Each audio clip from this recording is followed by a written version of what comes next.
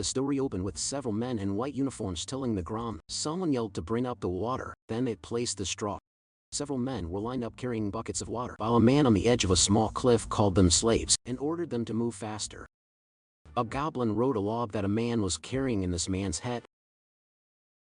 He couldn't help but notice the relentless slashes tearing into his shoulders, and the blood and sweat all over his body. He complained that the long life of slavery is unbearably harsh. The strongest man in the world has seized the champion title at the age of 27 and held the position of the world's best fighter for the past 2 years back then. The referee announced that the towel had been thrown in, and the winner had an undefeated record of 23 wins and 0 losses. This man is the heavyweight champion of the world's largest MMA league. The man who even completed the last defense match before his retirement without a single defeat. The athlete Choi Hyun-sok of the Republic of South Korea had emerged victorious, and that Choi Hyun-sok is this story's main character. As soon as he retired, he was visited by our good old friend Truck-kun. And of course you guys know what happened next. He died from being hit by a truck. He's sad about the money he saved for his retirement to be gone just like that. He worked so hard for it that the only thing he knew in his life was to fight. He's even a single virgin loser. 30 minutes later he's still being dramatic. But his mindset is starting to pivot. He's thinking that now that he's dead, he won't have to train and there's no more defense matches, and he looked at the bright side of not having family and friends, so no one will be sad over his death. While he's in this astral plane, an arm popped out. She's a gorgeous angel, and she apologized to Hyun-suk for being late. She called him an SSS class hero. She introduced herself as Rachel. She's a headhunter who scouts people whose lives have ended on Earth. Hyun-suk was confused. He blushed at the sight of her, especially on the chest area. He turned red when Rachel grabbed his hand. Hyun-suk asked the angel to explain in detail. Rachel gave her 2 choices. One is to accept death just like that, and wait for his reincarnation into his next life as a pitiful old bachelor. And the other one is to be immediately resurrected as a hero, destined to save the world that has been waiting for him. The way Rachel showed him that choice is tempting because Hyun-suk is surrounded by several gorgeous women. Hyun-suk replied that he needs more time to think, since it happened suddenly and the explanation seems lacking too. Rachel suddenly pressured him by asking if he's willing to pass up the opportunity of a lifetime. She told him that if he listened to her, he would gain wealth, honor, and beautiful women and even special privileges. She kept chatting, but Hyun-suk had already zoned out. He weighed the options since he has to fight if he becomes a hero. He just barely retired, and Rachel is basically saying that he has to fight again. Dying and peacefully reincarnating seemed to be a more pleasant path for him. When Rachel realized that it seemed like he's not getting it, she exaggeratedly caught his attention and decided to explain it properly. She told him that if he becomes a hero in the other world, the village chief will run to him bare feet and serve him food as soon as it begins, and that Hyun-suk will be looked upon fondly and easily resolve the quest that he gives. Then in that moment the village chief will say to the hero that his daughter is well known as the most beautiful woman in the village, so he's offering his daughter to him. Hyun-suk maintained a poker face. Rachel noticed how he's still not reacting to it. It made her concerned about her headhunting bonus. She decided to use plan B. Rachel asks that she's done offering him, and he could just go accept his life ending as an old bachelor. Hyun-suk told her to wait, and then she drops a scary thought. That there's no guarantee that he'll be reincarnated as a person in his next life. And that statement clicked something in our MC's head. As she was about to leave, he grabbed her leg and informed her that he'll do it. She acted coy and told him that she didn't hear that. Our boy even tightened his grip. Hyun-suk screamed that he'll do it, becoming a hero, and of course, that made Rachel grind. Then she suggested getting it right away. Hyun-suk had no clue as to what she's saying. A magic circle appeared beneath him. He asked if he's really going to do it right away. Rachel told him that there's nothing else to wait, but Hyun-suk protested being sent there without any preparations. But Rachel insisted that the beautiful other world is already waiting for him. She wished him an awesome adventure. She complained how he makes it difficult when he's even going there, and in the end, Rachel received the call. She answered it and reported that the prospective hero No. 137,421 Hyun-suk just completed his transmigration. Meanwhile, Hyun-suk lost consciousness until he heard someone telling him to open his eyes. He wondered if it's the village chief that the angel talked about. He thought how the development was obvious from the beginning.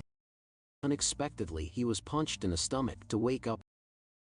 He got annoyed and reacted with aggression, asking if this person has a death wish, but he immediately stopped. It doesn't look like a person since he's wearing a skull of a wild boar with horns in his head. This creature was furious about him sleeping in the slave dormitory. Hyun-sok was confused if this is the village chief who has the most beautiful daughter, since this creature looked like a monster that he certainly should kill. Hyun-sok timidly introduced himself as a hero. The creature was confused. The creature approached him and asked if heroes are stupid nowadays. Hyun-sok started to think that something might have gotten wrong, but he chose to believe that a beautiful angel would do that to him. He wondered if that cow head was the quest. He tried to calm down and figure it out. He thought of the next thing that he should do as a Korean, and that is to act. The creature asked him what he just said. Manhwa kicked the monster while telling it to die. He was proud that his kick went in, but the creature had grabbed his foot and asked if Hyun-sok just called himself a hero. The creature expressed how he's tired of that nonsense now. He wondered where those bastards kept popping out from. Hyun-sok couldn't move his feet. The creature clenches his fist and tells him that he'll be back to his senses once he gets a good sleep. And this creature teased Hyun-sok by calling him a self-proclaimed hero. At the underground prison, someone banged the door and screamed to open the door. He asked for another round of fight with the cow head. The door opened and an annoyed goblin showed up and asked, "Just who the hell keeps quacking around?" Hyun-sok was caught off guard seeing a real sword. The goblin told him that if he screams again, he'll boil him into a whole soup. Hyun-sok got scared and promised to be quiet. The goblin told him that he's watching him, so he better look out for himself. Hyun-sok salutes and replies that he understands. When the goblin was gone, Hyun-sok started complaining about this otherworld bullshit. He wondered where it all went wrong. He's now concerned that if it continues, he'll die a virgin for a second time. Someone called out to him from a small window. The person on the other side asked if he's a newcomer. Hyun-sok asked who that person was. The man replied that he is his senior who's about to be a hero. The man shared that they are at the Demon King's army fortress that enslaves humans. Hyun-sok peeked through the window and was surprised to see a Korean. He called him his Sunbi and asked why they fell into that place from the beginning. The man liked the respect that Hyun-sok is showing and teased him if he really wants to know. Then he yelled loudly, asking if the self-proclaimed heroes were still alive. He added that the real hero who's come to save them is there. So many people responded that they are the hero. This room was full of the Ice Guy D guys that met an unfortunate start. Hyun-sok is puzzled as to what in the world is it. The man simply replied that it is what he saw. There are 100 heroes who fell into the Demon King's army fortress. He explained that the red cow head that Hyun-sok was looking for is the head of the place redrawn. And the prisoner guard he saw earlier is called Jack. He is notorious for his cruelty, so the man warned Hyun-sok to be careful. The man added that the reason why they all ended up that way is because of that wicked demon called Rachel. Confusion is evident on Hyun-sok's face. The man muttered that only if that damn demon hadn't sent them into the wrong place. Hyun-sok was hysterical. He asked what it meant. He asked if they're not supposed to start at that place. The man replied that he's sure of it. The heroes who got captured in other places told him, according to them there's another starting area only for heroes. And most heroes start in cities or rural villages. He explained that heroes typically live without any powers, but none of them begin their journey right in the middle of the Demon King's army like them. Hyun-sok finally realized that the reason why he's in that hellish place was none other than the freaking angel. He recalled the angel's face. A few days later we see the 2nd Slave Squad under the 3rd Battalion of the Demon King army. Humans were forced into labor while the goblins watched. The humans have to chant, "Let's crush the humans. Let's devour the humans." Hyun-sok's body trembled from carrying the heavy log, with a goblin sitting on top of it. Later on, the goblin rang the bell, signaling the end of the work for that day. The goblin advised them to go back. Hyun-sok was back locked up in a cell. He commented how prison is actually better. He remembered the angel telling him about special hero privileges. He thought about a popular slogan in that situation, which is status window, and it appeared it showed his status. Our boy found out a little about his strength and ability. He also murmured some information. The man overheard and was surprised that Hyun-sok already has stamina. One Hyun-sok replied yes and shared that his strength is 28. The man had recalled Hyun-sok's background of being a champion before, but he didn't expect him to be different. It was amazing that Hyun-sok has over 30 stats even when he's at level 1. Hyun-sok didn't think much about it, saying that he's a slave regardless. The man was positive that if it's Hyun-sok, he will definitely be able to escape and become a real hero. Hyun-sok doesn't believe him. He pretended to sleep because Hyun-sok is thinking about how he's stuck at level 1 and that might not be helpful for him to be able to run away. It was already late at night when the man was finally asleep. Hyun-sok got up and checked his status window. He checked that there are 2 places that seem promising at the moment. Mana that grants superhuman strength and the unknown hero point. Hyun-sok knew that those fake heroes didn't know about the hero point, and no one has ever obtained points in the first place. He saw a familiar light. The angel suddenly appeared, flaunting her milkers, and greeted him for a long time. No see. This bitch even pouted a little and teased Armik if she should tell him his needed information. And that is all about hero points. She informed him that hero points are important features to make the hero's life easier. She continued to explain, until Hyun-sok grabbed this tiny Rachel in his hands. He looked pissed, and he told her that he didn't care about the hero points or whatever. At that moment what's important for him is to give her a good beating. A bit later, Rachel was tied up and hanging like bait in a fishing pole. She apologized and explained that she would have never guessed that her magic circles were broken because she spilled a bit of coffee when she had her snack.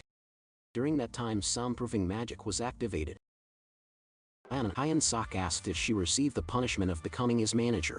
She replied that her role is to be his personal fairy, to stay by his side and help him until he defeats the Demon King. Hyun-sok admitted that he doesn't care about the hero business anymore. She asked what he meant.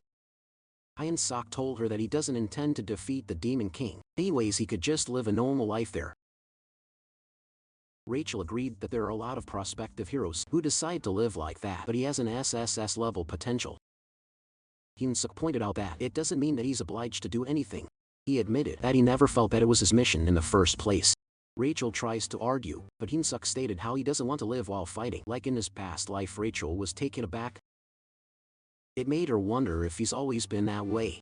She thought of him as an idiot who knew nothing besides fighting and women. Then it made her worry about her welfare. When she received the order, she complained about being a personal fairy. She thinks that's not fair for someone like her to experience that, and on top of that, she was told to stay with Hyun-sok until he kills the Demon King. But she was told that the decision is final.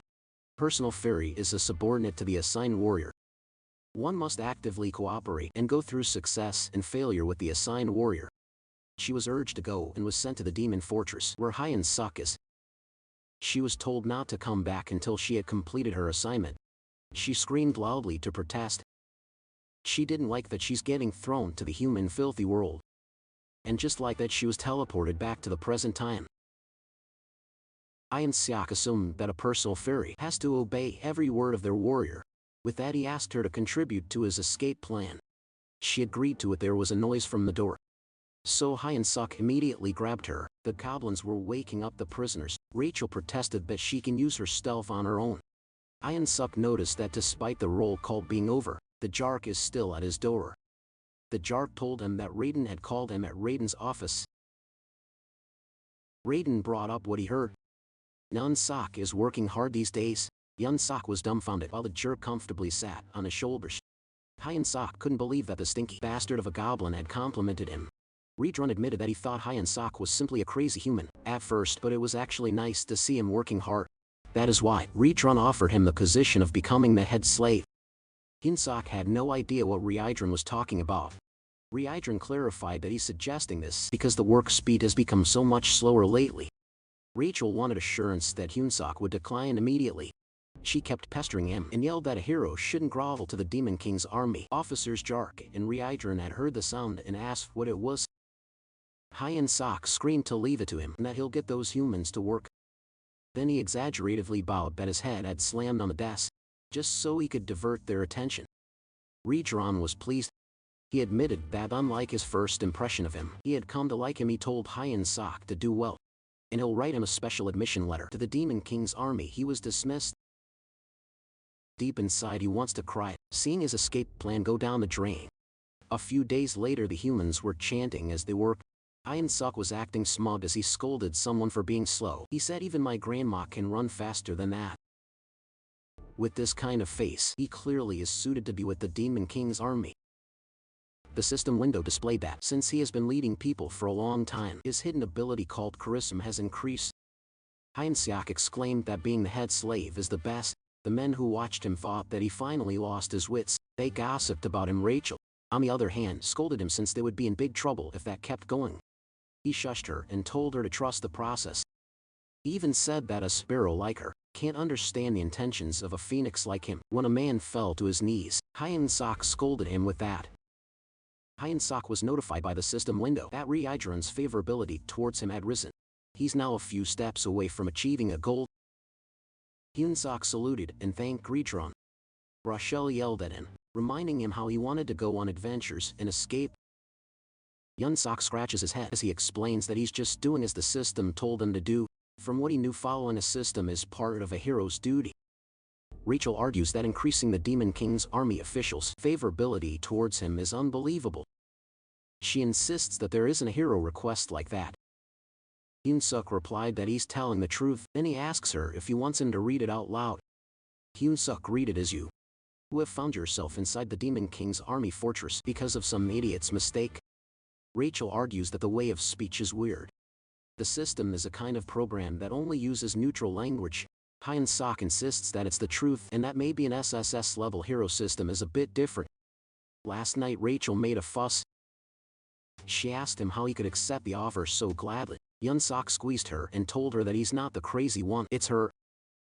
Out of the blue, a system window appeared addressed to Hyun-seok, who had found himself inside the Demon King's army fortress because of some idiot's mistake. Might feel as wrong as someone who found out at the toilet had run out of toilet paper. But Hyun-seok was encouraged that he had been given a chance. He asked to gain the favor of the Demon King's army officer Reincarnation. A true hero must learn how to use their enemy. So basically, the goal is to win Reincarnation's favor and earn 100 hero points. Hyun-seok was surprised back then. Hyun-seok went back to work. He asked the slaves to start singing the Demon King's Third Army Corps song. Rachel realized that only the higher-ups have the power to change the quest's contents. It made her wonder why they would do that for Hyun-seok. Jark then called Hyun-seok. This Jark instructed him to follow him, because Reincarnation has called for Hyun-seok. At Reincarnation's office, he informed Hyun-seok that the slaves' productivity has increased drastically. Hyun-seok replied that it was nothing. Then he buttered up at Reincarnation, saying that it's because he made wise choices. Rachel commented that cheap flattery won't work. Reincarnation flinched. He looked so satisfied. The system window appeared, stating that Hyun-seok had reached his favorability goal and the hero quest has been completed. He received 100 points and the beginner hero store has been unlocked by his first points. Both Hyun-seok and Rachel were surprised that it worked quite well. It's working out well and the favorability quest is done. So Hyun-seok decided to move on to the next part of the plan.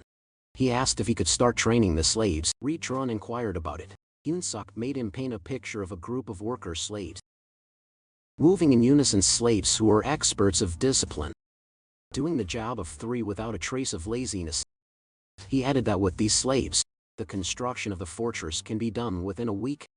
Reincarnation argues that humans are physically too weak to work and train simultaneously, but Hyun-seok continued, saying that the commander will sing praises of Reincarnation. Without second thoughts, Reincarnation allowed it. Back at his cell, Rachel was so dramatic, saying that her hero had gone mad because he groveled to the Demon King's army, and now he's even training the slaves.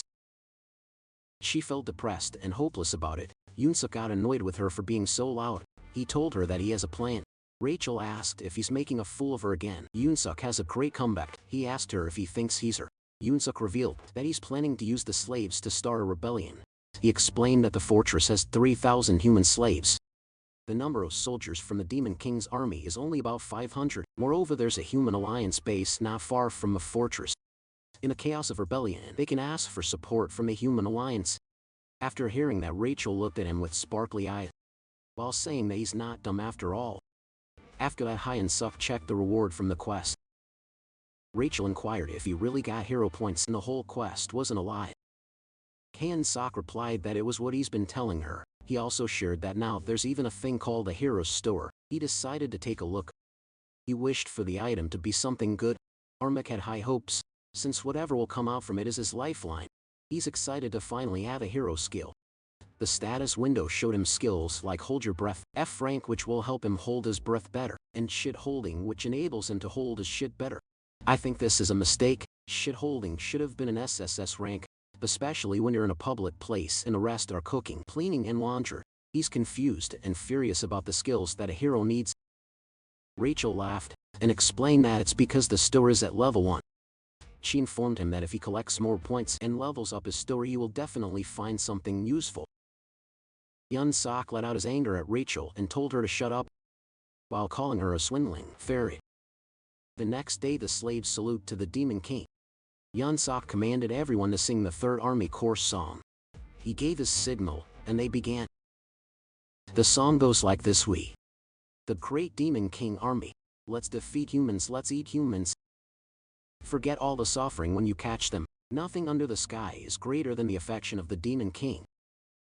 Run watched them, and he felt glad for allowing Hyun-sok to train the slaves. The door in his room opened. Jack has something urgent to report to him. He reported that the human army is advancing on their way. Furthermore, the 8th Division that confronted them has already fallen into their trap and retreated. The 8th Division is the largest unit in their area.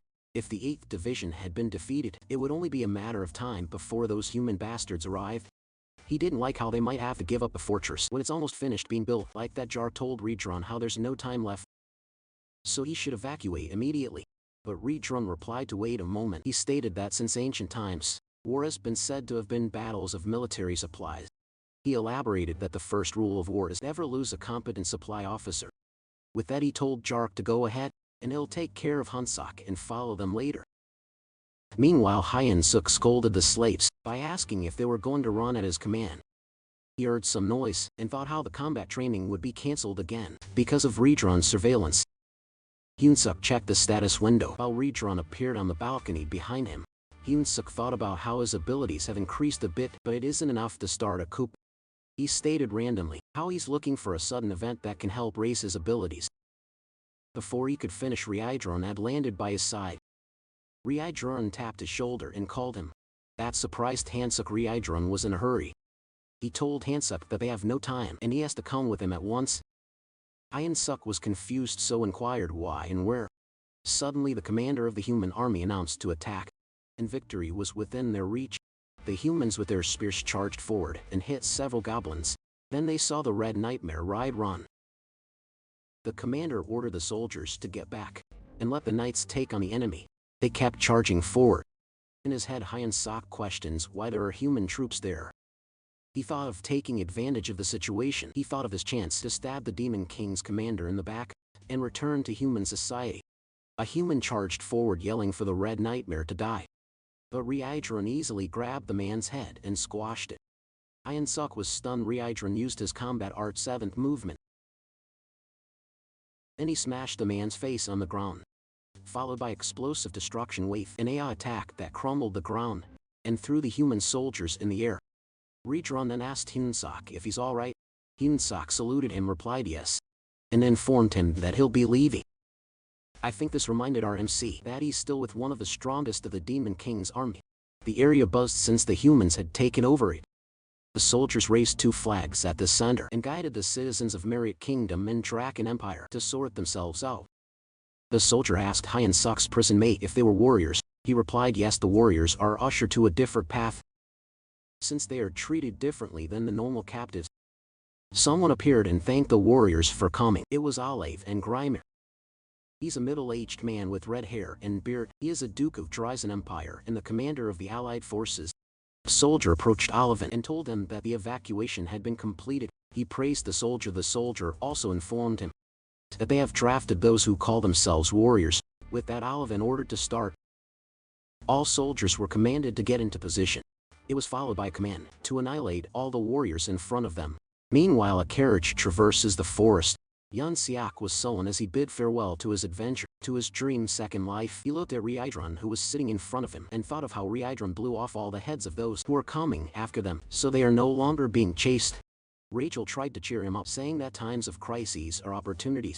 She advised to go to the HQ and properly grasp the Demon King army's situation. Hyun-sok replied that she should shut up.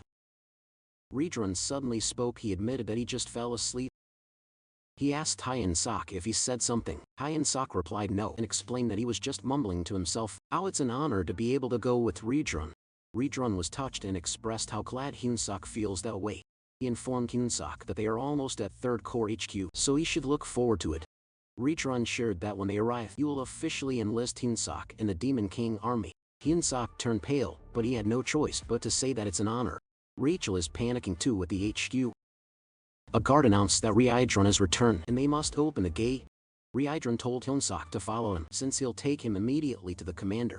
Reitron uttered that it was an absolute honor to meet the commander quickly despite saying that his nonverbal cues say otherwise. Reitron reminded him to be careful of his conduct in front of the commander, unless he wants to die. Hyunsuk remembered a saying that as long as he keeps his wits, he can survive even a tiger's den. Hyunsuk refused to give up. At the door of the commander, Reitron announced himself. He was told to come in. Hyunsuk heard a woman's voice, so he wondered if the commander was a human. The commander wore stilettos. She's a sexy woman leaning back on her chair. She has long ears and nails like claws, and her eyes are covered while her jaw and neck have a different color. She welcomed Reitron. She noticed that he gained even more muscle. This woman is named Hemis, the Demon King Army 3rd Corps commander. Reitron replied how her beauty has become even more stunning. Hyunsuk blushed, because he couldn't believe that a beauty like that is a commander. Hemis thanked Reitron for his kind words. Hyunsuk internally panicked on what he should do. He wondered if he should also praise her beauty. Reitron communicated how he's ashamed that he couldn't protect the fortress. Hemis replied that it's because of the 8th Division commander, and it's not Reitron's fault. Hemis added that she should have made a bat out of his skin already. At this point Hyunsuk can't breathe. Hemis added that the 8th Division commander came back alive as a loser. Hyunsuk felt immense pressure, and it was on an entirely different level than the ones he met. He clenched his fist as he hid how much he's trembling. She moved on from that topic and asked about the human that he brought. He reported that it's Hyunsuk, the one he reported before. And he stated that he brought him to enlist in the official demon army. Hemis got close and commented that he's cute. She let him know that she's looking forward to how he'll perform, given that he's a talent being chosen by Reitron. Hyunsuk was flustered, but he managed to reply that he'll do his best. Hemis commented that with Hyunsuk's body, he won't last long in the demon army. She asked Reitron if he agrees. He did, and he added that Hyunsuk will be devoured by others. Reitron stated that humans joining a demon army is unprecedented. He asked permission to personally train him. But Hemis immediately answered no. She told him that he can't waste his time for a human. Something shocking happened to Hemis's body. She transformed her head as like a flower, but with teeth and tongue. Hyunsuk's jaw dropped. He watched her shove her arm inside her mouth. Eventually Hemis' face returns to normal, while she holds a black dog creature in her arms. She told Hyunsuk that he will be assigned as her pet caretaker. The creature looked ferocious. Hemis introduced him as Bobo, and Hemis finds him really cute. Deep inside Hyunsuk wondered what a pet this was. He wonders if Hemis knew that it isn't a demon bastard from hell. Also in my language, Bobo means stupid. That's why this gave me a laugh. Reitron commented how he senses immense power from it, even though it's still a babe. Hemis was happy that Reitron got it. Hyunsuk on the other hand looked dubious. Hemis noticed Hyunsuk and asked what his reaction was. It intimidated him while also asking if he didn't like it. Hyunsuk immediately responded that it's an honor to take off Bobo. As a human, Hemis was pleased to hear that she shoved Bobo at him. She advised him that Bobo is growing, so he shouldn't forget to feed him because Bobo gets angry when hungry. She also shared that assigning a new caretaker is too much work now, since Bobo has been eating them all. At Bobo's house, Rachel was too loud, because she was surprised to see that there's a new hero quest. Hyunsuk shushed her because she might wake up Bobo. The system window displayed the hero quest. He is tasked to survive by earning Bobo's affection and wish for a better future. This quest gives 200 hero points. Hyunsuk couldn't believe how he has to earn the affection from a commander's pet now. The door opened. A goblin knocked on it. Hyunsuk immediately greeted this goblin. In Hyunsuk's head though, having a goblin as a caretaker seems like he's being treated as a snack. He asked about his seniors, and the goblin informed him he has none because they are all dead, and the goblin instructed him that from then on he will be in charge of preparing a meal for Bobo. Hyunsuk asked if that's all. The goblin replied yes. The goblin was about to command him to get his ass moving, but a shadow loomed over the goblin. It was Bobo, and he looked ominous as he licked the head of the goblin. The goblin was terrified, and he immediately hid and grabbed Hyunsuk's leg. He didn't expect Bobo to wake up, so he immediately offered Hyan Sok to be his food. Hyan Sok got angry. He asked what the goblin was doing, but it just told him to shut up. The goblin knew one of them was about to die. Hyan Sok threw the goblin towards Bobo while telling the goblin that he's the one dying. Hyan Sok offered Bobo the snack, and Bobo was pleased. He chomped on it. Hyan Sok and Rachel watched Bobo enjoy his meal. Later on, Rachel was hysterical. She is being chased by Bobo. She asked for help, but Hyan Sok just replied that they shouldn't run away for too long, since Bobo will get hungry again. Hyan Sok noticed something. There's an item available, an extra large bone. This bone can attract the candy type of monster. It charms candy monsters, and it can be purchased with 30 hero points. Hyan Sok called Bobo, then showed the bone to him. He threw the bone and Bobo's eyes widened. Bobo was able to fetch it. Rachel was exhausted from flying around. She wished he had found it sooner. Hyan Sok bragged how his brain doesn't miss minor details. He expected the quest to be easy, but to his surprise Bobo attacked him. It only got the hem of his shirt. But that's when he realized a bone isn't enough, and that Bobo needs fresh meat. Rachel asked Hyan Sok if he's thinking of bringing Bobo outside. Hyan Sok thought about it. He was pressured to think fast if he didn't want to get eaten. Bobo started to bare its fang. Hyan Sok thought of a magic word that can calm an angry dog. He yelled, "Walk the wild." Bobo changed immediately, and it now looked pleased. Bobo immediately went to hug Hyan Sok while wagging his tail. They're outside now, and Hyan Sok is looking for the kitchen. He couldn't tell which way it was. Bobo was energetic, and Hyan Sok is having a hard time controlling him. Rachel looked around, but she couldn't even smell any food. She saw a goblin and suggested asking it. Hyan Sok approaches the goblin. The goblin was confused seeing the human there. Bobo turned into his feral self again. The goblin was terrified. Hyan Sok explained that it was Bobo's walk time. The goblin asked why a human is with Bobo. Bobo lit the goblin's face. Hyan Sok told Bobo that he couldn't eat him. Hyan Sok explained that he's taking care of Bobo. He asked where the kitchen was. The goblin answered that the kitchen is to his left. Then it dashed away. Hyan Sok and Rachel were dumbfounded. When they got to their senses, they burst out laughing. They laughed at the goblin being so scared that it made it questionable if he's really part of the demon army. After a good laugh, Hyan Sok was ready to find meat in the kitchen. Rachel confirmed with Hyan Sok if he agrees with her that he's not going to take care of a dog forever. Hyan Sok asked what she was saying when it's obvious, since Hyan Sok still has a dream he wants to fulfill. He looked at where Bobo used to be, but he's no longer there. Hyan Sok turned pale. It was that time he knew he fucked up. He screamed, "Where the fuck is that dog?" Karma cried, knowing that the dog is a disaster, even if he just looked away for a split second. Rachel looked around their surroundings, then Rachel pointed to an area. Bobo appeared. Hyan Sok was relieved. He told Bobo how worried he was. Bobo happily returned, but not without blood dripping from his mouth and a full stomach. All of a sudden they heard screaming that Commander Regis is dead. Someone asked who did it, and they vowed revenge. Hyan Sok was left frozen. Rachel had pointed out that Bobo is the culprit. The goblins appeared, and they started running away. Rachel asked if they were going to die. Hyan Sok told her to shut up and run instead of yapping. They reached a dead end. The goblins had cornered the human that murdered their commander. One goblin announced how he'll hold the human's arm like a chicken wing. Another goblin replied how he wished the commander wasn't fully digested yet, since he wondered how the commander would taste. The other goblin suggested to rip apart both the dog and the human, and they will split the parts. Hyan Sok tried to focus and boost his spirit. Then he yelled, "How dare you!" Our boy was already outnumbered. He needed to improvise right away. He asked if they knew who the brave one was. Then he lifted Bobo. The goblin was confused, because they all thought that it's just a monster. Then they said that Hyan Sok's anger heightened and scolded them. He informed them that this cute but deadly dog is none other than Bobo. The goblins recalled that it's the pet of Commander Hemis, but they denied it. They thought that it's just a trick from a human. But some were also worried that Hyan Sok might be telling the truth. Hyan Sok asked how they could not tell who Bobo was. It was a shame the goblin was confused with this human's actions. Hyan Sok told Bobo to activate his beast mode on, and Bobo complied. Bobo was like a ferocious, wild animal who was drooling at the sight of food in front of it. Hyan Sok told the goblin that it is indeed Bobo. Then he told Bobo to bite the goblin. It roared, then jumped at the goblin.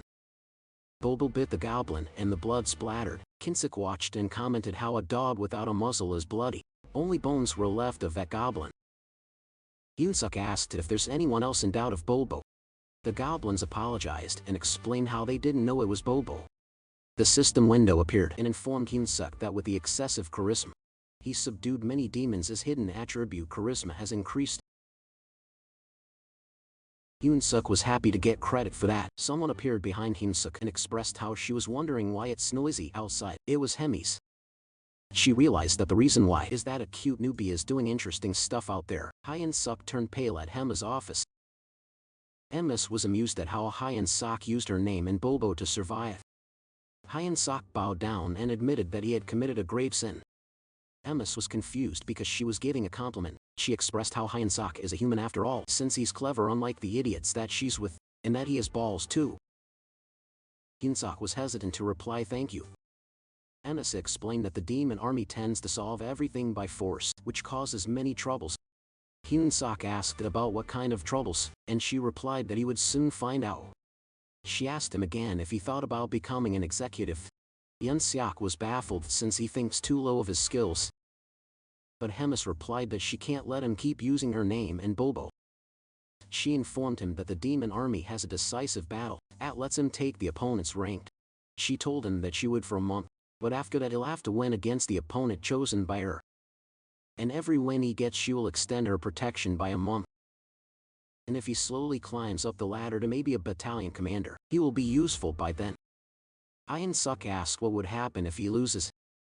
She replied that he won't be able to have a peaceful death. He would wish that he would have died during the battle instead. Hyunsuk had no choice but to accept since she seemed like she'd kill him if he said no. Emma's even chose the opponent spot on. Rachel replied that it seems like she would be saying farewell to him in a month. He called her out for that, especially when she was the one who said that his potential talent is rank SS.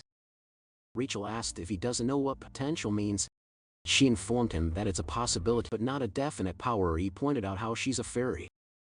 But she doesn't even cheer for him. Hyunsuk had noticed something. The doors were bloodied. He wondered if it's really the kitchen. He slowly opened the door upon seeing Hyunsuk. The monster inside replied that he must be the human that their commander had talked about.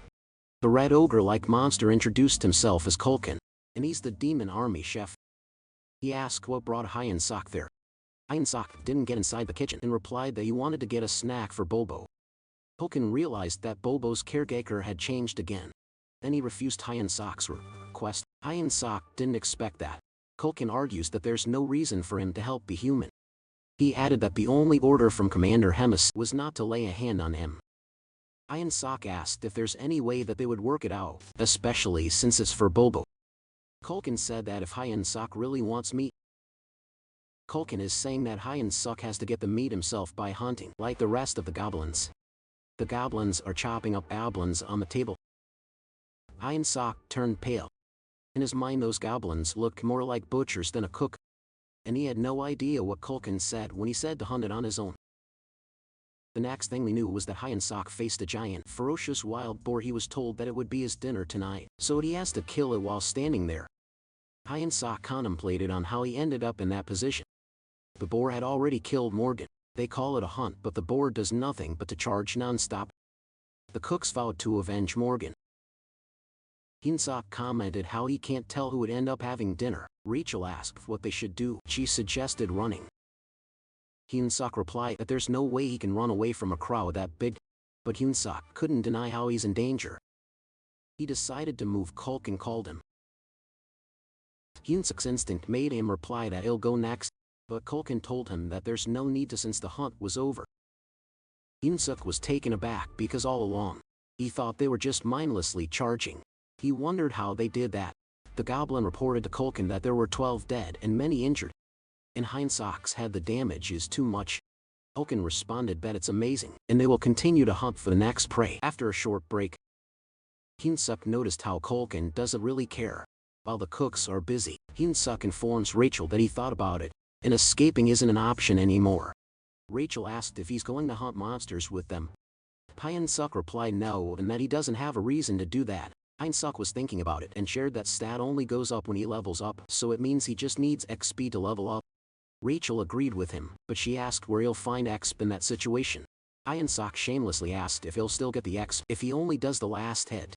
Rachel replied yes and commented how sloppy that is. Hyun-sok was motivated with her answer. He thanked her and told her that they will get moving. He knew he didn't have many choices. He had to get stronger within a month because of the probability that the commander was for real. Hyun-suk approached Kulkin. Kulkin admitted how he thought Hyun-suk had run away. Hyun-suk replied that he'll never do that, but in his head it felt like Kulkin had read his mind. Harmik expressed his intention to join the next hunt, as part of the brave demon army. Kulkin glared at him. It made Hyun-suk nervous. He wondered if he crossed the line, even if he knew Kulkin liked it when he did that, but Kulkin grinned and replied that he liked it. Hyun-suk thanked him while flattering him. Surprisingly, Kulkin assigned him to lead the next hunt. Kulkin told him that for them, the leader is the most honorable position. Normally they don't let a newbie stand there, but he's a special case. Hyun-suk humbly told the chef that he wouldn't dare stand in front of the noble demons, and the other cooks might complain if he takes the lead. Kulkin only gave him a thumbs up. Their conversation was interrupted when someone urgently called the chef. Kulkin asked what was wrong. The cook replied that there is a monster invasion. Kulkin heard the monsters cry. It was a signal that an urine herd came. Hyun-suk asked if they were in danger. Kulkin replied not really, but he shared that urine meat isn't good. Kulkin grabbed the knife from his back, and he ordered everyone to grab their weapons and they will go hunt urine and add urine stew on their dinner menu. Hyun-suk saw that as an opportunity. He just has to stay close and get the last hit. Rachel gave him something. The system window showed that his health and strength slightly increased for 3 minutes. Rachel confidently replied that he doesn't have to thank her, but instead of being grateful, Hyun-suk bumped her while complaining about how she hadn't used it on him before. Hyun-suk hurried to get the last hit, and while doing this he wanted himself to think more about something. He reminded himself of his dreams, blonde noble lady no more and no less, 5 children who look like bunnies. He ran faster. He leapt as he prepared to attack. While thinking of what he needed to protect, it was all for his retirement. Our boy was not planning to die again as a virgin loser. He's really motivated now. He punched the urine and it died, causing him to level up. There were multiple notification windows with just 1 kill. He was surprised to see 4 levels went up for 1 last hit. With that speed he can hit level 20 in a single day. He was happy now that he can finally get stronger. Few moments later, a trembling cook approaches the dead urine. It lifted his butcher's knife, but Hyun-suk elbowed the cook on the pretense that his elbow slipped. He laughed evilly. He was like a maniac when he announced that every last hit in the world is his. Several moments passed and a few more monsters were hunted. Rachel asked him if they are done now. She looked exhausted. Hyun-suk praised his buff bot. They had killed every monster, and the cooks seemed to have finished butchering it. But when he checked, the cooks were already feasting on the meat. One cook even asked for a bigger portion. Hyun-suk was dumbfounded. Kulkin called his attention and asked what he's staring at. Hyun-suk asked the chef if they are allowed to eat the army's food like that. Kulkin told him that it's part of the cook's privilege, especially because monster meat goes bad after some time. Kulkin replied that it's an opportunity for normal soldiers like them to be able to have fresh meat. He shared how delicious meat is the reason he lives for. There were so many questions in Hyun-suk's head, like what privilege or how they don't have a labor union. The chef offered him meat. He deserves it since he fought as a warrior. Hyun-suk hesitated to accept it. He looked at the meat while thinking how the cooks risked their life for that meat. He chomped on it. He realized that the meat itself isn't too bad. There's a strong smell, but it added to the flavor. In the end, the meat was bland and chewy. He thought that if it was sold in South Korea, it wouldn't last long. He thought about how the cooks risked their lives for some sloppy meat. He wondered what if he makes a dish better than that. Our boy just realized how he could control them by earning their favor. And that will make him the god of the kitchen. He opened the hero shop. Rachel was surprised with his actions.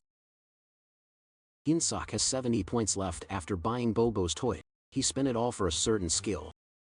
Then he chose an item it glowed in his hand.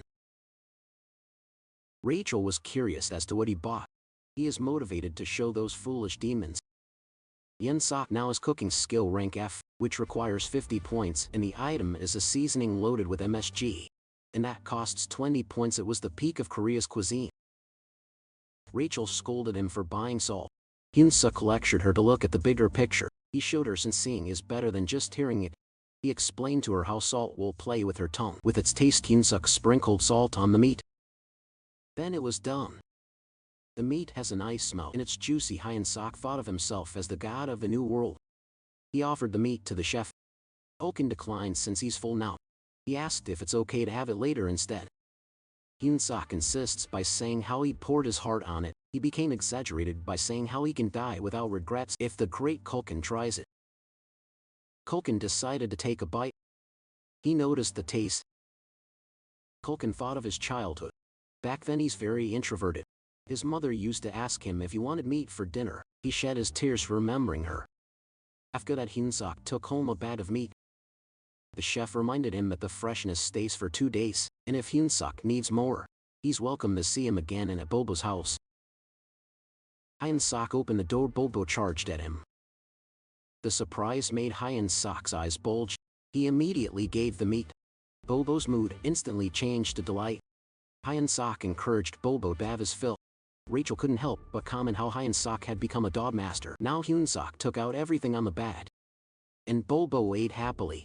Hyun-suk even told Bobo that he could bring more tomorrow. That made Bobo's affinity increase, and with that they finished the hero quest and gained 200 hero points. It was just as Hyun-suk planned.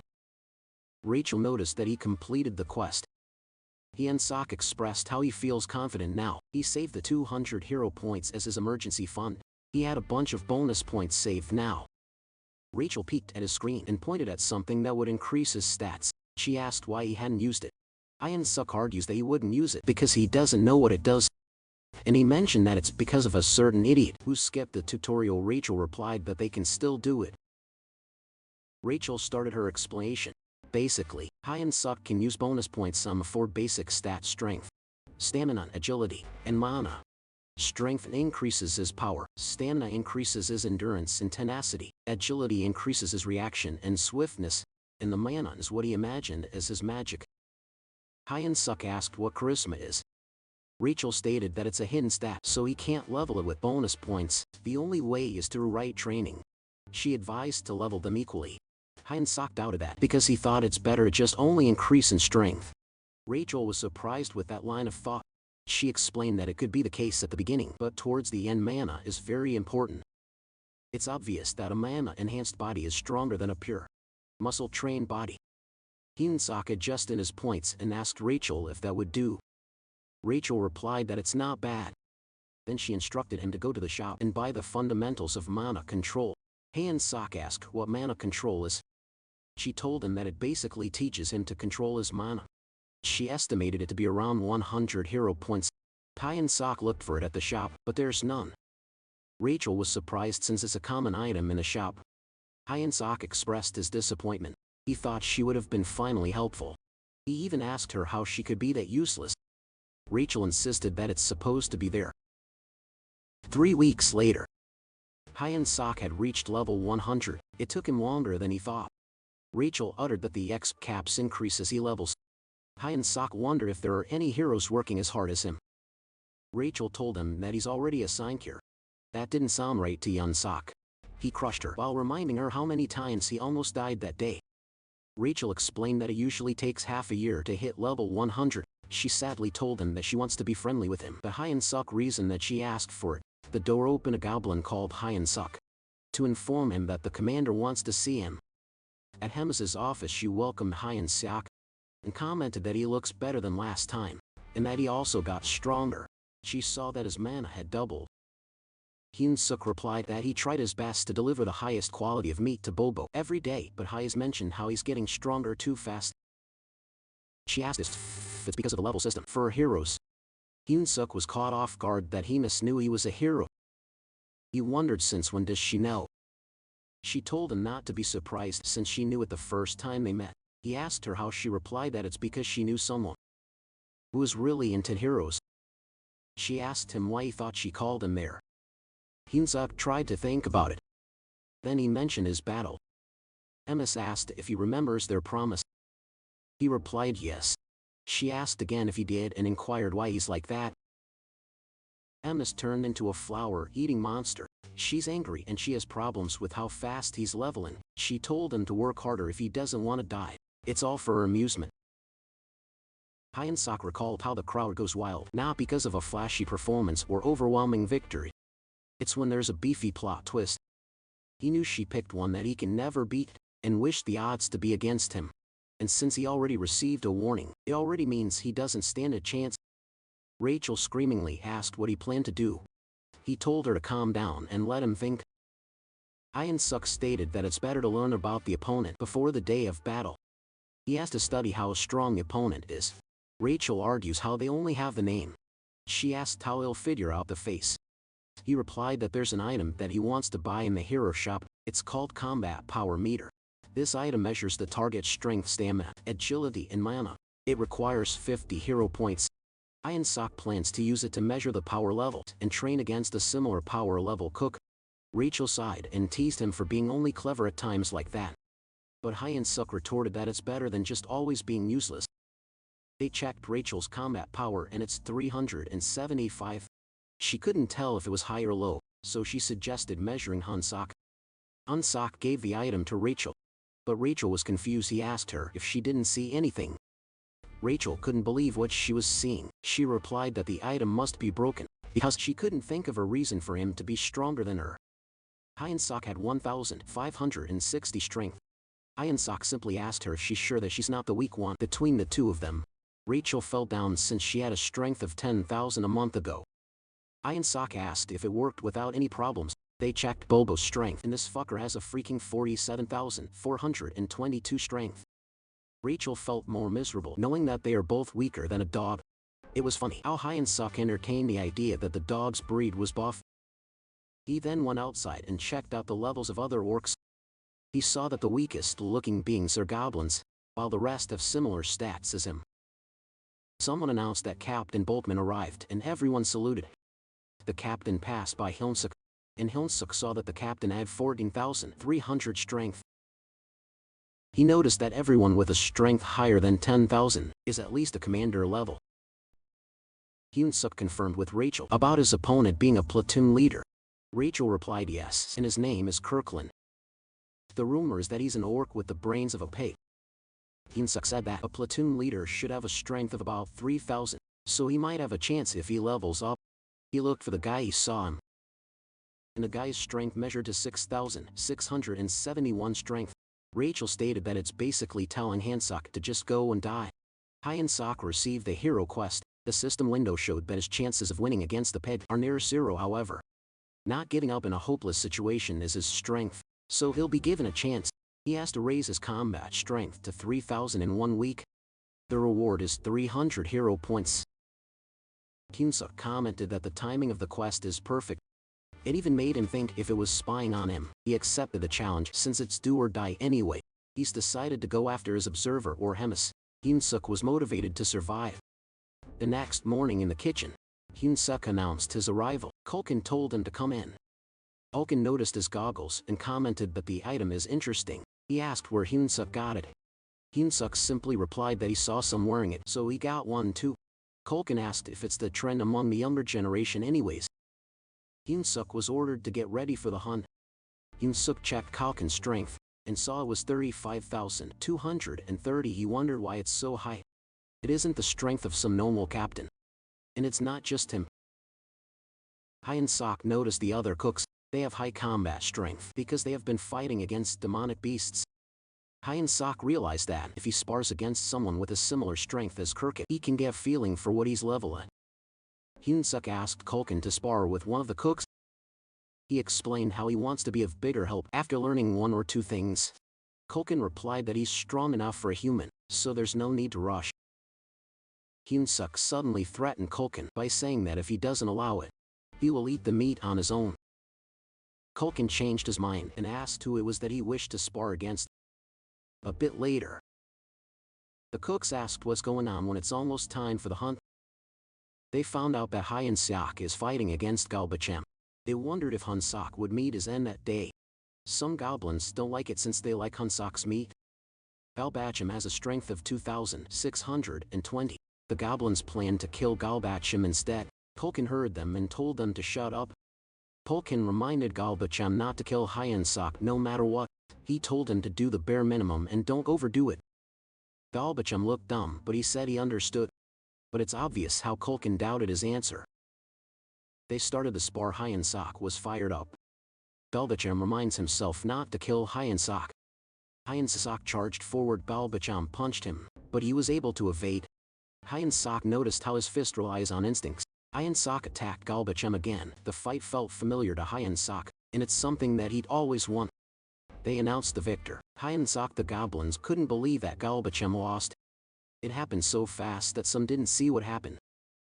Hyun-sok couldn't believe how Galbacham was knocked down with a simple kick. He started believing that he might have a chance of winning. At the north of the Black Fortress Great Forest, Hyun-sok is still thinking about how he knocked out an orc with double strength stat in one kick. He couldn't help but think how combat strength is a mere number, nothing absolute. He thought that if he just becomes a bit stronger, he'll easily win the upcoming fight.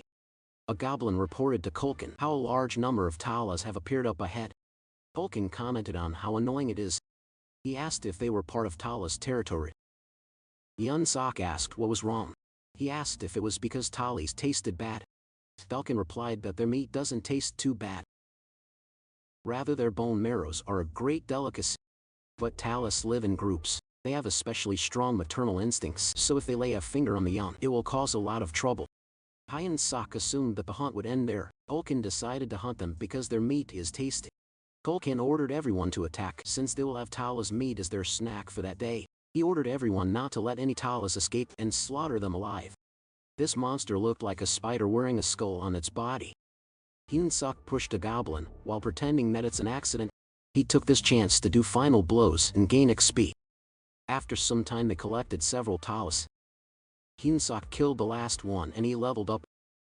Rachel complimented him for being a pro in stealing final blows. Hyun-sok accepted the compliment and shared that it's the reason why he liked working in the kitchen.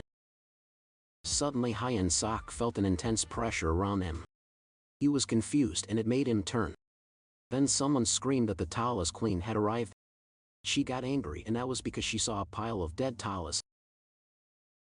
She growled. Hyun-sok was curious as to how strong she is. For everyone to make a huge fuss, we used the goggles that showed how the strength is immeasurable.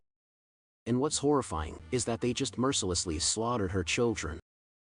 Hyun-sok hurriedly turned to ask the chef what they should do. But his eyes bulged out upon seeing the chef making a run for it. The chef announced to make it out alive and meet again. Hyun-sok thought of how irresponsible the rascal was. A loud noise caught Hyun-sok's attention. Someone ordered everyone to scatter. The weak goblins were now being slaughtered. One looked for the head chef. The tallest queen was furious. She screamed loudly. It was so loud, so Hyun-sok had to cover his ears to endure. Rachel told him to look behind him. When he turned around he saw hundreds of Talas charging at him, even the tallest queen, and of course, our boy ran as fast as he could. At the same time the other goblins yelled for help.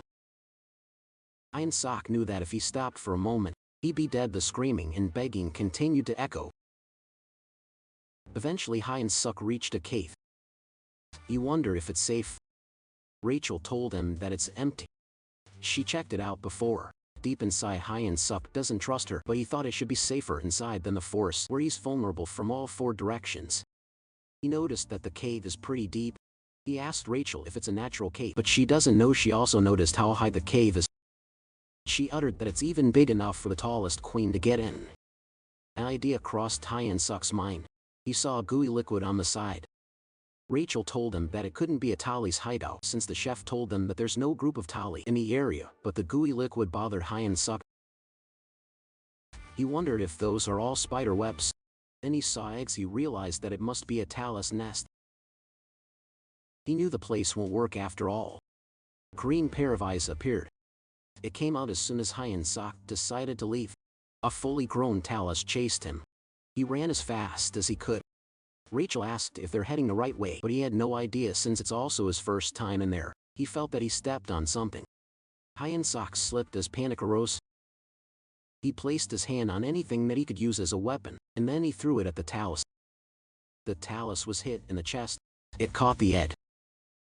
Hyun-sok noticed how it stopped attacking. It might have gotten distracted trying to catch the egg. He asked Rachel why the Talis are acting that way. Rachel speculated that the talus must have liked what he threw at her, since it was round, moist, and smooth. She pointed out that it looked like Talus's egg. Hyunsuk had an idea. He grabbed another egg, while telling the Tallies that he won't take any more of its crap. The Tallies panicked, and that's when Hyunsuk knew his strategy was working. He assumed his stance and threw the egg. The Tallies hurriedly tried to catch it. Rachel noticed how its physique is on another level, perhaps because it's a monster. She asked Hyunsuk what's his next choice. Hyunsuk asked her, what was there to choose when there's still over 100 eggs in the area? It went on, and Hyunsuk even had the guts to tease the Tallies. When the egg cracked, he told the Tallies that he could even do a better job receiving than the Tallies. Hyunsuk ordered Rachel to bring him an egg, but she told him that it was the last one. Hyunsuk turned pale. He knew he fucked up. The Talus growled loudly. It charged at them. Hyunsuk ordered Rachel to cast a buff quickly. The Talus Queen is furious. Hyunsuk knew that it's already out of energy from trying to catch the eggs. He reminded himself to focus and he would win. The Talus Queen charged at him. Hyunsuk prepared for his killer move. It's called Paradise Reincarnation Shot. Instead of running away, our boy faced the monster head-on, and his attack landed. The Talus was defeated. Several system windows appeared to inform him that he leveled up. Rachel asked him if he's okay. Hyunsuk replied that he's not, since he felt like he's dying at that moment. He invited her to go somewhere else. Hyunsuk was surprised to find out that Rachel can use healing magic too. He uttered how investing in the mana points was really worth it. Rachel explained that her magic isn't that amazing, since it can mostly just stop blood. He added the points stat and then decided to go back. Currently Hyunsuk is at level 108 with strength 56-2, agility 53-2, stamina 55-2, mana 53-2, charisma 27. Hyunsuk felt great now that his mana and other stats are balanced now. He didn't know how to use it properly yet, but he thought of it as an investment for the future. Surprisingly, someone in the cave recognized Hyunsuk's voice. It was Kulkin. He was happy to know that Hyunsuk made it out alive. Hyunsuk asked him why he's there. Kulkin shared that he came in after he saw cave. While running away, he uttered how they are both lucky. But Kulkin froze when he found out that it's the Tallies' nest. He saw the things on the ground. Hyunsuk revealed that it's the Talus eggs, and that is where it laid them. When he heard that those are Tallies' eggs, Kulkin's eyes sparkled. It is a rare, super tasty food that only high-ranking officials could dream of having. Hyunsuk screamed at him to get his act together, since they needed to get out of there. Kulkin replied how he expected the Talus Queen that was chasing them earlier to already be inside the cave. He added that he needs to be at a division commander's level or above to catch the Talus Queen, so having the egg is his last meal. Suddenly they heard someone from the entrance. The goblins arrived and saw the chef. Alkin acknowledges the ones who barely made it. He told them that they are lucky to get a taste of the egg. Hyunsuk contemplated if it's really his last meal. He refused to let that happen, especially not when he hasn't eaten the 5-side dish meal from his wife yet. Hyunsuk refused to die in vain in a place like that. He was determined to get out this time as well. At Hema's office, someone greeted the commander. She commented how he's stiff and formal as always. She inquired if he had finished the mission he's assigned in. Redrun reported that he successfully captured the next saintess of the Holy Empire as instructed. She was proud of Redrun. He broke through that fanatical cult in just 3 weeks. She pats his head, which made Redrun blush. All of a sudden someone knocked on the door. She told them that they're interrupting a great moment. The goblin told her that there's an urgent report about the cooks who went out to gather ingredients since an incident occurred. MS simply replied that it happens every day. She asked why there was a fuss. The goblin reported how the scale is large. It explained that the Talus Queen suddenly appeared, and now most of the cooks, including the head chef Kulkin, are either dead or missing. He was asked about Hyunsuk. The goblin reported that he's missing. Redrun heard that, and the idea didn't sit well with him. Meanwhile, inside the cave, the goblins had a toast using the eggs. They are already celebrating their deaths. Kulkin also bids goodbye to them. Hyunsuk smacked him in the head and told him to get a hold of himself. Kulkin's expression says, "What the hell?" Hyunsuk replied that he seemed to have fallen under a wicked spell, so he woke him using his secret weapon. Hyunsuk had a new item. It's called Beast Encyclopedia Demonic Beast Edition. It is an encyclopedia of demonic beasts, which contains useful information on nearly all demonic beasts. 50 hero points is required. He searched for Talus, a spider-type demonic beast that lives in groups. with particularly sturdy legs. To defeat Talus, they should target weaker areas like the torso and head. Talus's bodily fluids are highly flammable, with its eggs containing a liquid as combustible as a bomb. The caves created with Talus's saliva are also weak against fire, so he has to be careful not to use flame magic inside them. Iron Sock inquired if Culkin could use fire magic. Culkin replied that he can, but only with basic stuff like shooting flames. Culkin sighed and told Hyunsuk to give up. He informed him that Talus's carapace isn't something his magic can easily burn through. Hyunsuk replied that it doesn't matter since he's not planning to burn the Talus. Hyunsuk gathered everyone and told them that he had a plan. He told them that they needed to survive so they could eat more stuff like eggs. But the goblins thought it was just a useless effort. Hyunsuk tempted them by saying that he will provide them with unlimited servings of luxurious gourmet demonic beast meat as a survival celebration. The goblins were now motivated. Culkin agreed that if they want to enjoy a buffet, they need to survive first. With sparkling eyes and drooling mouth, Culkin asked what their plan was. Hyunsuk was happy that he had done it. He told them to remember the plan, and they must not stop under any circumstances. He told them to keep running until they made it outside. Then they move out. They encountered a swarm of Talus. Hyunsuk told Culkin to get ready with his fire. Culkin threw the fire at his signal. A portion of the cave exploded. Rachel noticed how everyone swarmed towards the walls. She asked him what he did. Hyunsuk replied that if the fire spreads in the cave and it collapses, the remaining eggs are done for two. So he made sure to leave a few eggs deeper inside on purpose. They escape while the Talus are distracted. He told the goblins not to look back and keep moving forward. He instructed them to throw an egg to divert their attention. All their focus should go to surviving. Now there's only one egg left in Hyunsu's hands. They must find the exit before using that. Rachel saw light. Hyunsuk guided everyone towards the exit. Just a little bit more and they would arrive. They kept running as fast as they could. They reached the light and thought they were safe. But the relieved expression on Hyunsuk's face turned into misery. A queen Talus appeared. Culkin saw it too. It was blocking their way. Hyunsuk gripped the egg. The Talus queen saw it and became furious. Culkin uttered that the queen had returned. He thought that it's the end this time. But Hyunsuk refused to believe that. He noticed how the queen wasn't attacking them after seeing them. He knew there's a reason for that. He called her attention. He instructed Culkin to light up something for him. Hyunsuk told the queen that it's the last egg. He threatened her that if it explodes, everyone's dead and the queen and offspring will die too. She showed him the egg in the cloth burning, while telling the queen Talus to move aside while he's asking nicely. The queen Talus contemplated about it. Hyunsuk pressured her to get out of there. The queen Talus moved her leg.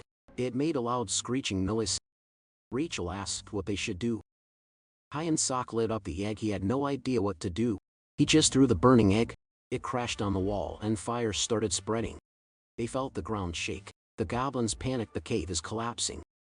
Hyunsuk ordered everyone to escape. Their priority is to get outside. But as he was desperately running for his life, Hyunsuk's froze system window showed that he leveled up. Rachel asked why he's just standing there. If he doesn't get out now, he will be buried as everything collapses. He saw the queen Talus being crushed by falling debris. Hyunsuk was notified of his leveling up again. Several more system windows appeared indicating that he leveled up, like tons of it still followed. I think this is what you call speed exp farming. Hyunsuk could only say huh, while having a dumbfounded expression. Then he realized that all the Talus must have become his XP when they died from the collapsing cave. He wondered if it's because he's the one who collapsed the cave. He decided to focus on getting out of there first. He asked Rachel to give him some buck. Rachel complied. He came out of the mess, but it will still be challenging to escape with the queen blocking the way. They needed to draw the attention of the queen to somewhere else. For a while, Culkin brought out an egg while yelling that it's for the queen. He told them that he'll offer them an egg in exchange for a way out. Hyunsuk saw that as a chance. He ran as fast as he could, and was determined to survive no matter what. The queen spat out green fluid. It's like spider webs. Hyunsuk wondered if it's really the end of him. Suddenly red hands grabbed a trunk. The owner of these hands asked it if Hyunsuk is alright. At this point Hyunsuk is being dragged. Hyunsuk was surprised to see Reincarnation. Reincarnation was pleased to see him alive like he expected. Reincarnation informed him that he will take over. He smashed the Talus queen using the trunk that he's holding. The Tali's queen made a loud noise. Reincarnation assumed a battle stance. Hyun-suk couldn't help but be amazed. He stated that Reincarnation is fucking awesome. The Demon King's army chefs consist of 105 packs, only 6 survive, 99 are dead or missing, including Kulkin back at the Black Castle and Bobo's room. Bobo whimpered while straddling Hyun-suk. Hyun-suk consoled this big baby boy and told him that he came back from the dead just to see him. Rochelle uttered how fortunate they are to come back alive, thanks to the cow hen. Bobo kept licking Hyun-suk's face. Hyun-suk responded to Rachel that they should enjoy the time that they have, otherwise they might really get killed soon. Rachel asked why. Hyun-suk explained that it's because finals aren't far. Rachel believed that Hyun-suk had grown a lot. It is true thanks to the cave collapsing. He attained 75 levels in one shot. His level is at 200 now. Rachel expressed that it seemed lacking. Hyun-suk thought of the same thing, especially when the opponent has over 6,000 battle power. Rachel gave Hyun-suk a pop quiz. She asked him if he will attain an orc-like strength if he gains 6,000 battle power. Hyun-suk replied that it doesn't only depend on battle power. He was correct, that kind of power uses not only strength, but also magic. So Rachel told Hyun-suk that if he wants to face that opponent, he has to use magic as well. Hyun-suk replied that it isn't as easy as it seems. Rachel pointed out how Hyun-suk used magic in the past. Hyun-suk wasn't aware of that. Rachel admits that it's too lame to be called magic. Hyun-suk realized that the sudden strong power he felt was magic. The door opened. They were caught off guard. It was Redrun. Hyun-suk asked what brought him to such a lowly place. Redrun wants him to follow him to meet the great commander. At Hemis's office, Hemis asked what brought Redrun there. Hemis was informed that he wanted to meet her because of personal concern, which is quite unusual. Redrun asked the commander for permission, so he could teach him the art of battle. Hyun-suk was surprised Hemis asked for the reason. Redrun stated that Orc Karkin is a platoon leader, but he had seen him differently lately, and he believes that Karkin is fit for the role of deputy battalion commander. If things continue like that, Hyun-suk will definitely lose. Redrun stated how Hyun-suk has great potential. He wants to see what Hyun-suk's future will look like. Hyun-suk's eyes widened from shock in his head. There's no way the commander will accept it. Surprisingly, Hemis accepted. Redrun thanked her. She told them that if they're done talking, they should move along since she had some work to do. Hyun-suk thanked the great commander for her generosity. Hemis noticed how Hyun-suk has become twice as strong as the last time they met. She finds it fun to have met a being that grows fast, but at the same time it irritates her that he's growing too fast. She knew that Kirkin might really lose if Redrun helps out Choi. Hyun-suk. She decided to grant Kirkin something to make things equal. Redrun brought Hyun-suk to his personal training ground. Hyun-suk looked around the spacious area and thought of how Hemis had adored Redrun. Redrun was silent. He had observed that there's already a massive amount of mana in Hyun-suk's body, but he still can't use any of it. He knew that Hyun-suk got stronger too fast. It's optimal to teach him the basics, but the battle is in 4 days. There's not enough time. Redrun thought of the only way. He was about to punch Hyun-suk while saying that pain is part of growing up. He advised Hyun-suk to stay focused. His punch landed on Hyun-suk's face while crashing on the ground. Hyun-suk wondered if this guy was crazy. He's beating him up when he said he'll train him. Hyun-suk told him to focus, otherwise he'll die if he doesn't block with mana. Hyun-suk tried to block Redrun's lead using his forearm. He leapt back to maintain distance. Hyun-suk tried to kick him. Redrun finds it strange Hyun-suk's body strength isn't special, but his reaction time and vision are at the level of an experienced knight. He realized that Hyun-suk's spirit is exceptional. Redrun is now aware that it's not a coincidence that he couldn't dodge Hyun-suk's kick. It's because Hyun-suk's sense of combat is amazingly trained. On his next move, he decided to trust Hyun-suk's senses. Redrun reminded Hyun-suk of the bet with the commander and told him that he couldn't beat Kirkin without mana. He told Hyun-suk that it's better to die there instead of losing in front of everyone. Then he punched Hyun-suk and threw him in the air. Hyun-suk realized that Redrun wasn't joking, that he might die if he gets hit one more time. Hyun-suk thought about his unfulfilled dream of getting married and having cute children. Redrun chased after him while he's in the air. Hyun-suk had only 2 choices: die or block the attack. Hyun-suk prepared his fists to punch while praying to God. Someone crashed on the ground. The impact was so powerful that it shattered a large area. That was Hyunsuk. Rachel got worried. Redron approaches the body. He told Hyunsuk that he had just controlled his own mana. He asked if Hyunsuk noticed that. Hyunsuk raised his hand and made a thumbs up, while saying that God answered his prayer. He looked hilarious. Reincarnation told him that he'll win if he stays on track.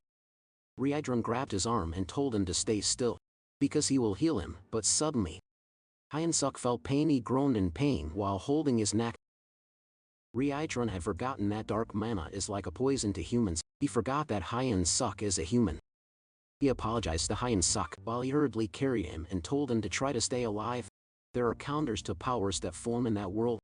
Dark mana counters mana, mana counters divine power, and divine power counters dark mana. Mana belongs to humans, dark mana belongs to demons. And divine power is for those who worship God.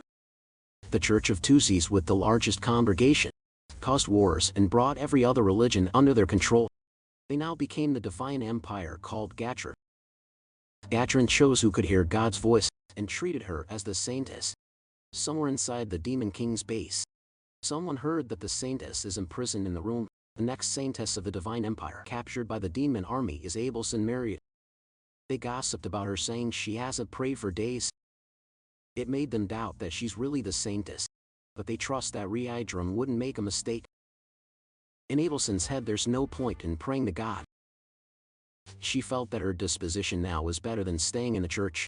Reincarnation barges in while carrying Hyunsuk in his arms. She called him out for the rude behavior. Reincarnation told her that she needs to heal the human. Hyunsuk's head is hurting. He wondered what Reincarnation did to him. It was funny how he refused that. The last hand he held was a man's hand. He regretted not holding Rachel's hand instead.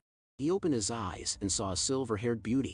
He thought how he must have died again and ended up in some random place. He was under the impression that he actually did something in his last life. Hyunsuk cried and said how he will never forgive the angel. He stated that he would rather become an archmage at the age of 30. He prayed to put Rachel in eternal hell because she is a demon wearing an angel's mask.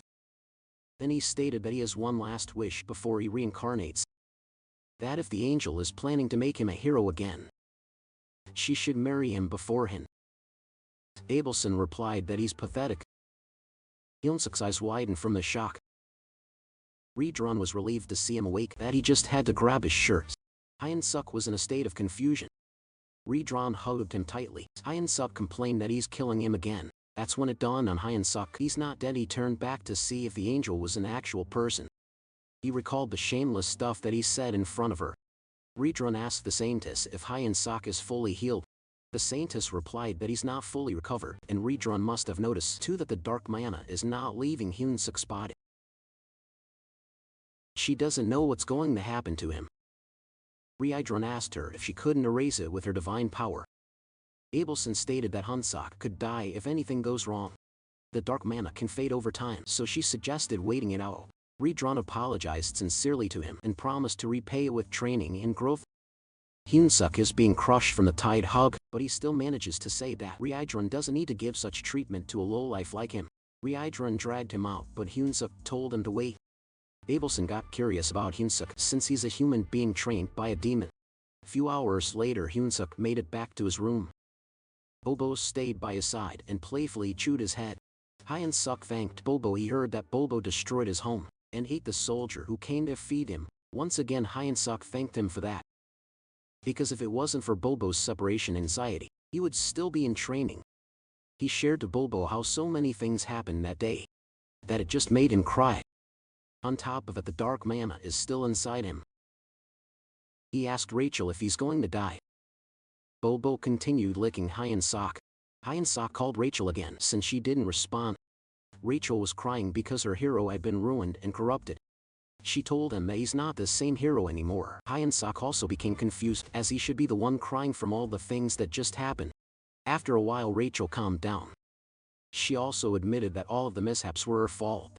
The dark mana in our MC's body, and also the near-death experience. She then sarcastically added that it's all because she's a demon wearing an angel's face, and a crazy maniac who deserves to suffer in eternal hell. If you guys could recall, these were the things Hyunsuk told the saintess when he woke up. Hyunsuk knew that he fucked up, so he immediately tried to console her feelings. He even added that there is no buff item like her in this world. Rachel told him to shut up as he doesn't mean any of them. All RMC could do now was to wait, while wondering how he could pacify her. He thought he's going to go crazy. 3 days later we see Hansuk face down on the ground, while crying from all the training he had done with Reincarnation. Abelson was also there to heal him up, after Hansuk praised her for being beautiful. As usual, Abelson couldn't really believe this hero. It was like she was disgusted. But even then she still healed him. Hyunsuk also told her that he has a favor to ask before his battle tomorrow. While scratching his head, he wanted Abelson to pray for him not to die tomorrow. And if it's okay with her, he wanted her to come and watch him fight. That statement caught Abelson off guard. A day had passed, and it was finally the battle that would determine our MC's fate. All of the audience were wondering, why would someone even challenge the commander, especially for a mere human? And of course Hemis and Reincarnation were present. Hemis liked the vibe and she asked Reincarnation who's going to win. A boy Reincarnation told her that Choi Hyunsuk will win. He did his best and his talent is extraordinary. Hemis then leaned towards Reincarnation and asked if he wanted to make a bet. If he wins, Reincarnation can keep training him. Reincarnation smiled as this was an unusual bet. He then asked what's the catch if Hyunsuk loses.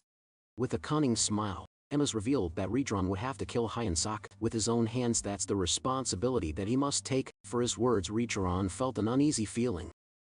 But he had no choice but to agree. While looking at our MC, Hemis exclaimed that it's been a while since she got this excited. The announcer has also started introducing the fighters. In Hyunsuk's mind he knew that he's at best condition. He's not nervous either. The announcer exclaimed his name. This is the current stats of Choi Hyunsuk. He's even more confident now, because he leveled up a lot and gained a new skill and trait. He knew that he's stronger than before. This is his new skill. The training paid off. Read run style combat. This consists of 10 distinct forms. Although Hyunsuk's proficiency level is only at 8, he hopes this will be okay. Our boy thought that he had to win this fight and go on a date with a silver-haired saintess. But his thoughts were then interrupted when Rachel shouted on what he was thinking about. On the other hand, his opponent was introduced. This monster was named Kirkin, and he's here to punish Hyunsuk's arrogance. Just by looking at Kirkin, both Rachel and Hyunsuk knew that something changed. He looked different from the first time they saw Kirkin. Reincarnation was also caught off guard as soon as he saw Kirkin. Hemis then immediately told him that he can't back down with their bet now. Kirkin growled so loudly that it sent sound waves all over the area. His combat level now was sitting at 10,573. Apparently Hyunsuk used his goggles to check it. He commented that it really exceeded 10,000 in just a few days. Rachel also couldn't believe her eyes. She thought that this monster must have done something fishy. But even then Hyunsuk gripped his fist and uttered, "Of course nothing is too easy." As soon as the fight began, Hyunsuk dashed towards Kirkin. Kirkin had anticipated this move and had already raised his weapon towards our MC. Hyunsuk knew that with only one hit with this huge ass club he'll die. Kirkin swung his weapon and missed. His motion was big and predictable. Hyunsuk thought that he just had to stay calm and dodge and look for the right opportunity. Our boy had landed a direct hit. The announcer commented that that must hurt even for Kirkland. Hyunsuk prepared for another punch, and it landed again. The impact was really great. But in a closer look, Kirkland didn't even flinch. Hyunsuk knew that he messed up, and he saw a blurry object coming towards his direction. This thing hit the side of his body. He immediately created some distance, and our boy noticed that his left arm was broken just from that one hit. On top of that, Kirkland looked like he didn't mind the damages he took a while ago. Hyunsuk noted that Kirkland seemed normal, and his movements are still predictable in his mind. Our boy had taken something worse than that before. He reminded himself not to be afraid and remembered what he'd learned. Combat arts is using mana with martial arts. That's how one can smash ground or crush a rock with a single punch. Reincarnation was the one who explained these things. He added that combat art isn't just about strength. The important part is combat art is a technique to kill your opponent. Back in their training, Hyunsuk was told that he can't beat Kirkin with just that, and that was because he doesn't have the intent to kill.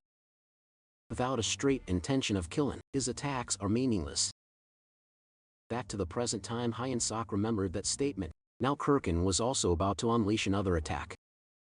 But instead of dodging, Hyun-sok dashed forward as well as if he wanted to counter. This time his attack has a killing intent behind it, and there it goes. Hyun-sok's attack landed it as he screamed fucking die. Unlike the previous attacks, this one managed to pierce through Kirkland's muscular body. This is read-run style combat, first form instant obliteration. And as the name implies, the arena was obliterated while the whole area was covered with dust. Abelson was curious who won, and as the dust settled, Kirkland's body was revealed. It had a huge hole. Welcome to the Donut Club. Ugly ass. With that, the winner's fist was raised, and you guys know it, the weak human Choi Hyun-suk won. After his epic win, his body was trembling, and noted that Reincarnation's fucking skill is going to kill him if he uses it twice. All the while Rachel was celebrating. She told Hyun-suk that he went straight through Kirkland's heart. Our boys still can't believe they won. But then a dark red aura enveloped Kirkland's body. Something's off. The announcer couldn't believe that Kirkland was standing. He even exclaimed that it was a miracle. But now this ain't no miracle. Hyun-suk watched Kirkland as a red object came out from its body. It's crazy. Kirkland can still move when Hyun-suk has already pierced the heart. He realized that Hemis must have done something. Redrun also thought that Hemis shared dark mana with Kirkland and placed the curse of undying on him. He wondered what she could be thinking. Hemis stated her observation of Hyun-suk, mastering the combat arts in such a short time. She finds his talent incredible, but it was all within the boundaries of her expectations. Hyun-suk asked if he's alive. Rachel replied no, and that Kirkland is only moving because of the curse. But the curse shouldn't last much longer. Kirkland roared loudly and attacked again. Hyun-suk noticed that it's the same attack, so he got complacent, but when he took a step, he felt a stinging pain. Because of that, Kirkland was able to grab him on the neck, and Kirkland punched him back and forth. Hyun-suk grips Kirkland's arm tightly. He's trying to crush it. He saw that it was working. Kirkland glared at him. Hyun-suk got terrified because Kirkland used his club to hit him. Hyun-suk's fall on the ground was impactful. It's a similar sensation to that time that he almost died. It feels like every bone in his body is crushed. Someone told him to stand up. It was Abelson. He looked up to see her. Abelson mouthing something. He received her message that he can win. Hyun-suk gained determination and belief that the fight's not over until it's over. He knew not to embarrass himself in front of the girl he asked out. He covered his broken bones with mana-like armor. A boy is now using Luffy's second gear. His mana control increased from F to E, then from E to D. He attacked Kirkland while shouting her invitation for the same test to go out with him. He punched him with his fist covered with mana. Kirkland drops on the ground despite his face bleeding. He tried to stand up again, but he was confused because he couldn't. Instant obliteration can shake the ground with its pressure. Hyun-suk focused all that pressure on his head, and it seemed like it's working. Hyun-suk punched Kirkland again. The audience was silent. Hemis asked Redrun if he taught Hyun-suk that. Redrun replied no, and that he has never seen anything like it. Hyun-suk was already out of breath, but he's persevering because of the one night, 2 days dinner and hotel included date that he's imagining. Hemis uttered that Redrun should be careful, because Hyun-suk is a monster, a hero in the demon army. It seemed like Hyun-suk made Hemis remember something. She finds it interesting later on. Hyun-suk rose up from the bed screaming. He's confused about where he is. Rachel replied that it's his cabin. He asked about what happened to the fight and his ex. Rachel told him that he won and the saint has healed him and left. Hyun-suk hurriedly checked his stats. He leveled up so much. Rachel stated that he could have healed him too. But Hyun-suk wasn't listening. He focused on his stats because his level went up by 12 and other stats increased too. Even man control increased by 2. Rachel was surprised to hear that because she had never seen that before. Hyun-suk commented that she's overreacting again. She asked what he meant, then explained that mana control doesn't improve easily, like other skills. Hyun-suk found a small note on his bed at nighttime. In Abelson's prison. She muttered that it was unnecessary. She finds him strange. He discovered mana in 3 days. Learned combat art. A knight would take at least a month to achieve all that. She knew that a normal human can't do that, which made Abelson think that Hyun-suk has unknown potential, but she finds his personality weird, like super weird. She thought that maybe God answered her prayer, or it was purely his talent, but it doesn't matter to her anymore. She believes that his fate changed by winning that battle. Abelson wished that he's the hope that she'd been searching for. She knocked on the door. The guard outside asked her what she needed. She told him that she has a favor to ask. She wanted to go on a walk. The note stated that Hyun Sok should see her in the courtyard after sunset. Hyun Sok interpreted that as a rank SSS ask out letter and blushed. It's evident that he's excited too. It was a full moon. Hyun Sok thought of it as a real date. He wondered what he should do first, if he should have asked for his number first, but he realized in that world, it would be like pen pals. Rachel angrily told him to ignore the note and just stay in his room. Rachel complained that he always ignores her words. Suddenly Hyun Sok grabbed Rachel and hit her. His eyes bulged out when he saw Abelson with her guards. He asked her who those people are. She explained that they are her guards and she couldn't go alone. Hyun Sok was disappointed, but when he thought about it, it made sense since the Saintess was captured by the Demon King's army. The Saintess invited him for a walk. It was a nerve-wracking experience for Hyun Sok because of the big guys following them. He doesn't know what to say anymore. The Saintess asked him if he's a hero. Hyun Sok was surprised. He asked her how she knew about it. The Saintess replied that in their world, only heroes or demons have black hair. Abelson knew he had a lot of questions, so she urged him to ask away. Hyun Sok was pleased with that. He blushed, and even if he was shy, he asked if a man like him was possible. Abelson looked disgusted. They were interrupted when Raiden called Hyun Sok and ran towards him. Hyun Sok was surprised and a bit disappointed that he ruined the mood. Raiden informed him that the commander wants to see him, so he should follow him. Hyun Sok can only ask if it really has to be at once. Abelson sighed. She muttered to herself how she's skeptical and trusting someone like him. Hemis informed him that she enjoyed watching their duel, and seeing how he came back every time without dying. She could say that the great hero's lifeline is truly tenacious. Hemis asked Hyun Sok if he remembers what she still offered him. Hyun Sok still remembers it, that in return for fighting the opponent she has chosen, Hemis will protect him. Hemis probed more. Hyun Sok replied that it included the condition that he will become an executive and work under her. Hemis admitted that the executive thing was something she said for fun, since she thought he would die soon anyway, but she changed her mind. Then she brought up how Raiden stated that Hyun Sok is a talent who can become the commander of the Demon King's army. So this time, instead of a duel, Hemis wanted to try something else. She stated that they can't employ such a talented person as a mere platoon leader. She brought up the topic of the cooking company suffering a devastating blow, which means that there was a big disruption to meat supply. To executives at that rate, they might really end up eating one another. Hyun Sok said that he understands, but he's curious as to why she's telling him. Hemis appointed him as the squadron commander. To be exact, he will be the cooking squadron commander. She told him that he can pick whichever cook he wants. By the day after tomorrow, he should have returned the kitchen to normal. She expected him to deliver that. Hyun Sok could only take a deep breath and responded that he will do his best. Rachel wasn't pleased that Hyun Sok became the Demon King's army squadron commander despite being a hero. She expressed that by being sarcastic and asking Hyun Sok if he was happy. Hyun Sok, feeling annoyed, gave a sarcastic reply that he liked it so much that he could die. He pointed out how Rachel is still holding a grudge. Rachel scoffed as a response. Hyun Sok decided to start the squadron commander's work. He called someone a punk and asked him what he's doing. A creature that looked like Gollum wasn't pleased that he was called a punk. He asked Hyun Sok, a meat drilling slave who had finally gone mad. Hyun Sok was irked with being called a slave. He told this punk that he got it wrong. He punched the creature so hard while lecturing him that he should address Hyun Sok as commander. He ordered for everyone to be gathered. The average combat power of the cooking squadron is around 2,000, and the strongest is around 3,500, but Hyun Sok noticed that there were fewer people left. He thought there's around 300, but he saw that there are now less than 20. But he had to do that or else he would be killed by the commander. He told the bastards to raise their hands if they knew who he was.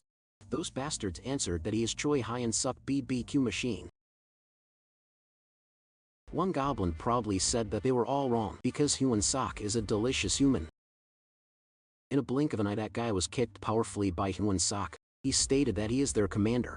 He ordered them as the cooking squadron commander to treat him like heaven from then on, and he stated that anyone who knows why there are a few cooks left should stand up and explain. Someone replied that the others went out hunting without order and got done by demonic beasts. Hyun Sok sighed as he replied that it made sense since those guys always charge first. Then he inquired who was the best cook there. In chorus they replied that it's Galram. It was the alien-looking punk earlier. Galram was taken aback. Hyun Sok appointed Galram to be vice commander. He asked them if they had any objections. They replied no, then Hyun Sok dismissed them. The minimum number of people required for a kitchen is 200. Hyun-suk thought of how to gather that many people in one day. He knew he had only one option. The next day, Rachel was surprised to see Bobo with them. He asked Yusuk if he planned to threaten them using Bobo. Yusuk insists that it was just his plan B. There's only one condition for choosing cooks, the sons of bitches who are easy to replace and those who can never rebel against Hyun-suk. He kicked someone on the face. He called this creature a mole and recruited him to become a chef. This creature couldn't accept being called a mole. He has a lot to say, but his jaw met with Hyun-suk's foot. Hyun-suk told him to stop acting up.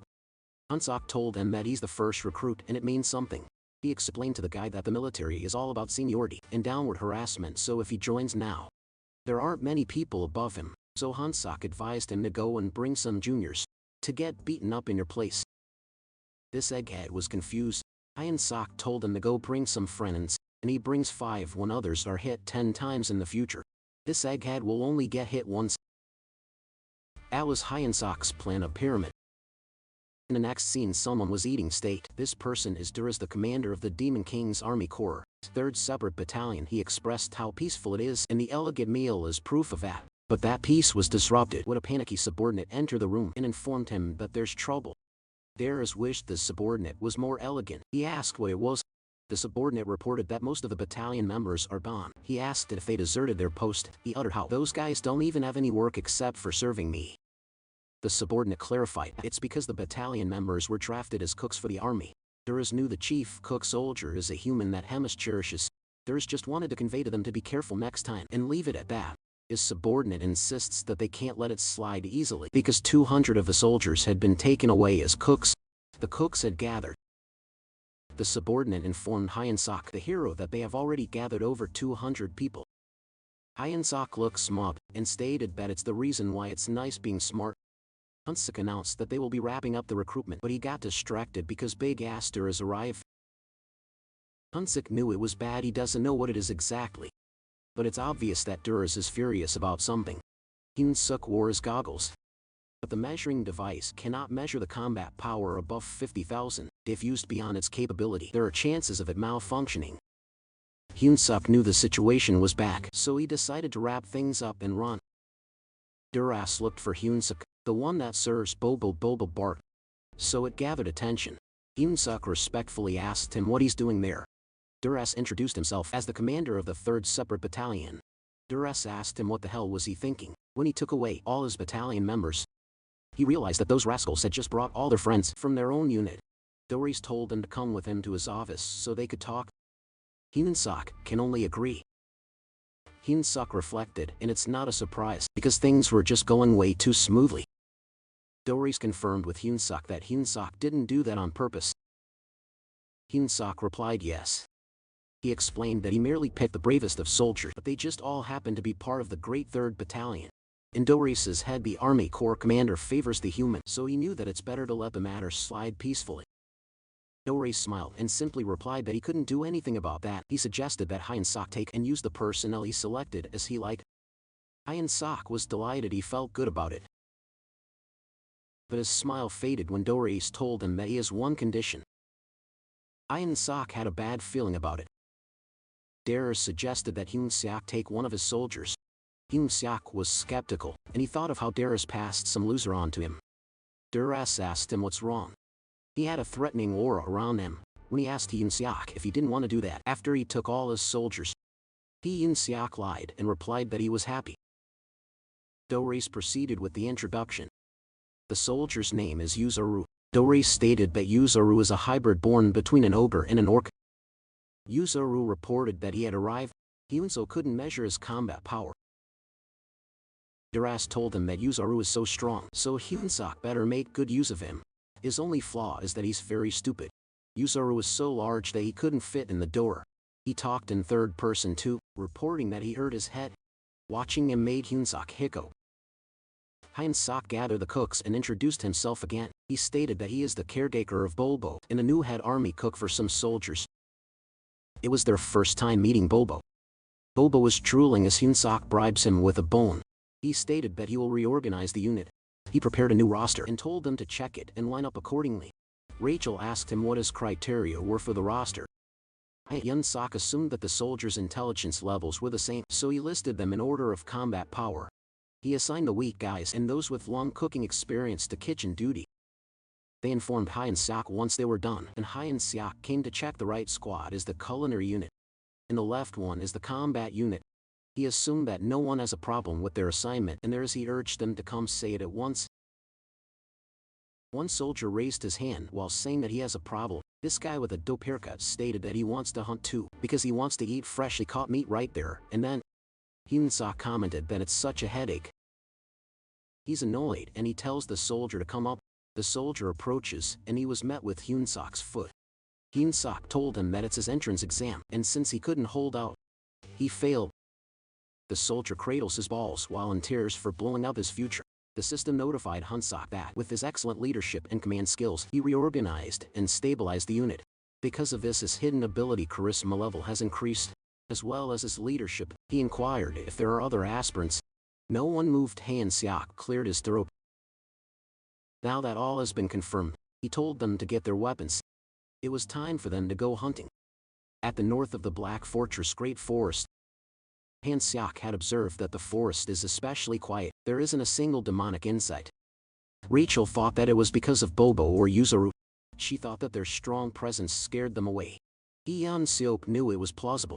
Those two are their top soldiers. Hyun-seok couldn't just leave them behind. Rachel suggested luring the demonic beasts with bait. Hyun-seok replied that if they had the meat to do that, it wouldn't have come out to hunt in such a rush. Rachel told him that she's talking about a different kind of bait, not that sophisticated one. The bait she's talking about is the bio bait that will lure the demonic beasts all the way there. And she pointed at the soldiers before them. Hearing that made Hyun-seok sweat. And he couldn't help but ask the Lord on what on earth resulted in the child of his to grow up to be that way. Hyun-seok ordered numbers 14, 31, 43 and 7 to step forward. Rachel inquired how he chose those numbers. Hyun-seok embarrassingly admitted that those are the serial numbers of the lottery he left behind on Earth. It's funny how he's covering his face from embarrassment, and ordered the operation to start, and he told Yuzaru to catch number 14.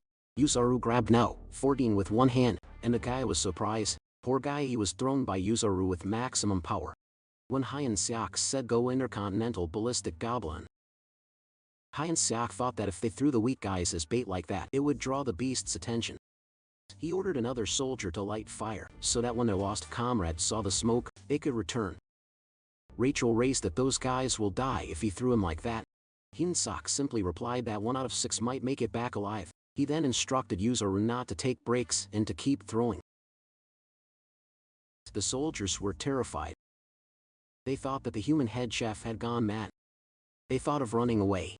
But Bobo appeared. They retracted what they said and vowed to dedicate their life to the Demon King's army. Someone yelled for help. Hyun-seok didn't care about that guy. He was waiting for the first guy to come back. But he's late. Then suddenly, they felt a rumbling. Intercontinental ballistic goblin was back. And he was running as fast as he could because the beasts were chasing him. He yelled for help. Hyun-seok was pleased that he's back. Now it's time for the soldiers to do their job, and he just planned to deal with the last blow. But his eyes bulged out when he saw Yuzaru running towards the goblin. Well, Yuzaru loves fighting. Rachel teased Hyun-seok by asking him what blow. Too bad nothing was left of the beasts. They're all smashed to bits, so they can't even use them as meat. Rachel was surprised to see that it takes Bobo and Asura just one strike to take down most monsters. Hyun-seok planned to come back the next day without those two. Rachel reminded him that only one day remains until head chef duties are back to normal operations, so she asked him if he's sure with his decision. Hyun-seok decided to return and ordered them to gather again early tomorrow morning. In a kitchen, Rachel asked Hyun-seok why he went there after returning. Hyun-seok replied that he wanted to see if the smashed meat could be of any use. Hyun-seok cleared his throat. Then he kicked the door open and called for the rascals who were slacking off to gather at once. Galram panicked and rushed to him and asked what was wrong. Hyun-seok inquired if Galram got the meat that was hunted. Galram replied that they did, but it was in poor state. Hyun-seok emits a threatening aura as he points out that the craftsman is being picky with their tools. Galram got scared and simply replied, "Yes, sir." Hyun-seok looked down on Galram, since with his experience as a military chef, he doesn't know how to prepare minced meat. Galram explained that it's because the cooking squadron's main job is to secure ingredients, so unless he's a personal cook for battalion commander, they can't even dream of actual cooking aside from grilling meat. Hyun-seok sympathized with them that they had it pretty rough too. He understood and dismissed Gaoram. Gaoram called his men to light the firewood at once. Yun Sok realized that everyone below the rank of battalion commander survives on those tasteless meals. He thought that if he played his cards right, things might go easier than he thought. There was a knock on the door. It was Hyun Sok. The scientist invited him in. Hyun Sok expressed that he just came to see him. Rachel realized that Hyun Sok went to the kitchen as an excuse to see that woman. Then he served her a scrumptious meal. Since he assumed that she hadn't had dinner yet, he told her that it was thanks to her support that he was able to win the final match. And as his token of gratitude, he would like to treat her to a meal. She thanked him and accepted the gift. As she was about to take a bite, she noticed that it smells better than she expected. She wondered if she could be hopeful that it would match her expectations. She took a bite. She was surprised because it was way better than what she had in the castle. It had such an astonishingly tasty, lingering flavor. I thought this would turn out like one of those scenes in Food Wars. Hyun Sok stated that it seemed like the food suited her taste, since she completely cleaned her plate. Now that she's done, Hyun Sok would have taken his leave, but Abelson called him. She asked him what he plans to do when he leaves that place. In the future, Hyun Sok simply replied marriage. Abelson looked disappointed. She told him he can leave then. But Hyun Sok shared that there's another thing that he wants to do. Then he asked her what Abelson plans on doing when she leaves. She had no idea, more like she doesn't want to do anything. Meanwhile, in Garden Divine Empire capital Gracium, a theocracy governed by the Pope of Deuce's church, a priest reported to the Pope that they have located Abelson married the next saintess. Then he added that the saintess is reportedly detained at the Black Fortress, where the glutton lives. The Pope inquired on how the saintess ended up in such a wicked place. He asked if there's no word from the Demon King's army yet. The priest replied that there was none, yet they don't understand why they would detain her without making any demand. Pope replied that in the history of humans and demons, there are only a handful of times when humans managed to breach the Black Fortress, and even then it was always when the glutton Hemis was absent. So attacking head-on would be reckless. The Pope secretly ordered a rescue team and to summon their hero, Lord Osul. The person giving this order is the Emperor of Garten and Pope of Deuce's Church, Orvan IV. Back to our MC. Hyun Sok and his squad had gathered in the forest. What Abelson said, that she doesn't want to do anything, lingers on his mind. He found the right spot and called the platoon commanders in front. He brought out something for the platoon commanders to eat. It was meat on a rope. They trembled and wondered if it was some kind of bribery, or if he's giving them leftovers. Since they did not move, they asked if they were going to eat it. They ate it, and they were so pleased as to how it tastes. To them it was ecstasy. They knelt and swore to be loyal to Hyun Sok if he allowed them to have one more bite. Hyun Sok told them that their chance to eat it now was over. Then Hyun Sok instructed them to go, with the condition that only the platoon with the most numbers of demonic beasts caught alive will get to eat with him. That motivated the soldiers to act as fast as they could. Hyun Sok looked smug as he muttered that he was right, that all living things are slaves to their appetites. That made his plan successful. He leveled up from chopping the meat. He kept slashing them, and before he knew it, he's at level 10. The platoon commander asked who the winner was. Hyun Sok announced that the winner is the Wolfkin platoon. With that, they will have an amazing meal with him. The others asked what about them. Hyun Sok didn't care about them and just told them to scavenge for leftovers. He ordered everyone to pack up and move all the slaughtered meat to the kitchen inside the Black Fortress. There were a lot of corpses lying around, while a mysterious person just casually walked. Someone arrived at the door. Abelson was talking to herself that she shouldn't have said it to Hyun Sok, but she knew she couldn't keep hiding it forever. Her door opened. The man on the black robe called her. It's a blonde man, and he's there to rescue her. Abelson was surprised to see Sir Jeffen. She asked him if the Pope sent him. The man laughed and replied yes. Abelson gripped the table as she stated that she won't go back, and she told him to leave. The blonde man replied that he wants to go back too, but he has a mission. Abelson reminded them that Glutton lives in that fortress, and if Abelson is taken away, Sir Gafen asked her what would happen. Abelson replied that she will use her holy power and get Glutton to come. The man grabbed Abelson's neck and emphasized to her that what he's doing is a mission, and he's standing before her not as a prince but as a soldier. He told her to sleep tight because when she opened her eyes, she's going to be in the capital. He choked her. Abelson was puzzled on how this person can use holy powers. She didn't want to go back there again. Someone then came and told the blonde man to get his hands off. It was the knight in shining armor. Hyun-suk punched this bastard. Sir Jeffin noticed that it's a fist infused with magical energy, but the attacker looked like a human. It made him inquire who this person is. He commented that the attacker's movements are pretty good compared to the magic that he possesses. Hyun-suk was angry and this guy kept yapping. He ordered him to get his hands off Abelson. The blonde man kicked Hyun-suk on the chest. He said that it's not part of his mission, but they could use some useful material, so he will take Hyun-suk with him too. Hyun-suk coughed and groaned. Both Abelson and Hyun-suk are now unconscious. This blonde man commented that these trivial vermin kept annoying him. Rachel saw it happen and she was terrified that this person took out the hero in one blow. She wondered what she should do. She even considered bringing Bobo in there. Then she felt a presence. Sir Geffen uttered how he didn't expect it to happen, but it can't be helped. He took out a scroll to take another person with him. He needs to fix the scroll a bit. Another person arrived and asked if something was not working. It was Hema. She asked him if he needed her help. Sir Geffen was immediately on high alert. He was surprised, since he's certain that he blocked the Saintess's holy power. She teased him by saying that he should call her gourmet. While doing that, this man was puzzled, because he couldn't sense any magical energy from that woman. He wondered if it's because of the difference in their level. Amos the Glut. The story about her devouring thousands of soldiers in one day might be true. Amos released his powers while saying that she would see how skilled the guest is. The whole room was covered with her powers.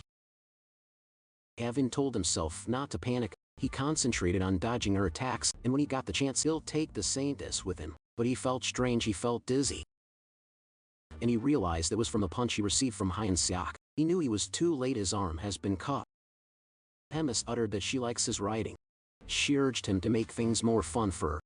The man bit the scroll, and with his current state, he knew it best to leave alone. He already accepted that the mission has failed. Golden light enveloped him. Hema stated that the guest had run away even after she asked him to make it fun. But she's okay with it because the real fun stuff is just going to start. The glutton, the ancient monster, and the ageless witch, all of these were insults attached to Hemis. The Demon King Army 3rd Corps commander. Through the endless flow of time, countless demons were born and perished. But the Demon King and Hemis are the only two that remain unshaken, like huge mountains. However, the infinite passage of time had dulled many things. That's why earlier Hemis was excited for the fun stuff, feeling that emptiness was far too cruel for any sentient being to endure. The next day Hyun-suk is getting beaten up. Ridrun told him that his attacks and even the way he wields his magic are still too straightforward. He needs to be more flexible. Ridrun told him that he shouldn't trap himself in a rigid box. Hyun-suk replied that he'll keep that in mind. Ridrun brought up another thing. No matter how strong Hyun-suk becomes, he should remember that there is always someone stronger than him. So he shouldn't hesitate to use any means necessary to achieve victory. Ridrun advised him to remember that fair victory is a privilege only for the truly strong. He helped Hyun-suk to get up, praised him for doing a good job, and ended their session. Hyun-suk watches him leave. Then he flopped down on his butt. Rachel asked him if he's okay. Hyun-suk replied that he feels like dying. He asked her to heal him. Rachel did. And finally Hyun-suk can breathe. Rachel commented that it seems like she became a potion to him. Hyun-suk had something in his mind. Abelson told him to become strong, because only the belief that comes from his own strength will protect him. Then Hyun-suk agreed that he was determined to get stronger. Rachel was annoyed that he's still thinking of that woman when he almost died because of that Saintess, which Hyun-suk told her that she could get divine punishment for saying that. Rachel argues that the assassin used holy power. So if Abelson is really a Saintess, it's a puzzle that he attacked her. Hyun-suk agreed with her that it's definitely weird, since the next Saintess should be a valuable existence. Then he decided not to think about it anymore. Rachel asked why and if likes that woman so much. Rachel called him a woman-crazed moth. Hyun-suk covered his ears and told Rachel that he had enough of her jealous. Rachel threatened to kill him. A little while later, Hyun-suk was sobbing and groaning. Bobo was concerned Hyun-suk was being dramatic when he stated that everything is over for him. He wished to be born as a rich family's cat in his next life. Hinshaw noticed that Bobo was worried for him even when he's a fool, so he started sharing what happened 30 minutes ago in Hemis's office. Hemis informs him that she has a huge dilemma and that simply is she's bored and so she wanted to see something fun. Then she gave him 1 month to defeat the battalion commander. She asked him what's wrong and if he can't do it. She asked if he needed help like how she helped Kirkin. Hyun-sok refused her help, saying that he can handle it all on his own. So that happened now. Rachel told Bobo to say his goodbye to Hyun-sok since he might not see him for long. Rachel told Hyun-sok that it's about time he accepts his fate. She asked him how he plans to beat the battalion commander with a combat power of just 9,000. Hyun-sok got annoyed with her since he's already crying about it. Rachel stated that he had drastically grown, but the battalion commander is on a different level. The average battalion commander has a combat power in the high 40,000. He knew that there's no way he could catch up to that number in such a short time. He's thought that it would be great if their precious stuff could fight in his place. Bobo's combat power is immeasurable. Hyun-sok believes that Bobo could fight on equal footing with the battalion commander, or even win, but the main fight is supposed to be a duel. Then it struck him. He asked Rachel what the corps commander said. Rachel told him that Hemis said that he would have 1 month to defeat the battalion commander. Hyun-sok was back in his high spirits, because Hemis never said that there would be a main fight. Rachel was shocked, so did Hyun-sok. It meant that it's fine as long as he defeats him, no matter how he does it in his head. The plan somehow looked like him using a sword, bow and arrow, Bobo, and poison to assassinate the battalion commander. Rachel asked him if it's okay to interpret it as he wishes. Hyun-sok had decided to lure the battalion commander out and ambush him with Bobo. Rachel simply asked, "Are you clever or just a coward?" She asked him how he plans to lure him out. She doubted that someone as sloppy as Hyun-sok would have a way to persuade the battalion commander. Hyun-sok confidently replied that he does. He recently met him and he's a pig who likes to enjoy elegant meals. So Hyun-sok had a recipe. It's the ultimate braised short ribs recipe. There's urine meat that he had been saving up. First is to soak the urine short ribs in water with honey to remove all the blood. Once the blood is drained, he puts the meat into a pot and gives it a quick boil. While it's being boiled, he finally chopped mushrooms and green onions. Next he added water, sugar, soy sauce and garlic. The garlic drake makes a sound when its skin is peeled. It has a combat power of 80, and the gushing fish is squeezed for its intestinal juices. It has a combat power of 30. Then give it a little mix. Mix. Hyun-sok threw everything into the pot with the meat and let it simmer, and after at least half an hour of boiling, Bobo and Hyun-sok raced. Hyun-sok lost and he felt humiliated. Rachel informs Hyun-sok that the pot is burning. With that, the short and tender urine short rib stew was complete. Now he carefully plates it elegantly in a dish. Then he sprinkled finely chopped green onions on top. And the key to unlocking the battalion commander's heart is the ultimate short rib stew, which is now ready. The table was set. Doras was pleased. He shared that it has been a while since he enjoyed such an elegant, peaceful time. He uttered that passing Yuzaru on to Hyun-sok was genius. His subordinate entered and informed him that the cooking squadron was there to see him. He immediately replied to his subordinate to inform Hyun-sok that returning Yuzaru is not an option. The subordinate clarified that it isn't what Hyun-sok came for. The subordinate explained that Hyun-sok wants to serve a dish to Doras as a token of appreciation. Upon hearing the word dish, Doras became excited. It's because he heard that Hyun-sok's cooking is delicious. He wondered how good he was. Someone knocked and he allowed him in. Hyun-sok entered exaggeratedly, with a tray in his hand and a rose in his mouth. Doras was delighted that he even blushed. But he composed himself and brought up that he heard Hyun-sok came to thank him. Hyun-sok replied that it's thanks to Doras that he could get a title in the kitchen. He apologized for not thanking him earlier, and he may be lacking in his skills. But Hyun-sok stated that he poured out his head into preparing the urine ribs as a token of his gratitude for him. He hoped Doras enjoyed it. The sight and fragrance made Doras drool. Before taking a bite, he sniffed and uttered that it smells so good. Hyun-sok had a devilish grin on his face while thinking that the dish made him a god in the kitchen. He wants to see if Doras won't give in to it.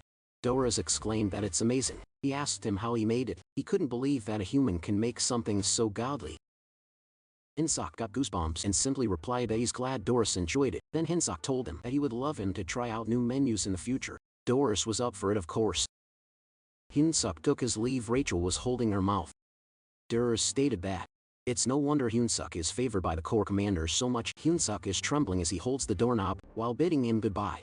Hyun-sok immediately left. These fuckers had a brief eye contact. Then he and Rachel vomited. While saying that he couldn't take it anymore, Rachel told him that he had guts of steel.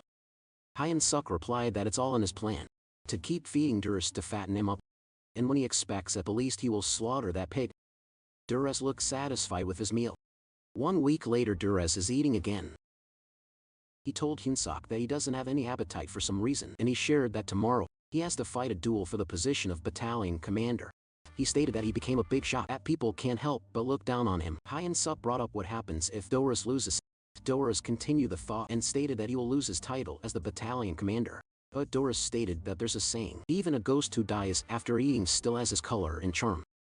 Hyunsuk realized he's screwed. He realized that his entire week, his time, effort, and ingredients were all for nothing. Doris invited him to watch the duel tomorrow if he's free. He considers Hyunsuk his lucky charm. Hyunsuk replied yes and wished him victory. The next day, at the battalion commander duel on Grand Training Ground, Rachel cheered up Hyunsuk and thought that Doris might evolve into a super SSS rank. Poor Hyunsuk couldn't see that happening, because Doris can't even properly walk now, after stuffing down on all the food that he made for him. So he doesn't believe Doris would win a duel. Someone appeared. Roger will be acting as the moderator instead of Jark. Roger is the Demon King's 3rd Army Corps Regiment commander. He called the Challenger and a defender into the arena. The Challenger has a human body, but an animal skull with horns. And then there's Doris, who was already exhausted from ascending the stairs. He was pleased to see Hyunsuk in the audience. Roger told them that he's a busy man and told them to just get on with it already. Doris replied that he seriously can't be bothered. Doris grabbed the Challenger's weapon. The Challenger had a difficult time. Doris grips the weapons tightly. Then an explosion happened. The audience was also affected by the aftershock wave. It was only for a moment, but now Hyunsuk is certain that the fight is going to end. Roger got up on his seat and stated that Doris was a few steps above. He announced that Doris is the winner, and everyone should disperse now. At night at Bobo's house, Hyunsuk was in deep thought. He realized that Bobo alone won't be enough. He had to revise the plan to hunt the battalion commander. He opened the monster encyclopedia and a monster distribution map. His hands drew himself. Rachel knew that. It's the map that Hyunsuk uses when he goes monster hunting. According to Hyunsuk's research, strong creatures like Quintalis seem to have their own territorial domains. Thanks to the sacrifices by the culinary soldiers, Hyunsuk was able to figure out the territories around the area. Rachel had a hunch on how he's gonna use this. Hyunsuk told her that there's a saying in South Korea. It's to use the enemy to subdue another enemy, to put barbarians against barbarians. If Doris is a strong opponent, Hyunsuk thought that he just has to overwhelm him with even stronger monsters. 3 days later at the Great Forest, Rachel complained that after memorizing the monster encyclopedia for 3 days straight, she felt that her hand feels like it's going to explode. Hyunsuk replied that it's the reason why he suggested splitting it in half. Rachel asked for the map before she even threw up. The first target is 1 km in front of them, and it looks like a large worm. Rachel knew it was a surfeit, which means forest worm in ancient language. She added that there are also morspit and astumbia that look similar. She stated that the surfeit is excluded because, compared to its strength, it's less aggressive, so it won't initiate a fight. Rachel was proud of herself. She asked Hyunsuk what she thinks of her when she's an amazing genius girl. Hyunsuk's reply was bland and vague. In his head he's thinking how a fool can be useful. One soldier came up to him and asked if he had decided on the next hunting location. He told them to wait. Hyunsuk asked Rachel about the dragon, like monsters with steel-like scales. She replied that there are many similar dragon types, so she will need to see it directly to know. It made Hyunsuk think that they have no choice but to confront them. He announced to the cooking squadron that they will sweep the area clean. He told them that there's no need to capture anything that day, and they should just kill to their heart's content. He allowed them to eat the prey right away. The soldiers were hyped up. They even uttered that the commander had finally come to his senses. They were so happy that they could eat until they're full. They slashed down the monster for the meat. Eventually the meat piled up. Hyunsuk saw that they had caught so many already, but the owner of the territory hasn't shown up. He started thinking that they might have done it for nothing. He ordered everyone to put away their weapons, since they will stop there. The platoon commander ensured that the order was followed. Then suddenly something appeared. Hyunsuk was alarmed by that sound. He wondered if the monster finally arrived. The birds flew away. Hyunsuk looked towards the sky. A dragon. I was already glaring at them. It's a monster called Nidrek. Its combat power is immeasurable. The soldier panicked that a dragon had appeared. They immediately ran away. The dragon set the place on fire. Hyunsuk was pleased because with it, they can defeat Doris at Himos' office. She told Rhydron that something feels off. She explained that she's pertaining to Hyunsuk. It's been 3 weeks since she heard from him. She assumed that Reincarnation could be training him for something extraordinary. Reincarnation clarified that they are only doing ordinary training. Then she asked him for his opinion on what are the chances that Hyun-sok can defeat the battalion commander. Reincarnation replied that there's none. Then he shared that he noticed Hyun-sok had gotten close to the battalion commander recently. That was news to Hemis. She recalled how Hyun-sok stated that he would win against the battalion commander, but he's getting closer to him instead. It made her curious as to what Hyun-sok was thinking. At Dara's office, he kept eating because the grilled meat from Hyun-sok is the best. He thanked him for the meal. Hyun-sok sighed, and Doris noticed it. He asked if something was wrong. Hyun-sok acted pitiful as he shares that there's a big problem with the squadron, and that it could be the last day that he treats Doris to a meal. Doris was alarmed. He asked what the problem was. Hyun-sok stated that the corps commander said that she wants to eat some special monster meat, but the monster is too strong, and even after several days of fighting, they still can't catch it. Then he brought up the name of the monster. Doris anticipated that because he had heard that many cooks have been injured lately. He's curious what vicious monster it is. The name is Marbling. Doris has stated that he never heard of it. Hyun-sok stated that he wouldn't lie, especially if their safety is at risk. He offered to lend soldiers to Hyun-sok. Hyun-sok shared that even with 100 more useless soldiers, they couldn't catch the bastard. But he thinks that if it's Doris himself, the guy would be dealt with in no time. And he added that the corps commander would come to know Doris's achievements. Doris imagined Hemis telling him that he's not a pig but a cutie. Made him blush. Hyun-sok said that he will make sure to convey that to the corps commander since they are close. Doris acted shy while saying that it's a bit bothersome. But he decided to help Hyun-sok since they're friends. Hyun-sok asked him if he's serious. Then he thanked him, but Hyun-sok wore a devilish grin. The next day, at the agreed location, Hyun-sok and his soldiers have gathered. Rachel asked him if he had memorized the map. Hyun-sok confidently replied that he's a human navigation system now. Then he whispered to Bobo that they were going to catch that pig. Then he told Yusaru to do as he was told. Bobo barked as a sign of acknowledgement. Yusaru was simple-minded, so he knew he'd just have to work hard. Then they set out. So their mission is pig hunting. And the reward is a possible promotion to battalion commander. It is commenced in the center of a great forest. The soldiers had no idea where they were going. What they only know is that they are going to hunt a strong monster. Doris complained how the outside is truly ugly. He asked Hyun-sok how much further they have to go. Hyun-sok replied that they are almost at the Marbling territory. He had to be careful since Doris is stronger than he looks. He even brought 500 soldiers from his battalion. He had faith that Nidrak wouldn't lose. The birds flew in distress. Hyun-sok alerted Doris that the bastard is coming. Doris had his game face on. Nidrak growled. Doris asked if that's the Marbling. Doris expressed that it felt like he had seen it somewhere. Hyun-sok simply replied that all the monsters look pretty similar. Doris agreed with him, and to Doris, a monster is a monster.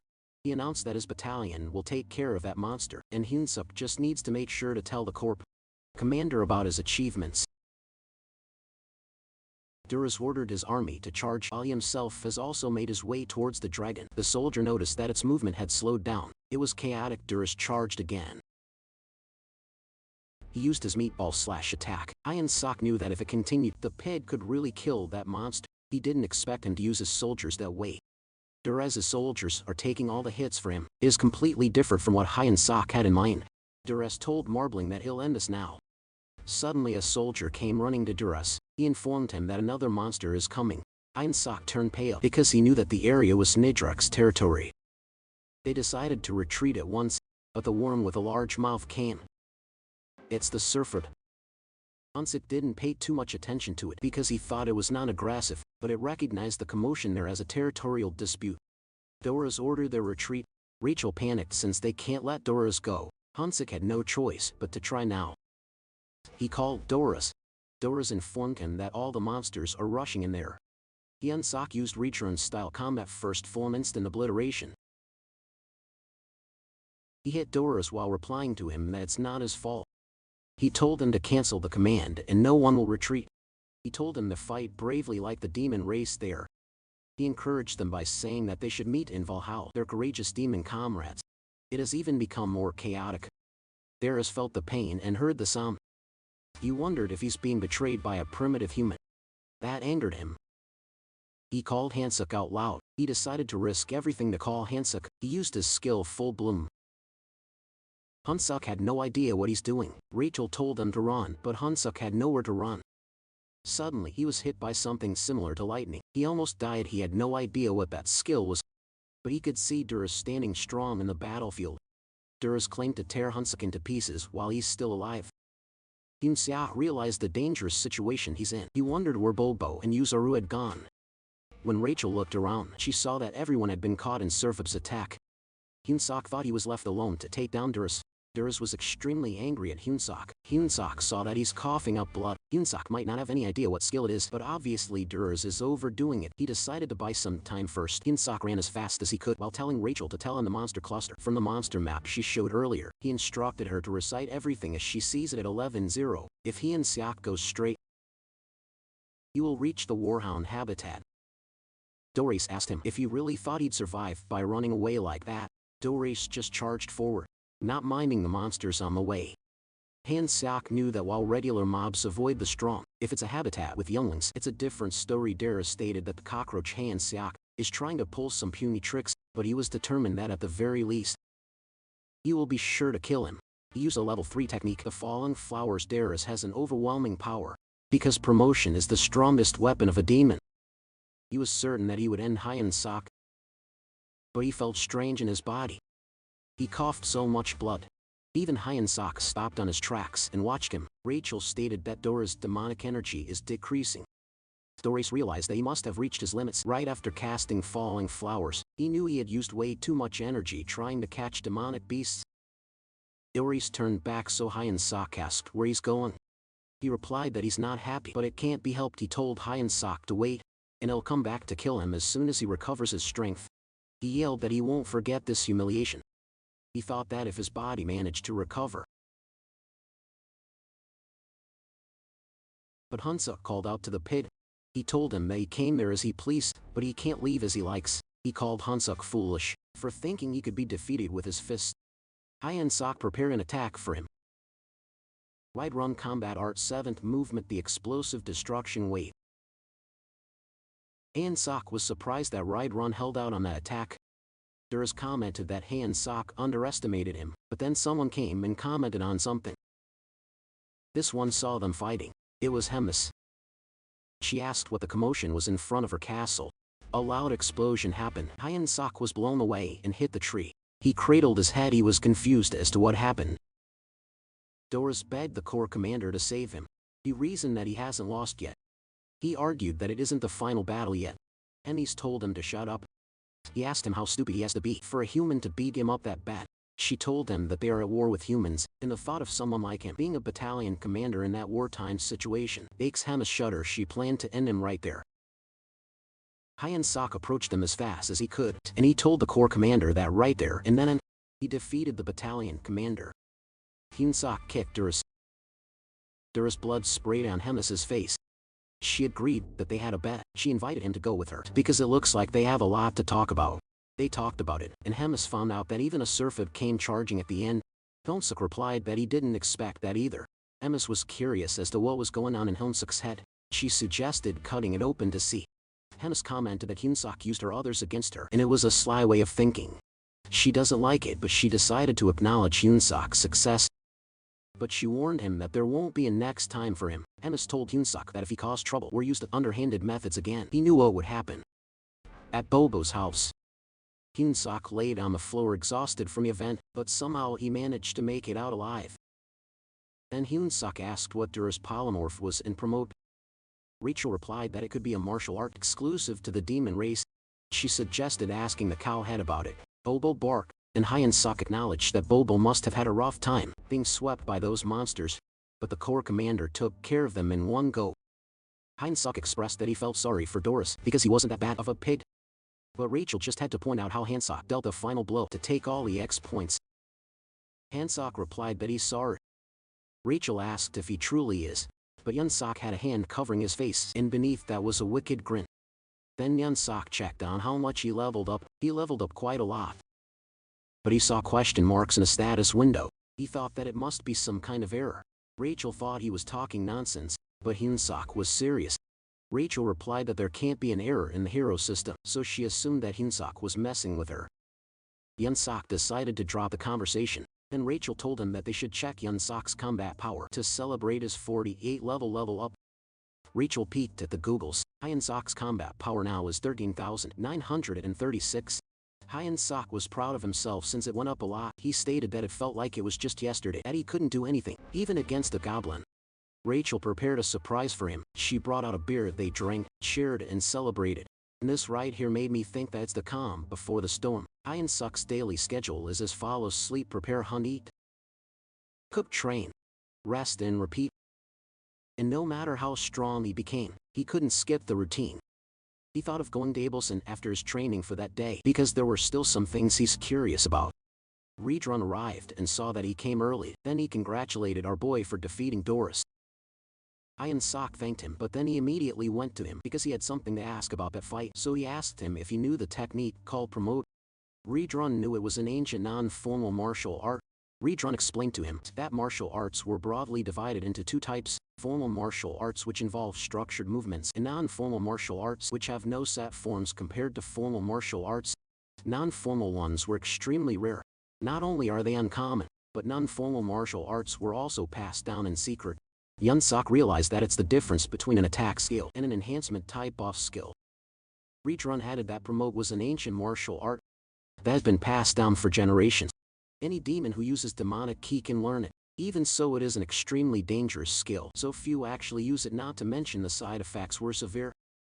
It made Yunsok wonder if it was possible for him to learn promote since he somehow had demonic ki. Redrun clarified that it can't be considered as demonic ki, it just happened to linger on his body, but it really wasn't his. Yunsok asked if it meant that there's even less to worry about, and if something happens, Abelson could always heal him. Redrun couldn't answer him. Yunsok notices he's hesitating, so he made a fuss that he die without promote. He asks how the commander treats him like an entertainment and arranges a fight that he can't win, and then she'll get annoyed that he'd survive. He convinced him to give him a chance, and if it doesn't work, he'll just give up. Redrun eventually agreed, just so he would stop groveling. He immediately got up looking so pleased. Seeing his expression, Redrun felt that he'd been tricked. But a promise is a promise. So they began. He told Yunsok to follow closely. Meanwhile, at Holy Empire Gatron underground cathedral prison, Orvin IV visited Gavin in the prison cell. He asked if he's conscious. Gavin didn't expect the Pope because he told him earlier that he had no further business with him. He asked what he wanted. Orvin IV replied that he's giving him a special chance at redemption. Before God, no one was eternally condemned. Gavin asked what he needed to do. The Pope ordered him to eliminate Abelson. It gave Gavin a shock. He asked why the order had changed. It made him curious how the church would benefit from the saintess's death. Orvin IV replied that he doesn't need to know that. Gavin was worried because the glutton was in there, but Orvin IV assured him that he'd assign knights for him, and the glutton would be away for a while. So Gavin only needs to succeed this time. Failure was not an option on the path to glory. Back to Yunsok at the training grounds, he was in excruciating pain. Abelson tried to calm him down while scolding him and Redrun for making a human use a demon-exclusive martial art. Yunsok's eyes rolled and his mouth frothed. Redrun argues that Yunsok promised he would be fine, and enough time had passed and there wouldn't be much demonic ki left. She lectured him that they're not priests, so they don't have the right to decide if he's going to be fine, and they're not even experts. She clarified that the treatment she performed only contained the demonic ki, binding it in place, but they just went ahead and unleashed it, under the excuse of controlling and using it. Raiden asked what would happen to Yunsok. She knew he won't last that way, and it's too late to seal the demonic ki again. She tried altering his body so it can accept the demonic ki instead. She spreads the condensed demonic ki out with holy power, making it thinner and more manageable. That way his body can adapt, similar to developing resistance to poison. Redrun asked if that was truly possible. She was honest that she was uncertain, especially when she had never done it before and there were no recorded cases. There was also a chance the magic will rebel against the holy power and go completely out of control, but if the outcome is going to be terrible either way, the least she could do was try. The holy light was then casted to Armik as Abelson tried to heal him. Later on, Yunsok jolted awake. He felt like a lot had happened. As soon as he sat up, Rachel and Bobo rushed to hug him. They were so worried he had been unconscious for 3 days. She asked if he remembers anything. His memory only lasts until the learning promote. He was surprised when he saw his status panel. It now included demonic ki. He was startled when someone spoke. It was Hemis with Run on her side. He hurriedly gets out of bed to properly greet her, but he told him to just stay seated. His condition crawling would be the best thing he could do. She heard everything from Run. The premise was a human tried to use demonic key. She finds it amusing, and then she brought up that the saintess did a great work deserving of her title. Hyunsuk got confused why she mentioned her, but to her the binding was boring. So she decided to personally help him out because she quoted what he said her dying ant experiment. So he should consider it as an honor. Then a dark ominous aura entered Hyunsuk's body. He was in extreme pain again after she injected him with her powers. Run got worried, but he most assured him that Hyunsuk would be fine after some rest, and they left to head back to the office. The Demon King had summoned her suddenly, and she had something to assign to him. A few days later at Bulbo's house, Abelson completed Hyunsuk's treatment. Ever since the magical energy accident, she had been visiting him every day to heal him. He thanked her for the treatment. She replied that it was nothing because in the end, overcoming it was all thanks to his own will. Then she muttered that he's her only hope. He didn't hear clearly, so he asked what she said, but she didn't repeat it. Instead, she told him that she'd be going since the treatment was already done. Hyunsuk doesn't fully understand the meaning behind the words Abelson occasionally throws out, and there are so many things he wants to ask about what's happening in that world, but he knew he was just an outsider. He had no choice but to wait until she decided to tell him. Later that night in Redron's office, Hyunsuk was learning the theory of energy manipulation from Redron. Redron noticed that he had been pushing himself. He replied that it was fine, since it had already been 3 days since he woke up. As long as he doesn't use magic or magical energy at the moment, he'd be fine. It had been 4 days since Hemis left. Hyunsuk inquired when the Cotton Clan's tournament happened. The annual meeting at the Demon King's castle was a regular event, and Reincarnation had a bad feeling about it. This year Hyunsuk loudly called out his name. He got startled since he was lost in thought for a moment. Hyunsuk acknowledged that he must have been really busy because of his duties as acting commander. He asked if there was anything he could do to help him. Redron replied that it was fine, since the commander would be returning soon. The gathering for that year was called earlier than usual. But it didn't make much difference, so he told him not to worry about him and just focus on his own condition. He noticed how Hyunsuk was getting stronger every day. As magical energy seeped into his body, his physical abilities were also developing. If things stabilize at that rate, it'll grow significantly. While Redron was thinking, he sensed holy power that got him alarmed.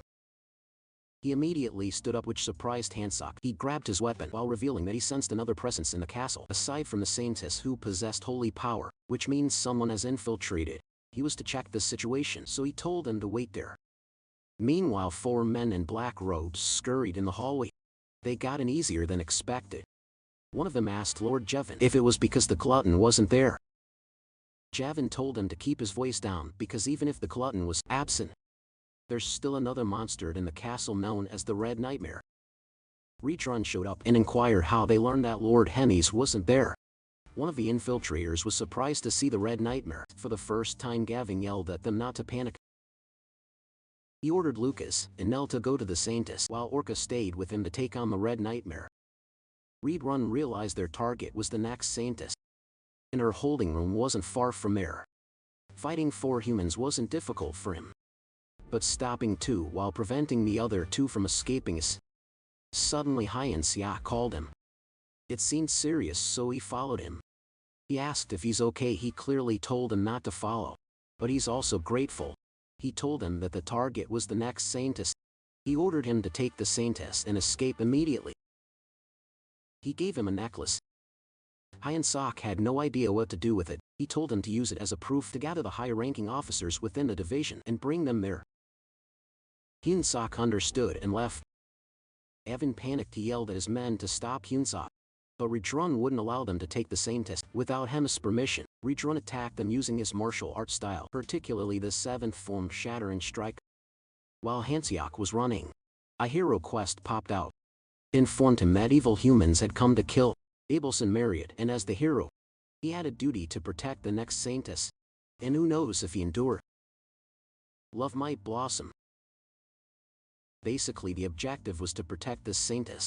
and he'd earn a reward of plus 1,000 hero points. He got suspicious that the reward was huge. It made him curious about what was really going on.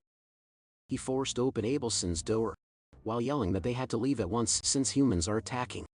Abelson asked him what happened, but he also doesn't know the details. He just suspected that the guys from last time were back. Someone with a sword weapon had arrived. Outside the room, there were 3 cow-headed guards and the 2 men in black robes. The cow-head officers ordered Hyeon Sok to just follow Redrun's order. While they held them off there, they told Hyeon Sok to take the princess and run. Hyeon Sok grabbed Abelson. She panicked, but he carried her and ran. Meanwhile, in Demon King's army 3rd Legion headquarters meeting room, they talked about the bastard Doris who fell out of Lord Hemmus's favor. One of them thought Doris was weak to lose to a lowly human. This demon was Roiger, the Demon King's army 3rd Legion commander. Hemmus instructed him to restore everything before she gets back. He complained why it had to be him. He ended the meeting with a final reminder, but before he could finish, a goblin rushed to give him an urgent report. He asked what it was. The goblin replied that the human cook arrived, carrying Redrun's necklace, and that humans were attacking the castle to kill the Saints. Roiger thought it was nonsense and got irritated. He came out and Hyeon Sok verified if he's the commander. He replied yes and ordered him to report in detail. Hyeon Sok explained that Redrun sensed holy power. Then he rushed, and it turned out humans were trying to kill the Saintess.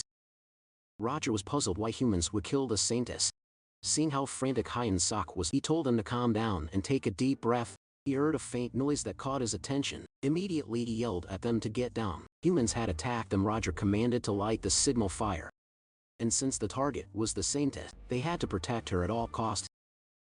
Roger couldn't believe that humans really tried to kill the Saintess. The men in black robes attacked Hyeon Sok and Abelson. He yelled at them to protect the Saintess. Roger tried to reach them using his biological restraint, but they were too far away. He couldn't stop those men. Hyeon Sok then used Redrun's style combat technique, Form 7. It was called the Explosive Destruction Wave Technique. He hit a man in the robe. Our boy was determined to protect Abelson. Meanwhile, in Redrun's match, he choked the man in a robe with Gavin. He couldn't believe that he used his subordinate as a shield. Just as he expected, he was strong. Even considering that divine power is the natural enemy of demonic energy, Redrun could tell that he's at least division commander level. He learned the level of those who were revered as heroes among humans. Kevin commented that the red nightmare that once terrified Dronzer turns out to be just a mere demon. Redrun noticed how Gavin seemed relaxed even though he knew he couldn't win. Gavin was confident since the glutton was absent, and the only strongest force left in the castle was just the red nightmare.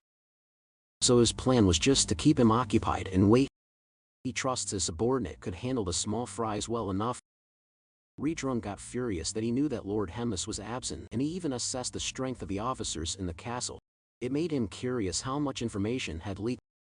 Redrun got serious in fighting him to end the fight quickly. Jevin challenged him on what he could do when his power was in complete opposition to his. Redrun lectured him that true strength overwhelms incompatibility.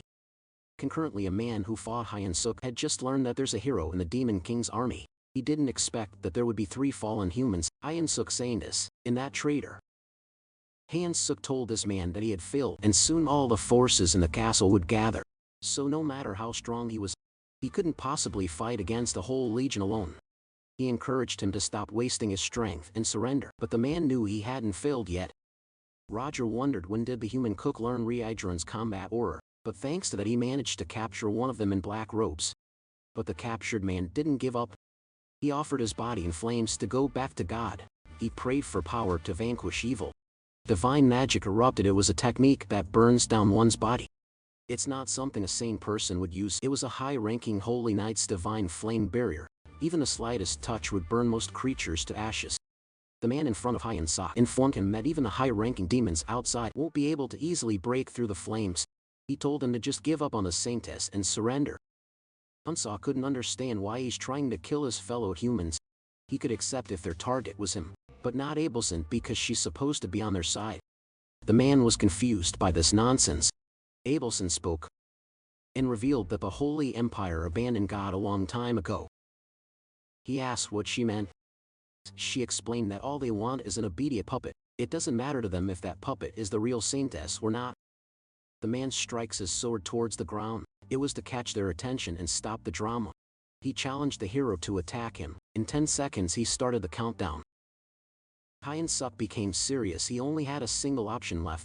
He used promote first stage bloom.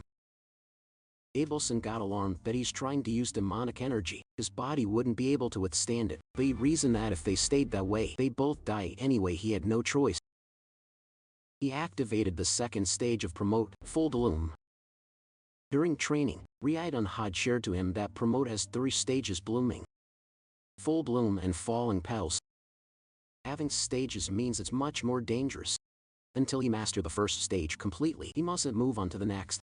He heard it so many times that it was stuck on his head, so at the present moment he felt apologetic to Ryeon, because he's going to push himself this time. The countdown was at 4 already. It felt like his heart was going to burst, like his body was screaming at him to stop this madness. Rachel called him insane for using promote. He refused to listen to them, and he focused on himself until he reached the 3rd stage. Falling petal. He told Rachel to keep casting a barrier. The man saw him using promote. He realized that he wasn't just an ordinary hero. Hyun-suk was ready to attack. He charges forward. The blackened body was proof that he pushed promote to the 3rd stage. The man had no idea how a human used a demon's combat aura, but he knew that the power would run out in a few minutes. He blocked the attack using his sword. His plan was to wait it out, and it would surely lead him to victory. But then Hyun-suk moved his fist. The sword grazed him. The man was so caught off guard that he redirected the sword with a flick of his wrist. It was a movement that he had never seen before. He got punched in the gut. He got annoyed, but this bastard used a cheap trick. He asked him if he wasn't ashamed of falling into demon temptations. At that point Hyun-suk could barely hear him. He was reaching his limit, but if he falls Abelson would die. Rerun had another reminder for him about promote. It pushes the body to its absolute limit. If he used combat aura on top of that, his body would be beyond repair. Even then Hyun-suk tried to stay still and maintain his form. And that was because of one thing. He's more concerned with the silver-haired beauty with a cold personality crying in front of him. So something like death, it didn't matter. Because our boy really doesn't give a shit.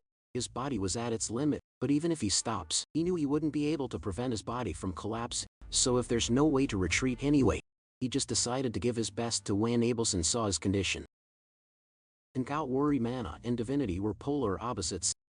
If she used her divine power rashly on Hyun-suk, his body might explode instantly. She could only pray to God. Hyun-suk assumed a combat stance for Rerun style martial arts. The man couldn't believe he's laying on top of the aura. He didn't expect him to choose self-harm. His step was so powerful that it shattered the ground beneath his feet. He used Form 1 Total Annihilation. The man anticipated the attack. Hyun-suk punched him, but he blocked it and mocked Hyun-suk for being pathetic. Hyun-suk had a few more shots, so he punched him again. This time he used another technique. It was called Chain Strike Form. Rerun style martial arts variation. Form 1 was Total Annihilation and Consecutive Strikes Form. The man was left dumbfounded. Not only did he layer the aura, but he even transformed it. It was so powerful that the aura passed through the roof and shot up to the sky. The man's eyes rolled back from the excruciating pain. This dude was finally defeated. But then Hyun-suk staggered. Abelson and Rachel both got worried when he fell on his knees. Abelson caught him and saw his alarming state. He was barely hanging on. She promised to help him. He just needed to hold on a little longer. The only problem is that the hero regained his senses and said that he underestimated him too much. Abelson flinched. Then the man claimed that Hyun-suk was beyond standards. If he's alive, he'll become a great threat to the Empire someday. So before that happens, he'd end him. But before he could finish his sentence, someone grabbed his head. It was Ryeon. He apologized to Hyun-suk for being late. Abelson watched him crush the man's head in his hands. Then he threw the body away. He could tell that Hyun-suk ended up using aura after all. He asked her if she could save him. She was determined to try. She told Hyun-suk not to die. Meanwhile, at the Demon Lord's waiting room, it was the 5th day of the Legion Commander regular meeting. Hemis complained that they came a long way, but snacks weren't good at all. Someone across from her told her not to be picky and eat what was given. She was the 4th Legion Commander of the Demon Lord's army. She was named Park Hyun-ah, a former hero. Hemis wondered when she'll learn some respect. She told her that if it weren't for the rule prohibiting battles between Legion commanders, she would have died 100 times by her hand already. Suddenly a bipedal hamster rushed inside the room. To report urgent news to Hemis, she asked what it was. The hamster told her that the Black Fortress was attacked by the Gadaran Empire. The intruders were 4 knights, including a hero level, and many soldiers have been killed or injured. She was quiet for a moment. Then she thought how the Legion commander's regular meeting was suddenly moved up without notice, and in that gap, humans had attacked. She glanced at Huang while saying that it was truly an amazing coincidence.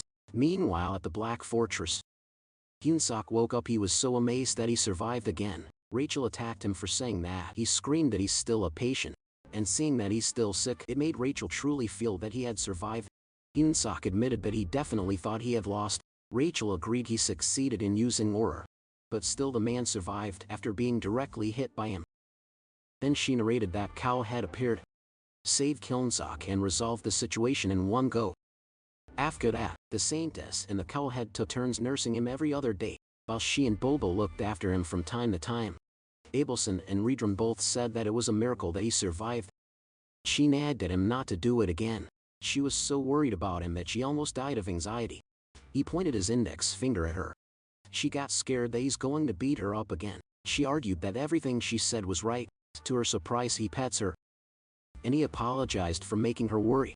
He also acknowledged her hard work. It made her blush. A few hours later, Reincarnation and Hemis arrived. He was being lectured by Reincarnation, so he's on his knees, while Hemis was occupied playing with Bobo. Reincarnation lectured him that the successful aura wasn't just his ability. Hyunsuk cuts him off, saying that it was thanks to the mana that Lord Hemis planted in him. Last time he had heard this 189 times already. Reincarnation acknowledged his talent, but he won't tolerate such reckless behavior again. He questioned him on how many lives he thinks he has. He repeated that if not for Hemis's arrangement, he would be dead already. Hyunsuk begged him to stop already. Hemis also agreed that it should be enough. She was already getting bored. Hyunsuk asked her how the Legion meeting went. She couldn't believe this kid was even concerned about that. She replied that it wasn't important what her little ones were getting beaten up in their main base. She just came back without any care for the meeting. Hyunsuk couldn't believe her. She admitted that the Demon Lord might be a little angry. That gave both Hyunsuk and Reincarnation a chill in the spine. But to Hemis it isn't what's important at the moment.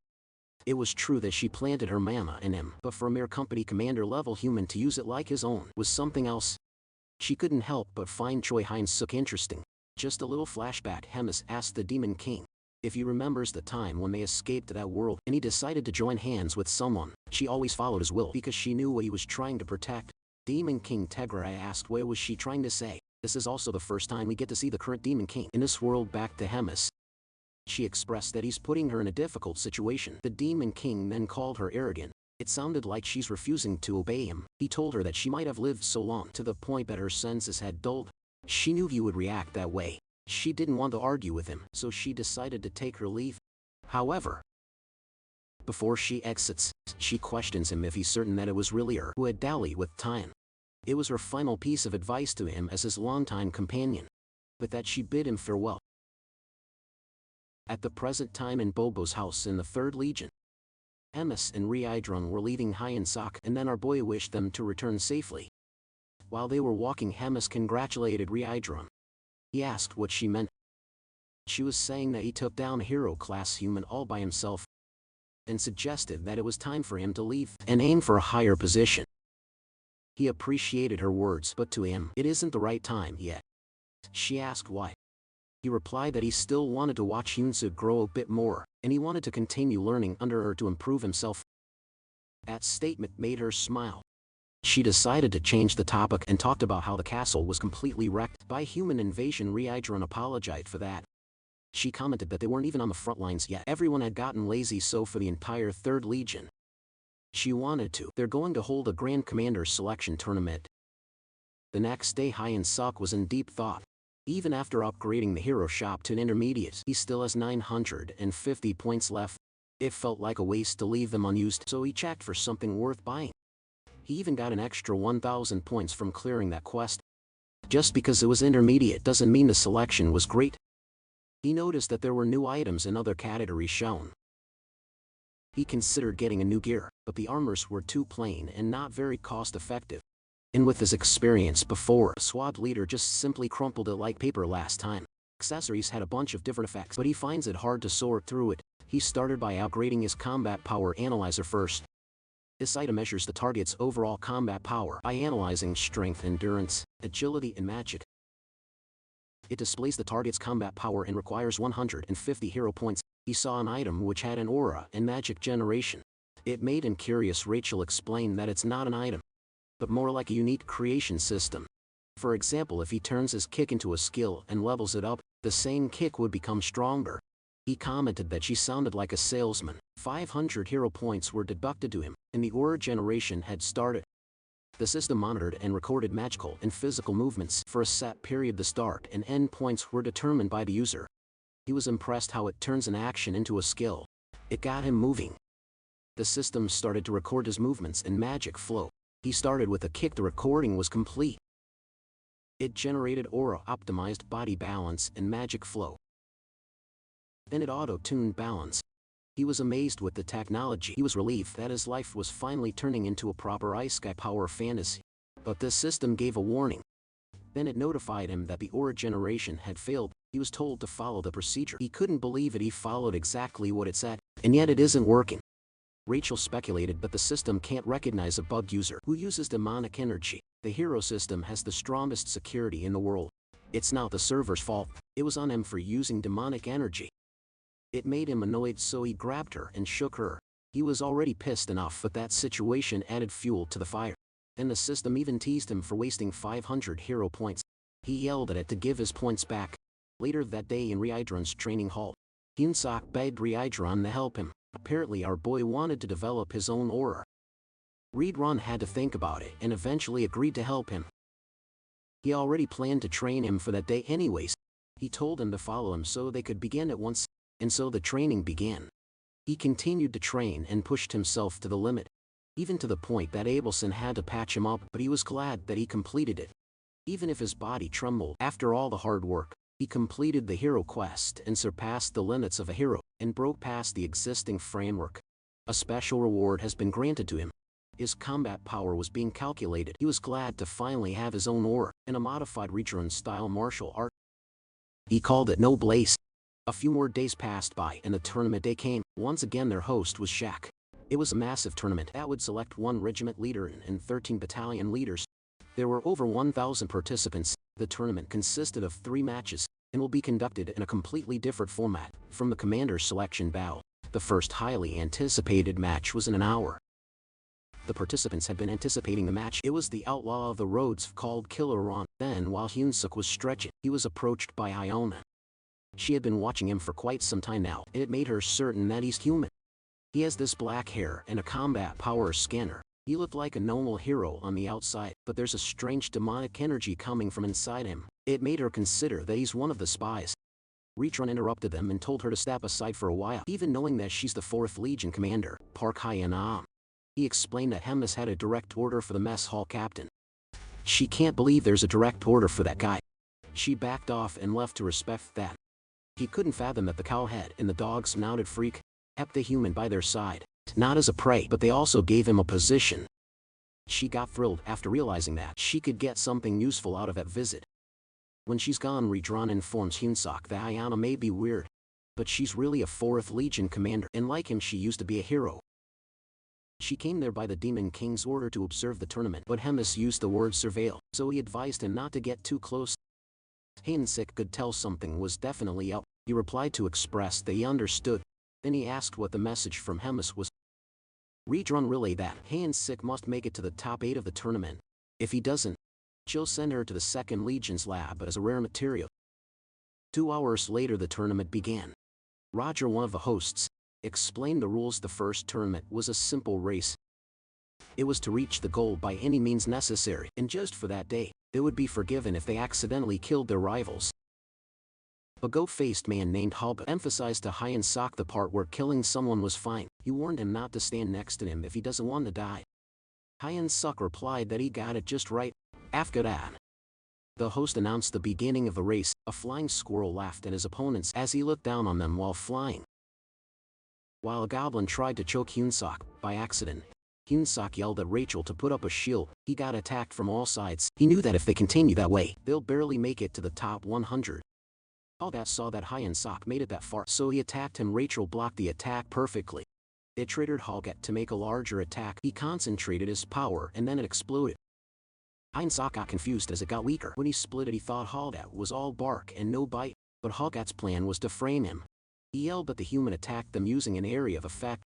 Hyeon-sok called him a crazy bastard, but he didn't have time to be distracted as the other demons used that as a chance to bully Hyeon-sok. Then Hallgat teased him by running in front of him, while saying that he should catch him if he can't. Hyun-suk cursed this insane goat bastard. He threatened to kill him once he caught him. He asked Rachel how many were ahead of them. She reported that there are already 76 people who have crossed. It means 24 more to go. She was surprised when they got hit from behind. A hobgoblin tackled them. It wasn't looking good for Hyeon-sok. He remembered Ryeodron saying that the aura techniques he learned so far weren't suited for him, a human promote. And his martial arts were made for demons after all. That's why he needed to create his own technique. He had completed that earlier. The demonic energy gifted to him by Hemis fused with his human magical power. It was his own aura technique, a power that only him can use. It was the color purple, which had always been a symbol of nobility. That is why he called this power nobleness. At the present moment he activated it. His magic control rank increased from D to C. Demonic energy control skill rank increased from E to C. The system displayed details of noblesse born in purple. In the ancient tongue it means of noble birth. A new power born from the fusion of two ancient forces. The purple aura technique created by Hyeon-sok, combining magic and demonic energy. His master at it was at 6. The first form of it was Royal Stride. He dashed through his enemies while screaming, "Move out of my way." He was quick to say that only a trail of light was left behind. He continued going fast at that point. Only 95 participants had arrived and only 5 spots remained. Hallgat was surprised that he had caught up. Hyeon-sok thought that it was perfect timing. He activated Read Run style martial arts form 3 Furious Charge. He hit Hallgat from the back while telling him to die. By accident, it lifted Hallgat from the ground and sent him crushing to the wall. By then the 99th and 100th passed through. And it was both Hallgat and Hyun-sok. Hyun-sok was relieved that he had made it, while Hallgat was annoyed at him for doing that. Roger kicked him to stop while telling him that the match was over. Hyeon-sok watched them with a smirk on his face. The 100 participants who cleared round 1 will compete again in 3 days. After that they were dismissed. That night in a forest near the Black Fortress, Hyuna asked Hemis if she's certain that she would want to release something in the tournament. Hemis greeted Madam since it had been a while. A portal opened and a gladiator came out. He replied that it had been exactly 97 years, 3 months and 11 days since he met her. He asked what she would want him to do. Odin is Hemis's devotee. He had a combat power of 198,532. Modem was instructed to take all the participants' flags, but Hemis doesn't want him to just blindly steal it. So she told him that if he sees someone decent, he should go easy on them a little. Hyuna heard that and told her that she had gone soft. Mouth is what she calls Hemis. Hemis explained by asking her why she thinks demons were losing to humans. Hemis pointed out that it was because they insisted on fighting fair and square. Demons always try to solve everything with brute strength. If they lose power, they lose the fight. If they lose the fight, they die. They had accepted that as the natural way of things, but humans were different. When they're at a disadvantage, they avoid the fight, and they know how to come up with tricks to offset overwhelming power. That was why the Demon Lord's army kept losing to weak humans. Hemis advised her to study. The day of the second tournament came and the rules were explained. Teams were formed with 4 members, each randomly assigned. Each team was given 2 flags. After 48 hours, the 10 teams with the most flags move on to the next round. If a team has no flags at the end, they are disqualified regardless of ranking.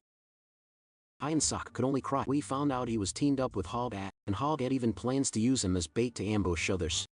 They were Team 9. The members were Hallgat, Ikigli Fedison, and Hyeon-sok. There were 25 minutes left and they currently have 4 flags. They only need to wait for the round to finish. At this point Hyeon-sok was already getting annoyed with his arrogance.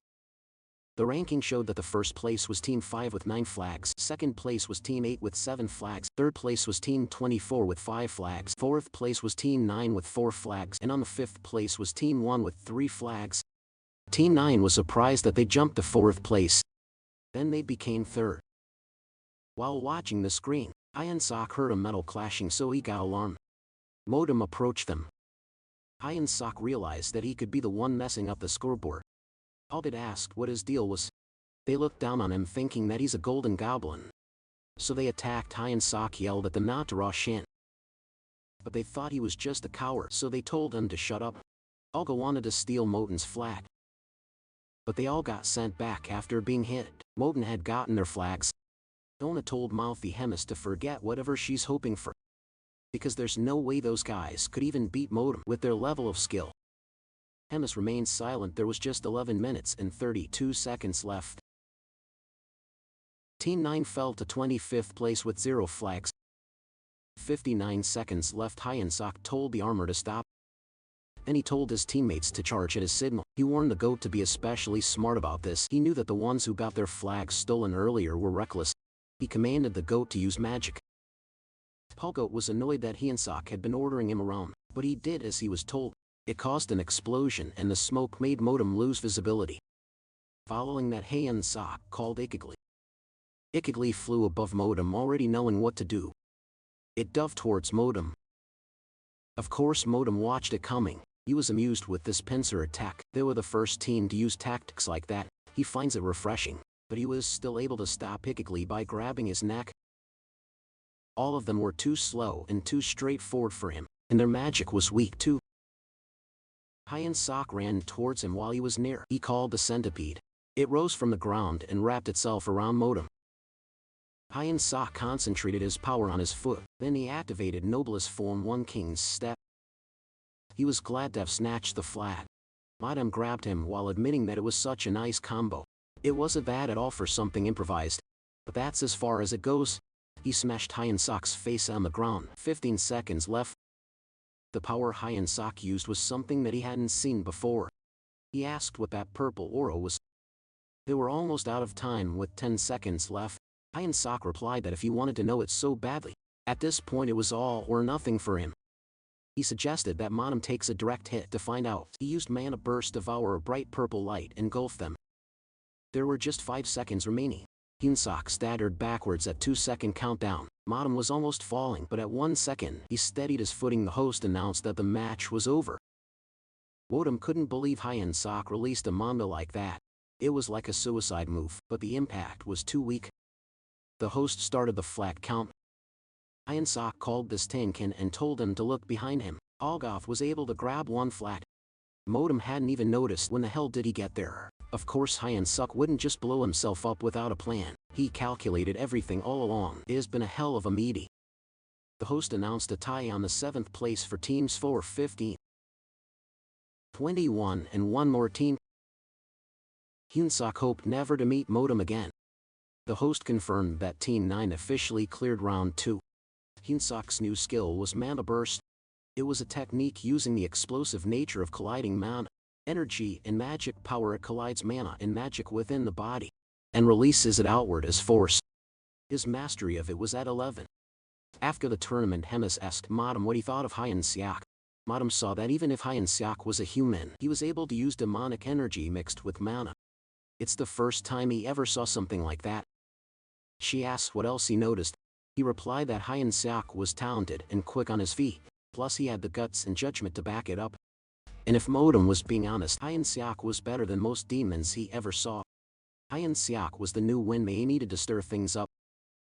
Hemis acknowledged that it would be fun in its own way. Meanwhile, at the Holy Empire of Garten, Orvin IV received the news that Gavin failed. Even after all that, he lost a hero-class talent so meaninglessly. His subordinate asked what he plans to do about the Saintess. He replied that no matter how popular the Saintess was, she's still a princess from a minor kingdom. He announced that Abelson's claim to the new Saintess title would be revoked. He ordered him to announce that she was a heretic who colluded with the Demon King's army. Then he proceeded to the next topic. He had heard that the glutton had been causing trouble again. His subordinate shared that she had been restructuring troops and changing leadership. They were also planning to select new officers based purely on merit, through a tournament. Orvan IV asked if there's any way to interfere. The subordinate replied that they tried to ask the Demon King's help, but he refused. It seemed like the Demon King didn't want to make an enemy of the glutton. Orvan IV thought of sending one of their legends. He wondered if Kinley would be able to fight the glutton evenly. The subordinate responded that they have received a report that Hyena the traitor was currently at the Black Fortress. She's also an early-stage legend tier fighter, so facing both of them at once would be tough. It was such bad timing for her to show up all the time. Orvan IV had to confirm if the Demon King wasn't siding with the glutton. His subordinate suggested that they call off the operation, but Orvan IV sternly called him out and asked him if he had forgotten how the Church of Muses and the Drasan Empire rose to become the two superpowers that split the continent. It was thanks to the necessary evil that was the demon race. He reasoned that evil must exist for good to shine all the brighter. That brilliance leads the ignorant masses to faith. And faith was the source of Garton's national power. Until recently, they manipulated wars by pulling the Demon King's strings, but if the demons evolved or changed too much, they would be harder to control. Orvan IV remembered from the spot that the next tournament match location had changed. Cardinal Elrond confirmed that it would be held in a Nemesis, the forest known for its beast monsters. That was quite far from the Black Fortress. Orvan IV took that as a blessing from God. He ordered the cardinal to gather the heroes to use that opportunity to test their capabilities. Back at the Black Fortress, Hyunsuk noticed that since he mixed demonic energy with mana, his skill window became a mess. Rachel knew that before. He was just relying on his read-run style martial arts. Now his modified read-run style martial arts had been added to the skill list, and demon consumption and nobleness had been registered separately too. At the moment Hyunsuk was at level 466, with 170 strength, 165 agility, 170 mana blank demonic energy, 74 charisma with 5 abilities and 5 skills too, such as read-run style martial arts, modified read-run style martial arts, promote demon consumption and noblesse. His command skill rank went up too because of this. Whenever he follows orders from the commander, subordinates' performance improves too. It was pretty useful. Rachel commented that he's steadily climbing the ranks of the demon army. Hyunsuk wondered if there were any items sold to boost his stats. Further to his surprise, Hyuna replied that it wasn't possible at his level. She appeared behind him. The shock made him scurry away from her. She told him to shut up and stop screaming. Then she demanded to know how many hero points he has. He replied with 1,300 points. Then she asked his store grade, to which he replied that it was intermediate. It made her laugh and called him a noob. He asked the veteran for guidance instead. He wanted to know what she bought when he was at his level. She saw right through him. He was trying to mooch off from her experience. She replied that she would reveal it to him if he answers everything she asks. He happily replied yes. Since he already has a fighting spirit, she advised him to upgrade his store and buy subspace. It was basically a better inventory. It was a great bang for his money. Then it was her turn to ask. She wanted to confirm if he's a hero. He replied that technically he was. Then she asked why he's in the Demon King's army. He simply answered that it sort of happened that way. Her third question was about how he mixed mana and demonic energy. He responded the same thing. After that she summed up that he's a hero, but he just happened to join the Demon King's army and also just happened to mix mana and demonic energy. That annoyed her, so she punched him. He reasoned that she's on the same boat too. After a while she made him his human chair.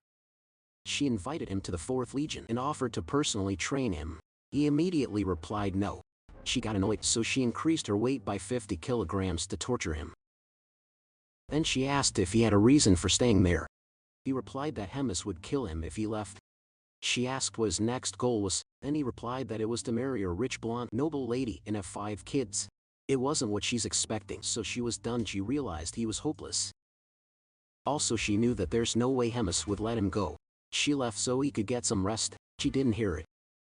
But another reason was he got attached living there. The day of round 3 arrived. Hyunsuk puts on his glove and tightened his belt. After preparing, he told Bobo to take care of the house, and promised him that he'd come back as a champion. After arriving at the stadium, they'll be teleporting at an Nemesis. They headed out to a Nemesis, the land of monsters. The next thing we knew was that Hyunsuk leveled up. The rule was 1 level per mob kill. And during this time he already leveled up 4 times. He targeted a dryad, a plant-type beast.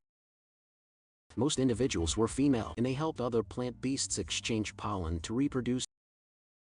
He saw a purple orb in the air, and wondered if that was the double exp field. In the 3rd round they had to survive in the beast forest.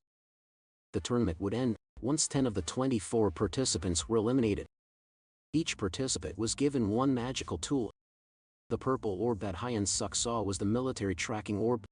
It is a tracking magical orb created for Henny's entertainment. It displays all participants' locations every hour. It was also equipped with a GPS function.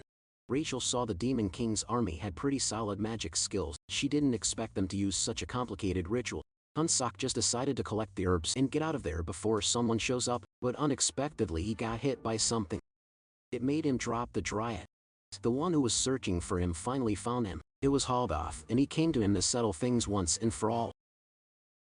Meanwhile, Roger was on top of a branch, complaining it was because he was stuck playing guard dog in front of the teleportation gate in an Amazit. The goblin underneath the branch told him not to be too rough. It was the only gate connected to the castle, so it would be trouble if it breaks even by chance. Roger knew that well too, but he still thinks it was too much, because he thought no one would even come to a backwater place. But then an unknown character stepped right in the forest. Roger sensed him, and that got him on his feet. There was a presence. He thought that maybe they were a group of humans out hunting beasts, but he didn't sense any strong magic from them. If they attack first and get exposed, it could be bad and a moss. It was a vast place, so he thought running into each other was slim. He decided to just leave them be. Meanwhile, Haldolf spoke to Hyun-suk and said that he should tremble before the power of the great Haldolf and beg for human mercy. Hallgoat suggested that if he doesn't want mercy, he should just run away. He reasoned that a scar on the back is a disgrace for a swordsman, not for a martial artist. Hyun-suk was tired of his antics and thought to just kill him. Hallgoat panicked and yelled at him that he'd regret it if he killed him. Hyun-suk asked what he would regret though. Hallgoat replied that he has some incredible information. Hyun-suk asked what kind of info. Hallgoat revealed to him that all demons had decided to launch a top priority to hunt him down. Hyun-suk didn't show much interest in the info. He asked where the others were and why he was alone. Hallgoat's answer was confusing because he counted from 5. It was a countdown, and when he reached 1, the other demons came just right in time, and they saw that he found the human. They all went to attack him. Hyun-suk yelled at them to stop abusing the system. At the Black Fortress main war room, Emis and Hyena watched as they all targeted Hyun-suk. She commented that it was such a shame. Hyena told her to wipe that smile off and to speak properly. While they were talking, someone called out to Hemis. Butcher reported to her that they were under attack. The humans were trying to shut down the gate. He informed her that the enemy was a large group of heavily armed humans using stealth items. He doesn't know how the humans found out where the gate was exactly. The teleportation gate got covered in red magic. Hemis then called Redrun. He replied that they would move out immediately. She noticed how the attackers were a well-prepared unit, which could mean that someone had leaked information. She wondered where it came from. Yoma noticed how she gripped tightly on the armrest as if she was holding back her anger. Meanwhile, in an Amsit, Hyun-suk hid behind the bushes. He couldn't believe they rigged a sacred ranking battle. He was annoyed that abuse wasn't being caught. He questioned what the admins were doing. Rachel shushed him because the demons were nearby. They thought he wasn't there, so they just settled to wait for the next tracking update. And then they were gone. Hyun-suk was relieved. He was scared to death. He questioned how they're supposed to keep surviving. Rachel suggested making a monster war, so they focused on leveling. She asked if he had something in the shop that would help. He wondered about it too, so he scrolled at the shop. He looked for a revolutionary item that could save him from all this abuse. While he was laying on the ground doing that, someone saw him. It was a man wearing black robe, and he asked him if he's the rumored hero. Immediately, Hyun-suk jumped to his feet. The man removed his hood. There was an army behind him. These guys looked like they were just being controlled by someone and were hypnotized. They didn't even have proper expression on them. Hyun-suk could tell something was off with them. The leader introduced himself as Andrew Taylor, the hero. After that, the system window appeared and displayed a hero quest. Since Hyun-suk encountered the wicked hero group, he had to survive at all costs, and a bonus objective was to defeat them. His reward was 1,000 hero points. Hyun-suk greeted him and treated him as a senior. He bowed at him and introduced himself as a rookie. He asked what brought them to that place. Andrew replied that they were demon hunting. Hyun-suk flattered them by saying it was an admirable goal and justice would be returned. He got up and planned to leave on the pretense that he's going to defeat some demons too, but Andrew unsheathed his sword and let out an air slash. While Hyan Sok was trying to get away, and he informed him that he's also out there to take out human traders. While doing so, someone appeared and yelled that he found the human again. It was Hobiat. He told Hyan Sok that he could never escape him. The other demons saw the other humans, so they wondered if Hyan Sok had duplicated himself. Andrew was confused too. Suddenly, Hyan Sok called all the participants' attention to recite the chant of the Demon King Army's 3rd Legion. The demons were left puzzled. Andrew wondered what was the deal with the idiot. Hyan Sok started the chant, bellowing it at the top of his lungs. It started with "We are the great demon lord's army." He continued it with "Defeat the humans." Oh God was so confused that he just automatically said the next line, which was "Let's eat the humans." Hyun Suk rallied them to crush the enemies of the Demon Lord. His hidden stats, charisma and leadership had been activated. The allies' morale increased. He ordered them to charge. The demons don't know what to do. Halbate knew he made sense. The others agreed since the Demon King army was still an army. Halbate ordered to charge ahead, and everyone did. It was all Hyun Suk's plot, and he vowed to remember his comrade's brave sacrifice.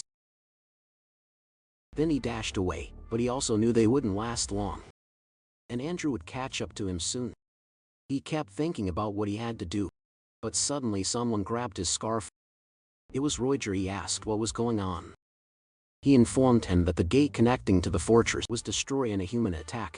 He asked what happened with the gate defense squad. Roger assumed they were wiped out because even him, he barely escaped. Hyan Sok couldn't believe it because there were only 40 attackers. Roger explained that it was because all of them were in a division commander class. 3 of them were at a captain level like him, and 1 around corps commander strength. Hyan Sok got worried on how they would survive. Roger told him the truth that neither of them won't make it out alive. He revealed that Hyan Sok had been hit with a tracking spell. It had good craftsmanship, definitely done by a human. On top of that, Roger was a demon army officer, so they would definitely be immediately after him. Hyan Sok asked him if he could break it since he's good with magic anyways. He replied no, because it takes too long and they don't have time for that. The military tracking orb beeped. It warned them of a master-level beast nearby. Hyan Sok had a suspicion on what it could be. He called the captain and revealed that he has a plan.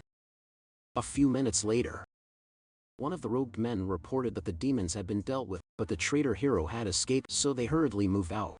They were in a rush. One of the robed men informed Andrew that they were in the east, not far from where they were. But Andrew could sense another presence. He could tell it was Placlata. It had an average combat power of 250,000 to 300,000. It was the strongest predator in an Amazid. It was a massive plant-type monster that requires at least 1 hero-level fighter to subjugate. It was classified as a high-risk class beast. It was not impossible to subdue, but the collateral damage was massive. The birds flew away. The plow clade made its appearance and stopped those men in their track. Andrew ordered his men to draw the monster's attention while he personally takes care of the traitor. Meanwhile, Hyan Sok used a pheromone perfume. It was a perfume that smells pleasing to monsters. Though versatile, its effect was minimal. It also slightly increases likability with monsters. This required 10 hero points. Meanwhile, our boy Hyan Sok and Roger became a female dryad. Skin and pollen may have the active status of fluoromorph. Hyan Sok had this proud expression for outsmarting the enemies, while Roger looked annoyed, but he can't complain. Hyan Sok would do anything to survive, even if that means becoming a female tree. Andrew looked at them with disgust, but he just decided to proceed. He moved fast. Hyan Sok saw that he's coming. Roger knew that, and he blocked the attack. That pushed Andrew to step back. Then he used advanced hero divination type 1 hero's path.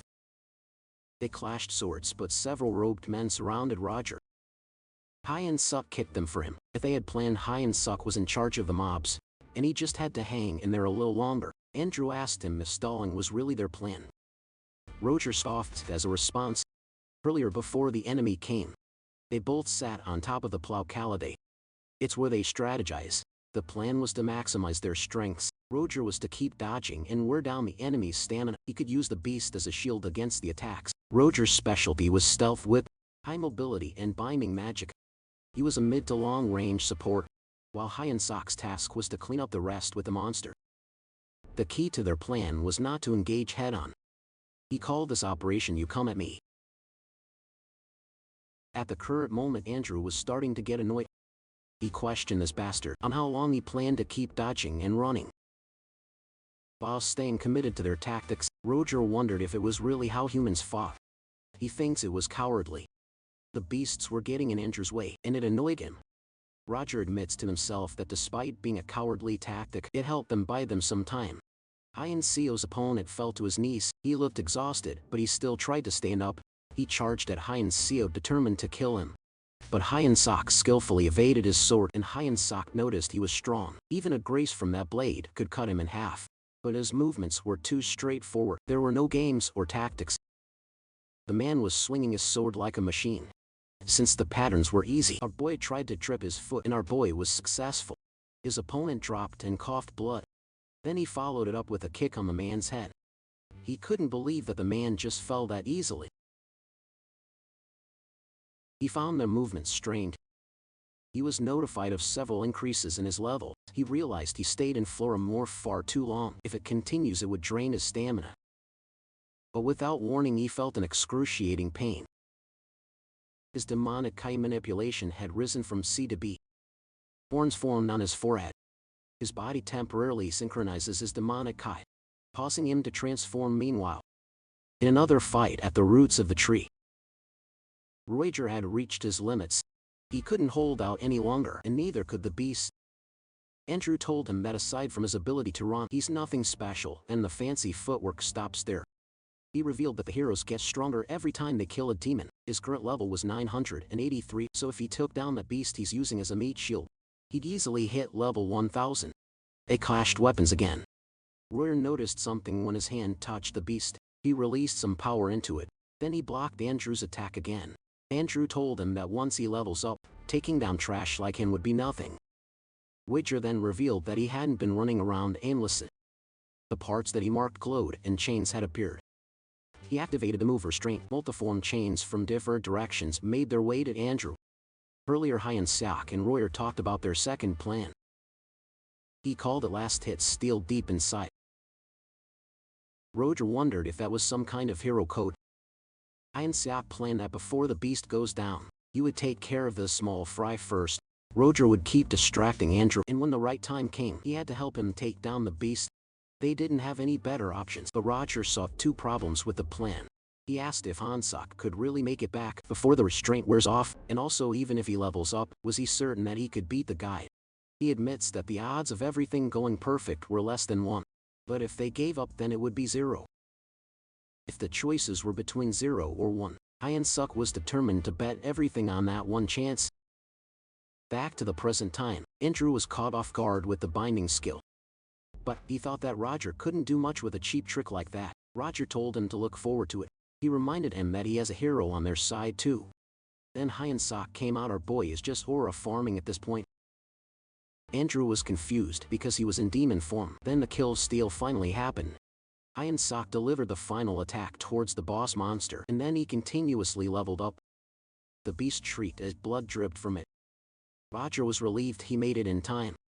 Hyeonsok acknowledged his great work, so from there on he declared that Andrew would get beaten up.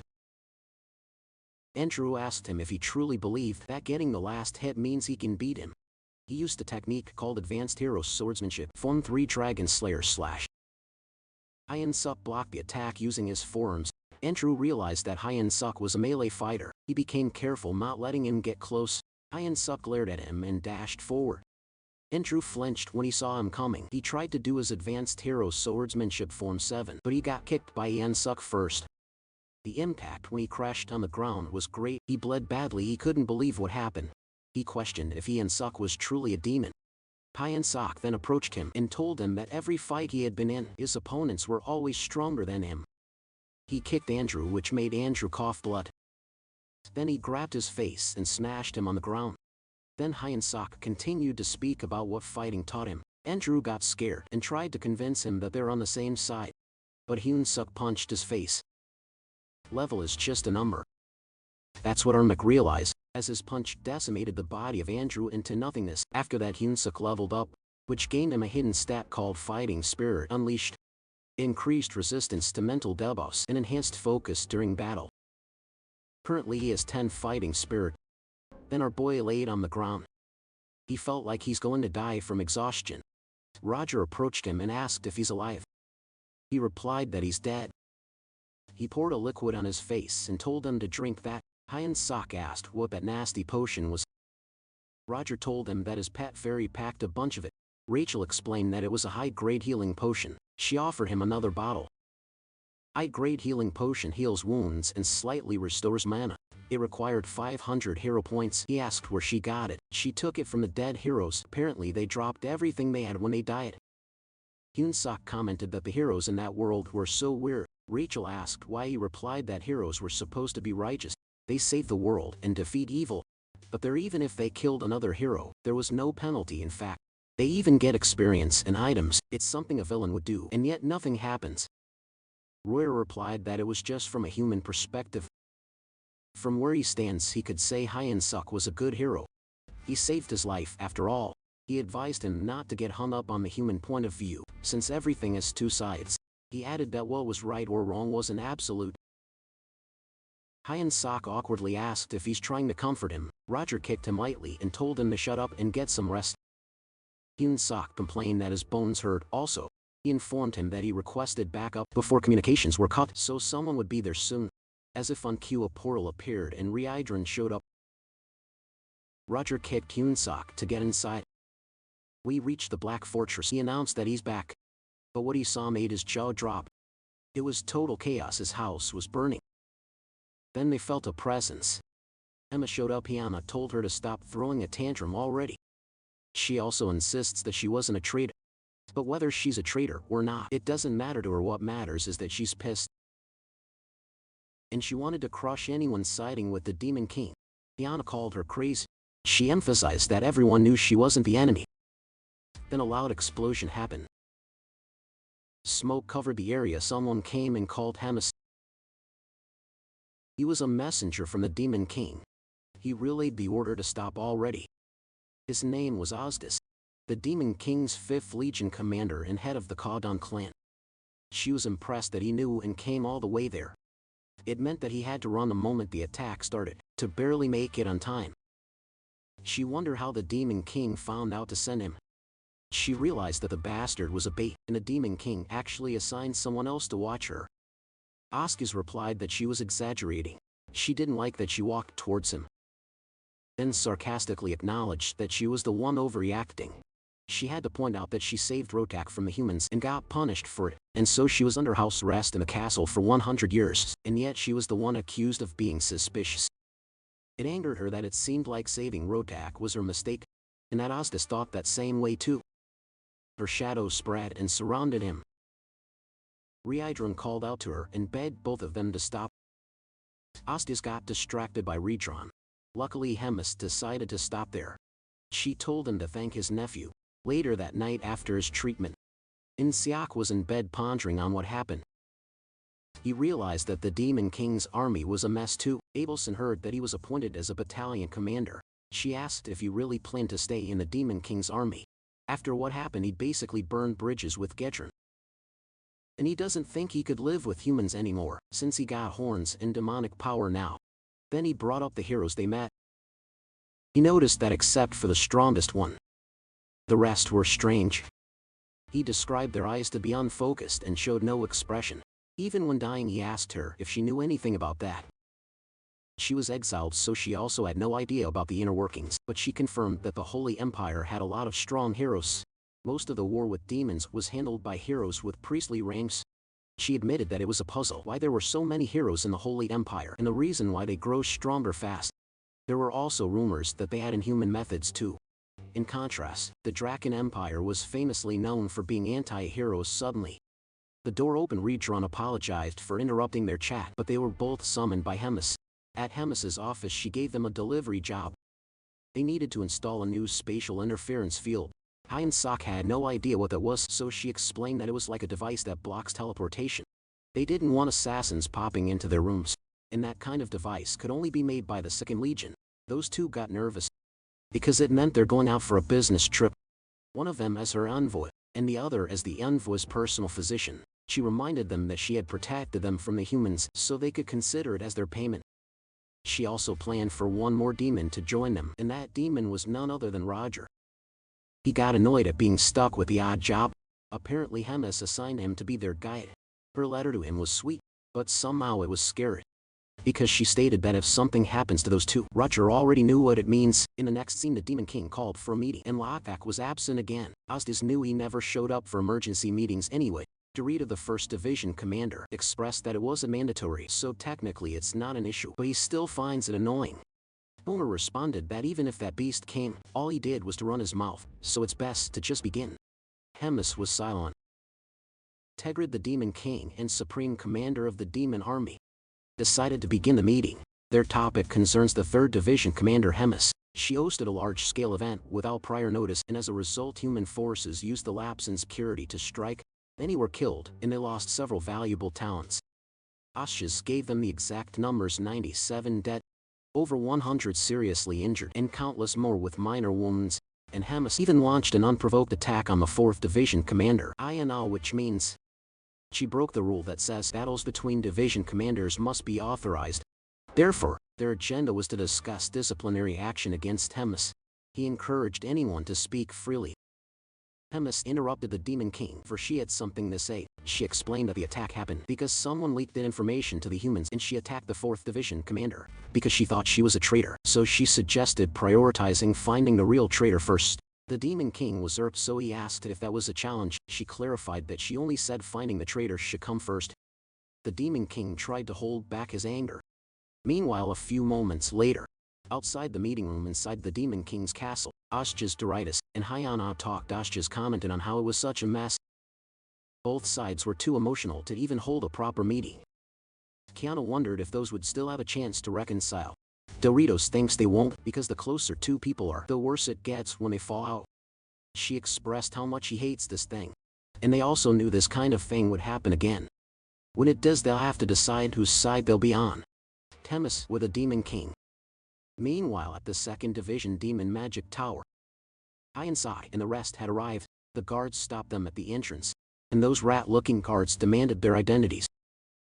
Roger gave them a document from the 3rd Division headquarters. After reading the document, those guards became friendly. In fact, they were waiting for them. They escorted them to the commander right away, at the 2nd Division Lothach's office. Lothach lays on his chair as he ponders about a human using demonic energy and even physically transforming into a demon. Emma sent him a letter that a human would be arriving soon, and she wanted him to check his condition and not kill him. Lothach thought that a human is still a human, no matter how much they tried to mimic demons. Rachel and Hyunsuk reported to him while Abelson stayed behind them. Hyunsuk was surprised when Lothach jumped on him. Lothach was astonished. He touched Hyunsuk's body with the thought that he was hiding it well, but he could still feel it. He told him that it would hurt, but he has to bear with it. For a bit the energy coursed through Hyunsuk, and he fell on his knees. Abelson got worried. Lothach was impressed with the splendid human evolution, but he told him a fact that if you stay like this, he'd be dead within 3 months. His body was rapidly demonizing. So far only his non-essential body parts have transformed, so he had gotten by, but soon the energy would reach his vital organs. When the kidneys and liver were hit, it would be a problem once it hits his heart or lungs. He'll stop breathing and die on the spot. Hyunsuk couldn't believe it, since he's feeling fine. Lothach realized Hyunsuk doubted him, so he told him to hold still. He showed him a demon's pact binding to truth. It was stated in it that Lothach confirms that Hyunsuk will die within 3 months. Therefore Lothach agrees to treat Hyunsuk, and Hyunsuk agrees to cooperate fully with Lothach's experiments. Lothach must not conduct experiments that would kill Hyunsuk, and Hyunsuk cannot object to bodily changes caused by treatment, and he also cannot object to minor cognitive or personality degradation. During treatment, Hyunsuk was shocked to see a body rights waiver. Abelson couldn't believe that kind of contract. She told him not to sign it and she'll heal him instead. Lothach called her foolish. He knows she's aware that holy power and demonic energy repel each other. Her healing worked when he was more human than demon, but once the demonization progresses, her powers would be useless. She flinched when she heard it. Lothach factored it into the 3-month estimate. He urged Hyunsuk to make his choice. After that meeting they stayed in the 2nd Division male dorm. Rachel was worried for the poor hero. Turns out he was terminally ill. and a mad scientist offered him to sign a body waiver contract. They managed to delay the signing. Hyunsuk wondered if there was really no way for Low Touch to treat him. Without experimenting, Roger suggested that they contact Hemis. He explained that there was some unofficial hierarchy among commanders. Hemis was considered the demon army's second in command. Low Touch was at the bottom. On top of him was the 4th and 5th commander. Then above them was 1st commander. Then finally the 3rd commander, Hemis. Roger thinks that if she mediates, even the 2nd division commander might have to step down. Later that day they went to Lotach. Lotach lets them in. Hyunsuk enter first. Lotach asked what he was holding. They placed the crystal ball on the table and Roger connected it. Lotach realized it was a communication crystal, and they were connecting to Hemis. Hemis immediately answered. Lotach stuttered when he greeted her. He was trembling. She told him she had a small favor, so he wanted him to listen carefully and add it to the pact first. Low Touch will do his utmost to heal Hyunsuk second.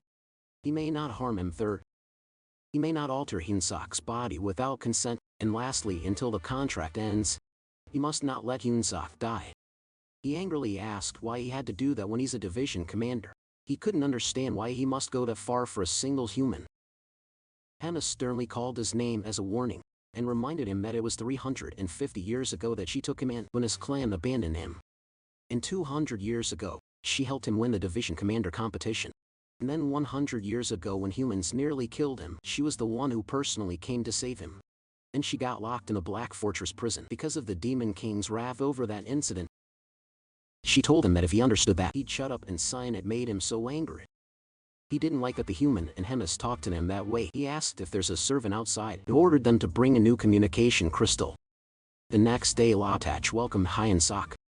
He had a lot to discuss, so he went straight to the point. Hyunsuk was surprised that Lotach seemed totally fine. Lotach asked him if he knew why the demonic energy was altering his body. He replied that it was blasphemous for a human to use demonic energy. And that was the wrong answer. Lotach explained that humans can't usually handle demonic energy. Normally the moment a human gets injected with demonic energy, their body would explode and die. But probably due to a series of coincidences and lucky encounters, it seems the demonic energy has taken root as part of his body. That was why his body was changing. It was reshaping his body to better suit the demonic energy and embed itself more deeply. Hyunsuk inquired if there was a way to stop the changes, but Lotach informed him that he can't stop the transformation, but he can guide the direction of the changes. That's why they're planning to transplant parts from demons or demonic beasts into his body. He asked what would happen if he said no. Lotach replied that he'll live with a ticking clock and eventually die. Lotach told him not to worry too much because they would only transplant parts that won't be noticeable, and they'll keep his outer appearance and essential organs intact. They went to the 2nd Division Indoor Training Hall. Low Touch wanted him to use noblesse. Hyunsuk did what was told. Lotach observed that he generated very efficient output by clashing mana and demonic energy. On top of that, his body and mental strength can endure the output. It was truly a talent blessed by the heavens. He instructed him to use promote next. Hyunsuk grew horns. Low Touch noted that the biggest change was the horns. Intentional or not, he was lucky. It was a very efficient adaptation to protect internal organs. It made him badly want to study and clone him. If it weren't for Hemis, he would have dissected him already.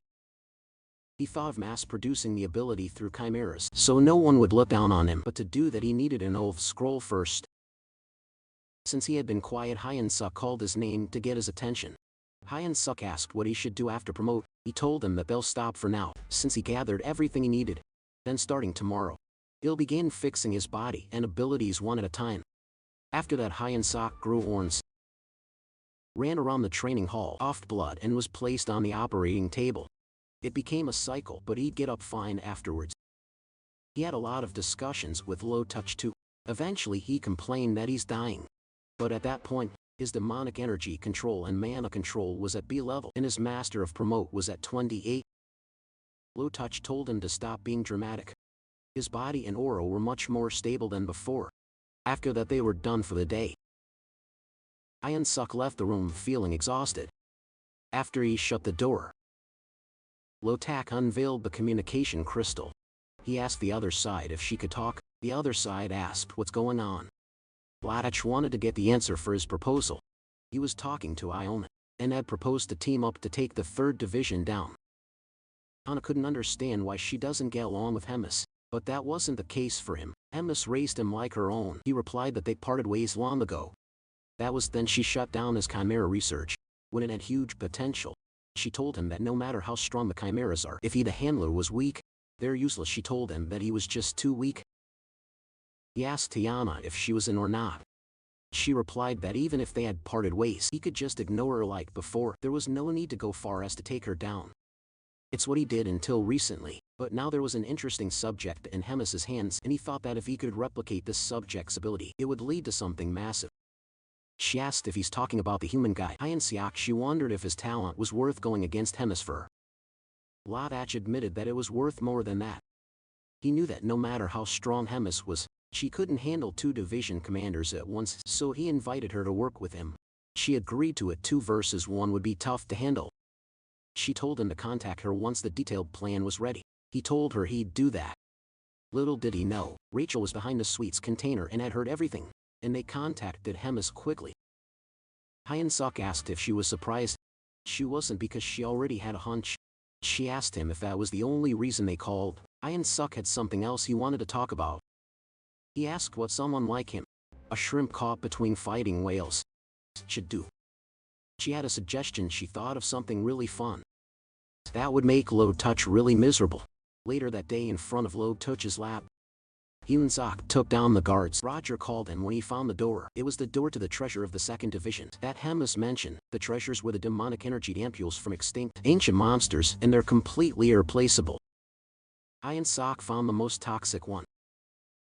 Roger had something to say before he took it, that if something goes wrong, he'd take care of his funeral expenses.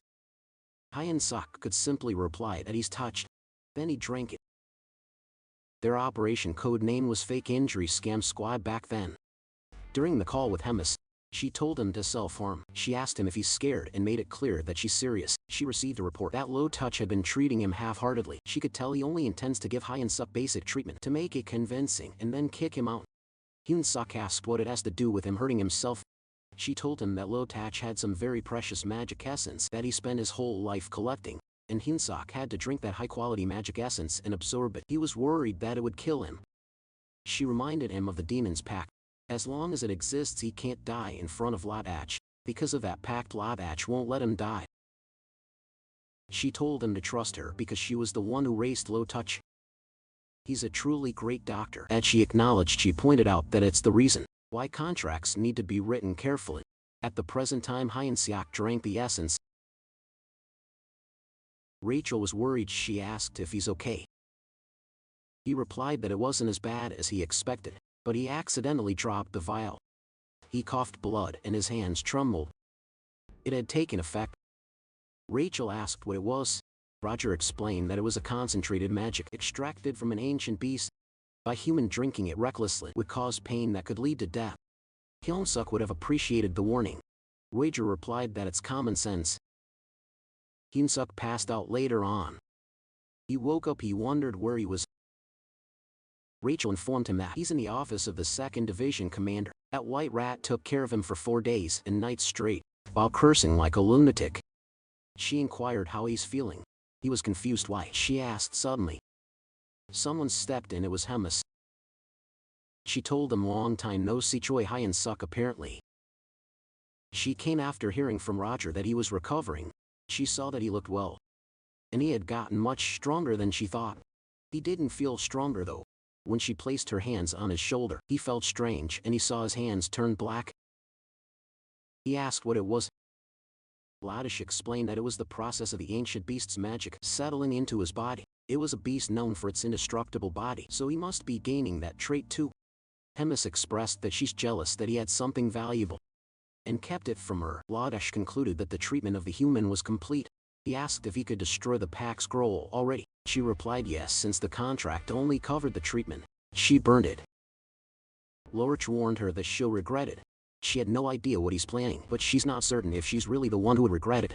She looked forward to how his choice would play out. The next day at Ryidron's training ground, Hyun-suk was training. Ryidron was smiling as he challenged him to come. Hyun-suk got ready to attack. Our boy was landing all of his punches, but Ryidron's defense was impenetrable. Hyun-suk kept charging and finally landed a punch on his stomach. It made Yun Sok smile widely. Redron asked him if that was all and then elbowed him. Yun Sok's soul left his body. He complained that everyone said he got stronger, but he was no match for him. At this point Yun Sok was at level 592 with 211 strength, 207 agility, 216 stamina, 225 mana, 84 charisma, 32 willpower and 2,300 skill points. His notable skills were promote magic, devour nobleness, and mana manipulation. Redron expressed that among everyone that he saw, his growth was the fastest. It was like he never hit a plateau. Though it seemed like he hasn't fully adjusted to his reinforced body yet. But he's confident that Hyun Sok would be able to completely adapt soon. But Hyun Sok doubted that. Especially when during the last ambush, he ended up being helped. Redron smiled. He extended his hand to him to help him up while telling him not to rush because he'd definitely get the chance to prove himself someday. Yun Sok accepted his hand while responding that next time he'll show him his best. Meanwhile at the Demon King's army, 2nd Division. The rat warriors moved quickly. They all grabbed their weapons and had locked all the chimeras in the cages. Then the warriors reported to their commander that all preparations had been completed. Latch told them to head out. Their objective was to take down the Black Fortress and recover the human test subject. Low Touch was determined to crush them and take everything with his own hands back to these two. Just right after Hyun Suk accepted Redron's hand, an explosion happened. The building behind him was on fire. The bell rang as the soldiers yelled that it was an attack from the Skevin clan. The 2nd Division had invaded them. Skevin clan resembled rats. They had an average height of about 1.5 meters. Due to their size they're weak in combat, but they're smart. They fired cannons at the 3rd Division's base. Aina commented that the 2nd Division's power was insane. It was no wonder that they're so confident. A rat warrior reported to Ladak that the castle wall had collapsed. Just as Heine expected, they haven't fully repaired the fortress.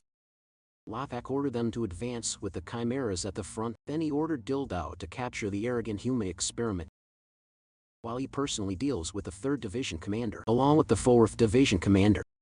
Hyun Sok and Redron ran as fast as they could. Hyun Sok already had a hunch that the rat bastard would cause trouble. Redron told him to calm down, especially at times like that. Hyun Sok asked him what he would do and what he should be doing too. Redron planned to gather their scattered troops. As for Hyun Sok, Redron got quiet for a brief moment. Then he ordered him to find and eliminate Commander Gildo. Hyun Sok had no idea who that was. Redron informed him that he's the most trusted aide of Low Touch. Only someone at his level should be dealt with by him, but he had trust in the strength Hyun Sok gained. It made Hyun Sok happy. Redron had one more thing to say. He told him to take Abelson with him. Hyun Sok told her that walking around with divine power radiating from her is like violence to the demons. Now that he had Abelson towed with him, all that's left was to find that Gale Dao guy. Suddenly someone spotted them. It was Gale Dao. He had a combat power of 162,730. He was stronger than what Hyun Sok expected. He was on par with, or even stronger than Andrew. He started to question if he could win. Gildo unleashed his dogs. Hyun Sok blocked 2 dogs using his leg and arm, while he yelled at Abelson to run away. Gildo saw him, let his guard down, and attempted to finish him in a single strike. Aldon looked back to check if he got him. And then Hyun Sok answered that it's something that he shouldn't have said. Those fists felt like cotton to him. And a dog's teeth were like fluff. It doesn't hurt him even a little bit. Hyun Sok activated Promote Phase 3, Falling Flowers. Dildao got alarmed. Hyun Sok charged at him. He boasted that 2nd Division's technology was the best on the continent, so he wouldn't lose to a mere human like him. He called some reinforcements. Abelson told Hyun Sok that chimeras were coming in. She tried to hold them off. She prayed her divine power illuminated the area. It was so powerful that it was visible even from the outside. She looked exhausted. It was a burst-type skill, and she can't use it often. Hyun Sok replied that it was a big help. He thanked her while ripping off the arms of the robot of Gildo.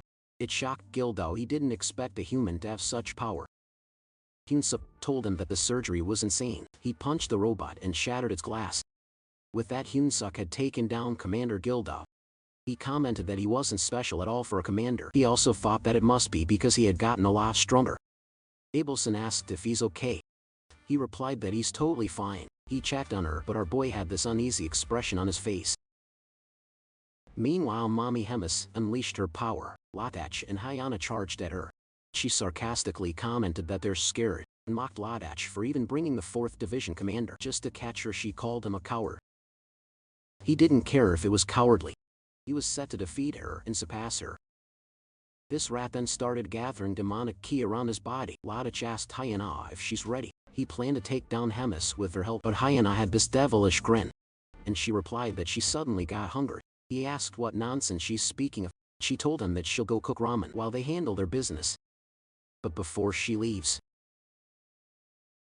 she remembered their conversation outside the Demon King's room, wherein eventually they had to choose sides. Ilna reminded Hemis that she owes her a favor now, so that cleared up the bad blood between them. Hemis asked Lotach what he's going to do now that his trustworthy backup left. He got angry. She confirmed that what he was thinking was correct. As soon as Hyana heard his plan, she sided with her thanks to that. She found out everything he was plotting. She asked him if he's still going to continue. He replied that it didn't matter. He activated his weapon. He wanted to show her the path that he walked over the past 100 years. Meanwhile, Hilna visited Hy and Siak. They were surprised she came to them, because she was worried that they would end up dead in all the chaos. But she saw that he had gotten much stronger than before. So she was worried for nothing. He was confused because she was supposed to be fighting up there. She replied that Hemis told her not to interfere, so she figured to watch from the side. Hinsak asked her who she thinks will win. Lotach prepared more thoroughly than she expected. But she knew he wouldn't be able to beat Hemis. Right now Lotach has created large ominous orbs around her. Then he directed all those orbs towards Hemis. But she didn't even try to move. He asked her what she was doing and yelled at her to fight seriously. He reminded her that he's Lotach, the 2nd Division commander and leader of the Skevin clan. He wanted her to engage in battle with sincerity. But she questioned him why. What, it's a fight that she's going to win anyway. She blocked the massive concentrated energy with her bare hand. She pointed out that Hilna, whom he trusted, abandoned him, and the weapons he honed over 100 years were now useless. She asked if he would still keep going. Lotach admits that everything she said was true, but he wasn't going to back down. He charged up a powerful beam and unleashed it. Hemis created a barrier around her. She spread her arms. Lotach expected that she wouldn't be able to withstand it, but then Hemis's voice was heard saying that was close. Turns out the barrier she created remained unscathed. She commented that he wasn't the same young Lotach from before. He had improved a lot, and then it was her turn. She created a large magic circle and unleashed shadows from it. Lotach was surprised to see that technique. The shadows targeted him. It grabbed his limbs and ripped it apart. Blood spluttered everywhere. He was barely conscious at this point. He still tried to call for Hemis. She asked if he's begging for his life now. Lotach asked if she sees him as a pathetic, pitiful and weak Lotach back then. He was enthusiastic about becoming strong like her. He wanted to become a powerful demon that no one could look down on, and he wanted her to watch over him. Then another scene was shown, where Lotach reported to her that the Chimera would definitely be a powerful technique. She asked how long he planned to rely on such petty tricks, because no matter how powerful the Chimera was, the one who controls it was still weak. So it would be meaningless. She told him that he's weak, so she had no choice but to take care of him at the present time. Hemis was silent. Then she expressed that time was cruel. At first it felt like a bomb that would last forever, but eventually people changed and they made choices they regret. But still she was thankful for him for making it fun. There was a hint of affection in her voice. She grabbed his head and covered his eyes with her fingers. She thanked him and wished him to rest in peace. The next day the fortress echoed with loud, surprised voices. They had just learned that Hemis plans to move. According to her, the place was too damaged to fix and live in. Ian Sok and Reincarnation agreed. Reincarnation asked where they were going. She chose Gardrak Castle, where the 8th Division was stationed. He was about to stop her, but she didn't let him talk since she had made up her mind. She ordered him to write a letter on her behalf to tell the 8th Division commander to vacate immediately. When they left her office, Reincarnation was puzzled why she chose the 8th Division of all places. He couldn't figure out what she was thinking. Hinsak inquired what was wrong with the 8th Division. Reincarnation explained that it was right next to the human territory. It was a frontline battlefield. Hinsak could tell it was a dangerous place, but since it hadn't fallen, he assumed that the commander was competent. Reincarnation revealed that it wasn't necessarily like that. He confirmed with him if he knew where Heman Fortress was, but Hinsak had no idea. Reincarnation could only sigh. Then he told him it was where they first met, and they lost that fortress and had to retreat significantly.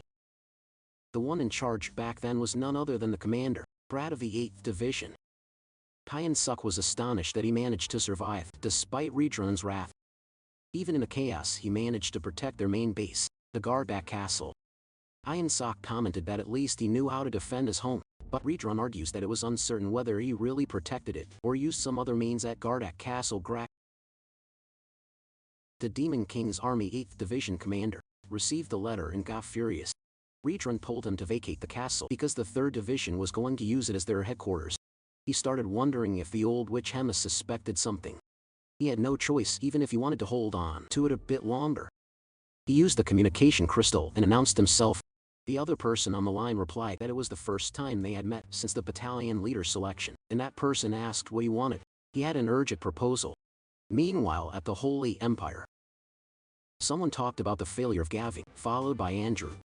Orvan IV was slightly disappointed, since they had faith in Andrew. He suspects that Hyun-suk had done it again. Cardinal Elrond replied yes. Hyun-suk had shown an unusually fast rate of growth. Orvan commented that it's very bad. Cardinal Elrond suggested that they focus on resolving the conflict with the Draken Empire first. Even if Hyun-suk's growth was extraordinary, he's still just an individual. If Hyun-suk was just a normal resident of their world, he would agree, but Hyun-suk was a hero. He told Elrond that he could only say that because he doesn't understand what a hero is. So it was quite a naive remark. He wanted to cut him down before he took root and began to bloom in that world. He asked if there had been any word from their informant. Elrond replied that there was a recent message. It was stated that they would cooperate to eliminate Hyun-suk, the Red Nightmare, and the Gourmet all at once. Orvan IV asked how they would manage that. Elrond explained that the 3rd Division plans to relocate its base to Gardak Castle. Orvan IV commented that it was an exciting offer. He questioned why Elrond hadn't shared that important information right away. It was because Grat demanded 10,000 lives as offerings, the return of several strongholds, and a 5-year non-aggression pact as conditions for his cooperation. He admitted that he hesitated because the demands were far too excessive. Orvan IV asked why Grat would ask those conditions. He replied that it was because there's a vacancy for the 2nd Division commander due to recent internal conflicts among the division leaders. He must have been aiming for that position by taking advantage of the rift between Hemis and the Demon King. Orvan IV agreed that killing 10,000 and reclaiming territory would certainly earn him major credit. Elrond replied that aside from the territory, 10,000 was just too many. He questioned just what Grat thinks of the lives of their imperial citizens. But Orvan IV accepted the conditions. It truly surprised Elrond. Orvan IV saw it as a golden opportunity to eliminate several threats at once, then a chance to plant their insider deep within the Demon King's fortress. For that opportunity he was willing to offer not just 10,000, but 100,000, even millions of lives. But a large sacrifice had to be prepared thoroughly, especially when they couldn't afford another failure. He ordered the summoning of the legends from each region. It would be their final battle at the Gardak fort. Redron along with Roger, Hyun-suk, and Abelson visited the castle. Grat informed them that he would vacate the castle immediately, but there was a problem. Redron asked what the problem was. He explained that lately, movements of the human army near Gardak Castle had been suspicious, and judging by the movement of troops and supplies, it looked like they were preparing for a large-scale siege. Redron asked him if he had any countermeasures. His plan was to take them out one by one before they gathered in front of the castle, and he wanted them to lend him a hand until Hemis's main unit arrived. He reasoned that they were short on manpower lately due to frequent small skirmishes. Redron agreed. Then he asked if the Saintess's party could go as well. That surprised them. Grat replied that it could only cause a problem, because looking at them, it would most probably just drag Redron down. Those three seemed to be offended by that, and Grat told them that there's many places that they would need a hand, so he'll just assign them to where they fit best. He encouraged them to get plenty of rest, and they'll see each other again tomorrow. While laying on his bed, Hyun-suk pondered on what truly is a hero. Rachel saw him doing this again. Hyun-suk felt uneasy about going to war with humans, even though he's a hero. Rachel simply replied to him that it is what is. Seok searched for the ferret, who used to lecture him about a hero's true duty. She played dumb on what her duty was again. He reminded her that she kept saying to defeat the demon lord, and also to protect humans. But Hyun-sok had been thinking lately that there was more to it, that maybe a hero wasn't someone meant only for humans. And they might not be unconditionally righteous either. Abelson replied that the hero exists for the wishes of all. It caught the attention of those two, so she elaborated that according to ancient texts, heroes exist for the happiness of the absolute majority. Hyun-sok recalled the time when Roger told him that, from his perspective, Hyun-sok was a good hero. It made him ask Abelson if she thinks that the majority also includes beings other than humans. She replied that it might. Abelson clarified that humans assume that human happiness equals world happiness, but from a broader view human happiness might not be the same. Happiness of all intelligent life, it meant all living beings, which made Hyun-sok comment that it was a wide scope. Abelson laughed and replied that it's exactly why the world needs a mutant hero like him. Hyun-sok pondered on the statement happiness of the majority. The next day they were assigned to each task. For Reincarnation he was to act solo. Based on the advanced scout info, he was tasked to either assassinate or engage in combat. Roger was assigned to the scouting team. He has to engage in combat. If he encounters any enemy, the 8th Division main force would enter after Reincarnation's battle ended. Hyun-sok, Abelson, and Bobo were placed at the rearmost position to guard supply facilities. The guard rack fort, rear mess hall. Hyun-sok expressed that they came there as instructed, but it made him more uneasy. Rachel asked what it was. He replied that he finds their positions strange. The difference in assignments were way too extreme. Rachel had no idea what he's saying. Abelson explained that Reincarnation was in a very dangerous place, while Roger was also deployed with the scouts while they were in a very safe place. Rachel suggested that it could be because they were with the scientists, and being safe was a good thing. But it was strange since they took all the manpower, even Reincarnation and Roger saying they were short, and yet they left him to guard the mess hall. Rachel realized he was right. Even though he's basically at the commander level, it was questionable that he's there. And it's not like Abelson couldn't get a bodyguard of her own if needed to truly bother Hyun-sok, so he left. Rachel asked where he's going. Hyun-sok knew Bobo could handle a place like that on his own. He had a bad feeling, so he headed out. Abelson wanted to go with him. He told her he won't stop her, but he wanted to make sure she's alright. He offered her to stay since Bobo was staying too. But she insisted that she could be useful. If she enhanced herself with divine power, she could move as fast as a high-ranking knight. Then she won't be a burden like she used to. Hyun-sok clarified that it's not what he's worried about. Abelson asked what he meant. Hyun-sok told her to forget it. He had agreed as long as she's fine. They were at the exit when the guards blocked their paths. They were ordered by the division commander not to let them leave the place. Hyun-sok replied that he really has to go to the bathroom. He promised to go quickly. But the guard sternly replied no. The division commander specifically said they must stay there. Hyun-sok wondered why they were trying to stop them. He got a bad feeling about it. He wished Reincarnation to be safe. Meanwhile, Reincarnation faced a human. A red-haired guy told him that he's good at fighting. Even if Baron was a rookie hero, he still withstood both of them. Baron argues that had he not let his guard down, he could have handled it alone. The red-haired guy scolded him for being loud when he just recently became a hero. He told them to end the fight. He called the Divine Magic Unit to march forward. Reincarnation was surprised to see them. It was an ambush. With this event, he confirmed that the traitor was really the 8th Division commander. Concurrently, the guards panicked as the hero and the Saintess escaped. They also had no idea what to do with the dog. The dog was still in the mess hall, so they left it alone. Hyun-sok ran as fast as he could while wishing that Reincarnation to be safe. In Reincarnation's battlefield there were 2 heroes and several knights, heavily armed with magic tools. Reincarnation thinks it was a bit too much just to catch one person. The red-haired hero agrees with him. But they knew that he's the subordinate that the gourmet values the most. Reincarnation realized that the real target was Hemis. He told them that things won't go as they planned. The red-haired hero told Baron to fall back. They needed to wear down Reincarnation and wait for the right moment. Then he ordered the 2nd Night Division to hold their positions. That confirmed that they were serious about it. Baron ordered the 1st Night Division to prepare to intercept. Reincarnation was furious.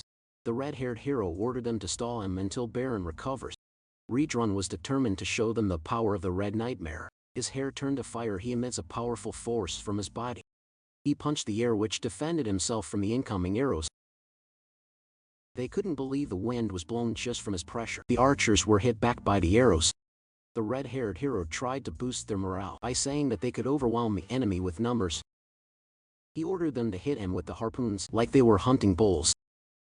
Redron clawed at them. He used his Redron-style martial art form. Now, 7 explosive destruction wave.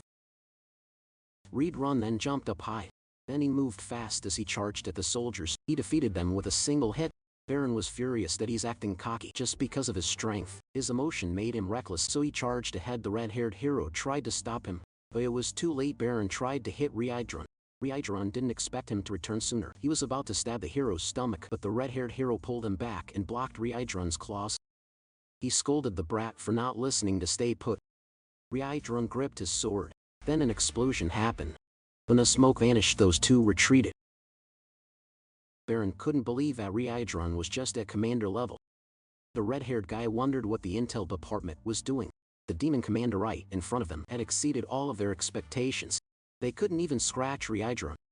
But underneath all that, our boy Reincarnation knew he had used too much demonic energy. He might not last longer. Then the red-haired hero blew his whistle. It was for the 2nd Night Division to proceed with their attack. He charges too while scolding Baron for not moving, yet Baron followed sooner. While arguing with him not to order him around, Redron used the strike and break technique again, but unlike earlier, Baron refused to be knocked out again. Redron watched him. He grabbed the sword and pushed away the other. But as for the other weapons, they all landed. Harpoons stabbed him on his back. 2 more were lodged at his back. He stayed still as he continuously bled, but an unusual light started coming out from the weapons. The red-haired hero revealed that it was a magic tool that absorbs demonic energy. Most demons couldn't even move after being hit once. A few moments later, Redron fell on his knees. The red-haired hero declared that the battle was over. But just to be safe, he told them to shoot a few more harpoons in him, and they would capture and transport him. Baron took 1 harpoon from a soldier, because he wanted to land the final blow. He wanted to do that for a glorious tale. He didn't expect the Red Nightmare to be that hopeless. Turns out he was just another demon after all. But then Reincarnation started speaking. He still struggled to move. Baron teased him, saying that he couldn't hear him clearly. Unexpectedly, Reincarnation moved, while declaring that he's the Red Nightmare of the Demon King's army. He swung his arm, and that obliterated the ever so humble Baron. Redron's attack was so powerful that it set waves on the other side of the battlefield. The red-haired hero saw what happened to Baron, so it made him wonder how a dumbass became a hero. Baron laid on his pool of blood. The red-haired hero admits to himself that losing Baron hurts, and the knights with him were practically monsters. But he knew that it was the Red Nightmare's final outburst. He ordered the survivors to grab the magic tool and come forward. They have to reset the perimeter formation. Unexpectedly, he was punched on the face. Our boy Hyensak had arrived. He was extremely furious. He vowed to kill every last one of them. Hyensak sent the red-haired hero flying. Redron was surprised to see him. He asked him why he's there. Hyensak tries to take out the harpoon while explaining to him that something felt off, so he came. He asked Redron if he's alright. Redron was honest that he couldn't say yes. He thanked him for coming. The red-haired hero was back standing. He heard about Hyensak, a hero from the demon faction. Their soldiers were completely wiped out. At that rate, he knew he'd lose the Red Nightmare. But he didn't want to let him get away. The hero would rather die if that was the case. That's when Hyensak and Reincarnation were surprised. The red-haired hero blocked their way while emitting divine power. The guy claimed his body belonged to the gods. Hyensak was familiar with that incantation. It could be the flame barrier from before. The red-haired hero finished the incantation. He asked for absolute strength to punish evil. Then his divine power shoots up to the sky. Redron was aware that it wasn't a technique that anyone could use. It was a divine invocation. That's why it was hard, even for experienced holy knights, to handle opponents like that. The red-haired hero told them not to compare him to the weak tricks of lesser men, because what he possessed was the true power of a god.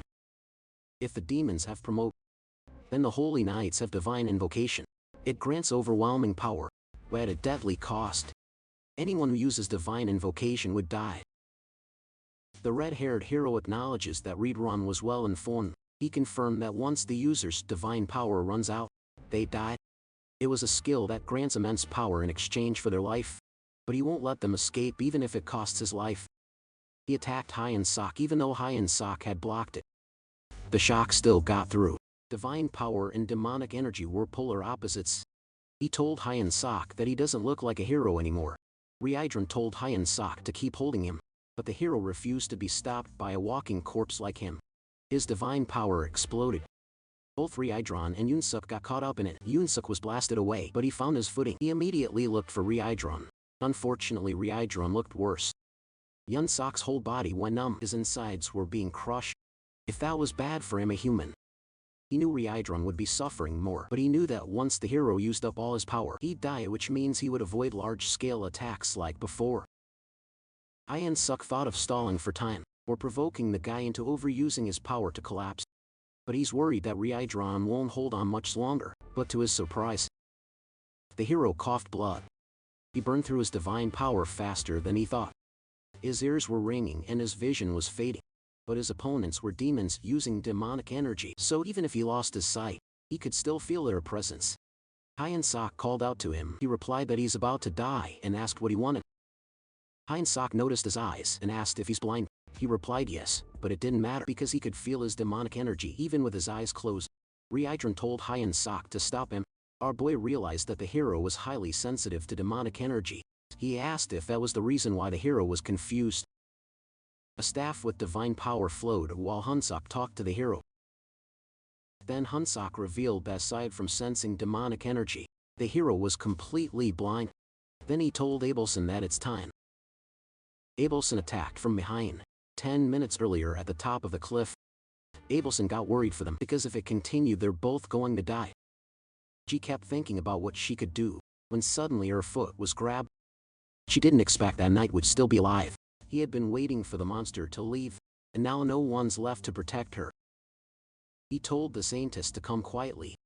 Abelson wondered what she should do. She wondered if she would call for help, but Hyun Sok had to leave Ryeidron's side.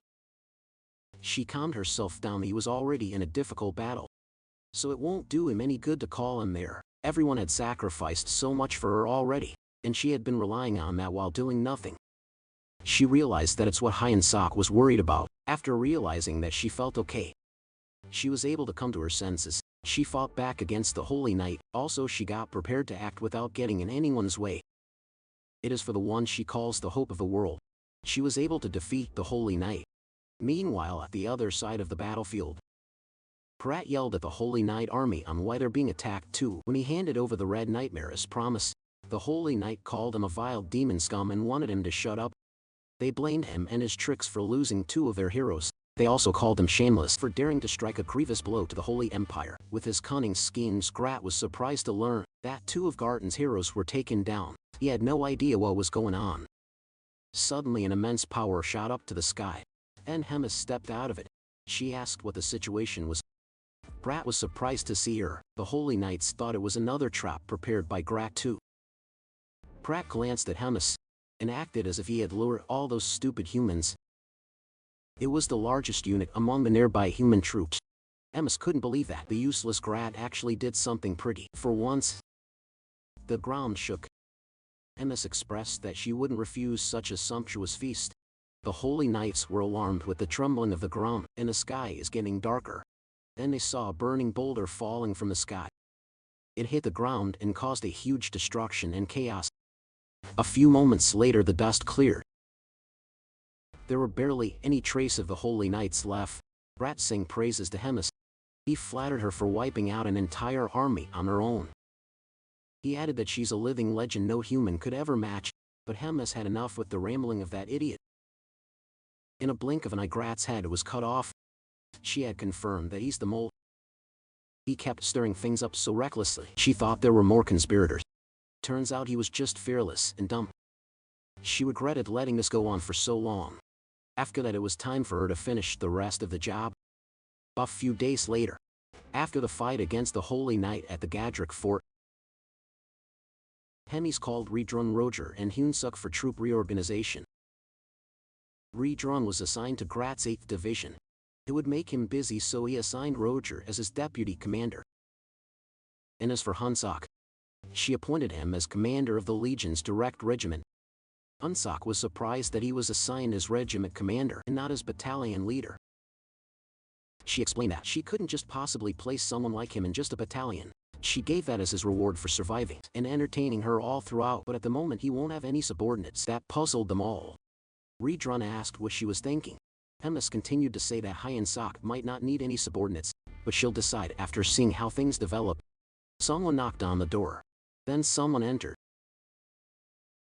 Hemis introduced Modem, who would be acting as Corps Commander from then on. She told them to take care of each other. She remembered Hyen Sok and M had met before. Hemis informed them that she would be stepping for a while since something urgent came up. After that, Hyen Sok went to Abelson's quarters. He told her she surprised him last time. He didn't expect her to just go for the guy's head. And as you guys noticed, our Saintess Wafer now have the same uniform as our MC. She replied that she had the urge to do something. She realized she had been living far too lazily. Thanks to all of them, he asked her if she planned to keep fighting. She replied yes if they still need her. She reminded him that she's a Saintess, so she can use powers similar to divine descent. Though it's another story whether her untrained body could feel it. Hyen Sok could tell that she might end up stronger than him. At that rate, he admits that he was jealous of her ultra-rare holy silver spoon, but she didn't think it would matter since raw strength isn't everything in a fight. Because looking at it, Hyen Sok always came out on top with his crazy tactics.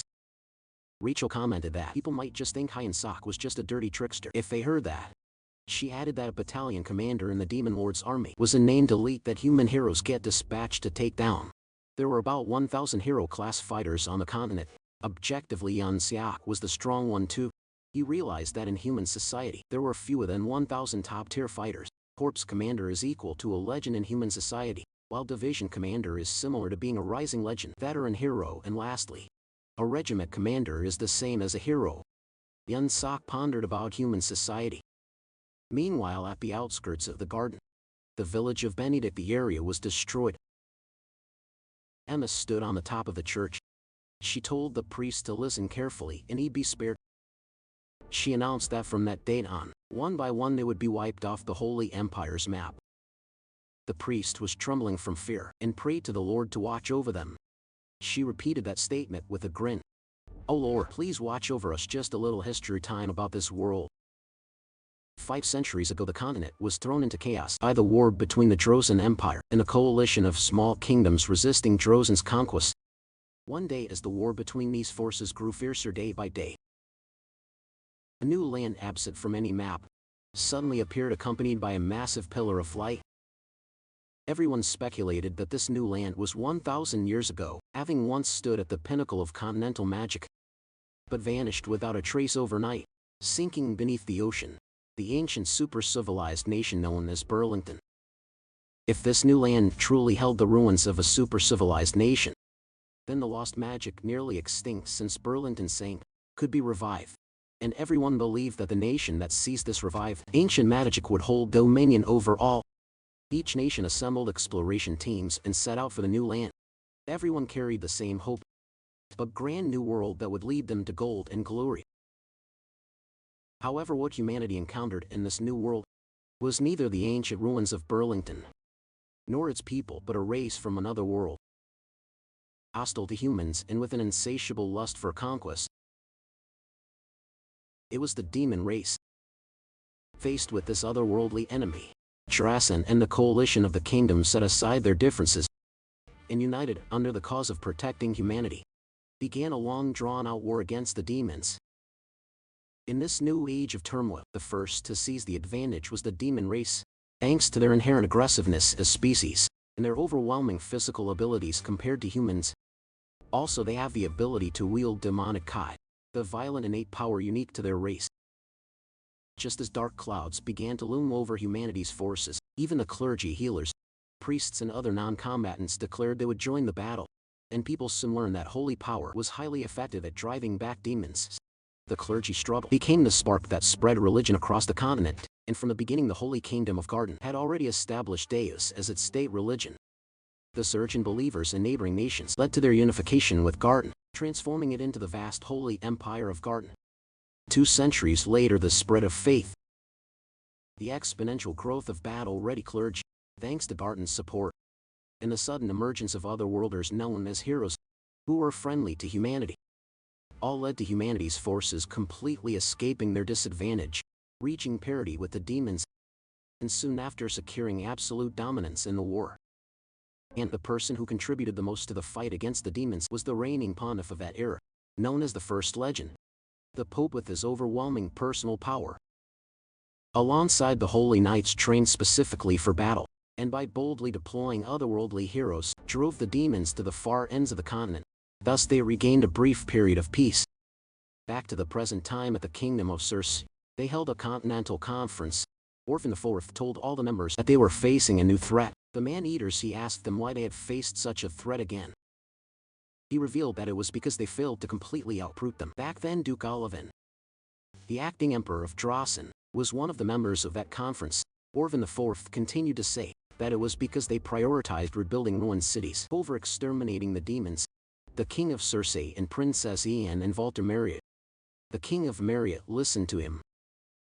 Orphan IV continued to say that it was wrong, since after all the livelihood of the people was the most important matter for a nation. However, now that their nations have regained stability to some extent, he invited them all to unite their strength. Basically, he's proposing a holy war. And once again Garten would take the lead. He promised that Garten would give all manpower or resources in the war, so he invited them to join. He claimed that it was for the age of mankind. Meanwhile, Cardinal Elrond announced to the public that the demons once again threatened their way of life. In just the past few days, 3 cities had been annihilated. They don't know where they will be next or who will die next. He stated that it could be him or them, or the people's wife and children. He introduced Priest Noah from Benedict. With tears flowing from his eyes, he shared to them that the people of Benedict all had been killed. They were just living their ordinary lives. Even though he stood there telling him his experience, he felt as though his soul died back there with the poor people. He doesn't even know how to continue living with that. Cardinal Elrond proved a point that the demon's tyranny grew by the day. Thus His Holiness had declared that he would no longer stand idly, and had proclaimed a holy war. Also Sir Asil Bal, a living legend of Garten, has ended his long seclusion to join the holy war. Many other nations, including Drassen, had pledged the participation of their legends and heroes. They would soon launch a large-scale offensive. However, it was still not enough to completely crush the demons. They needed the participation, support, and aid of all citizens in all-out battle for the fate of the continent. Now more than ever he claimed that the holy war was the will of God. That would lead them to peace. He belted out to kill all demons. The people agreed with him. They were hyped up to kill all demons. Meanwhile, Orphan IV called another clergy, and stated that Elrond was a capable man, but his recent failures had been too frequent. 2 heroes had died, and the capture of the Red Nightmare had ended in failure. They gained nothing, and merely handed over tens of thousands of lives for free. So he gave this priest 3 days for the handover. Once it was done, he planned to confiscate Elrond's assets and dispose of his entire family. Meanwhile, Redrun stormed inside the office, as he had heard that Hemis had returned. Hemis was amused that he forgot to knock. She teased him for missing her so much. He raised his tone when he asked her what she was thinking of attacking a human city alone. She clarified that it wasn't a reckless act. She had done it for the future of the demon race. If she steps in, humans would have no choice but to bring out their legend card. No one below the level of a legend could stand against her. The legends each nation possesses were the very measure of their national power, so if she took out even one of Garten's legends, they could buy themselves some time. Raiden doesn't understand though. He asked why they needed time. She replied, "Time for the hope this new wind has brought us to grow." After their conversation, Hemis told Madam that it seemed like Reincarnation didn't accept her plans. He replied that it was just because Reincarnation had a straightforward personality. Then he asked her if she truly has no intention of cooperating with the Demon King. No matter how capable she was, the plan was far too dangerous. She replied that she and him were already finished. Even if their relationship could be restored, it would come with a price, and she didn't want that. She admits that she doesn't feel resentful because she knows the reason why the Demon King wants to avoid war. Not too long ago, she used to think the Demon King kept making foolish choices because of unnecessary sentiment. She used to question him on why it would matter if subordinates, comrades, or even family dies. She saw that it was natural for them to die when they're weak. The strong trampled over the weak to seize victory. She knew that they were the one who brought that natural order of the world. So she questioned why the Demon King suddenly became a foolish idiot. She kept clashing with his cowardly attitude, and in the end, she was unable to endure it and lost her temper and stomped out after giving her final advice to him. She told him to wake up and return to the strong, cold-hearted man he used to be. Looking back at it, she felt sorry. Because now she was about to make a choice that she would have never made in the past. Odom sympathized with her. It made her wonder if she had realized sooner that she wanted to protect someone, and if she understood the Demon King a little sooner, would she have been able to make a better choice.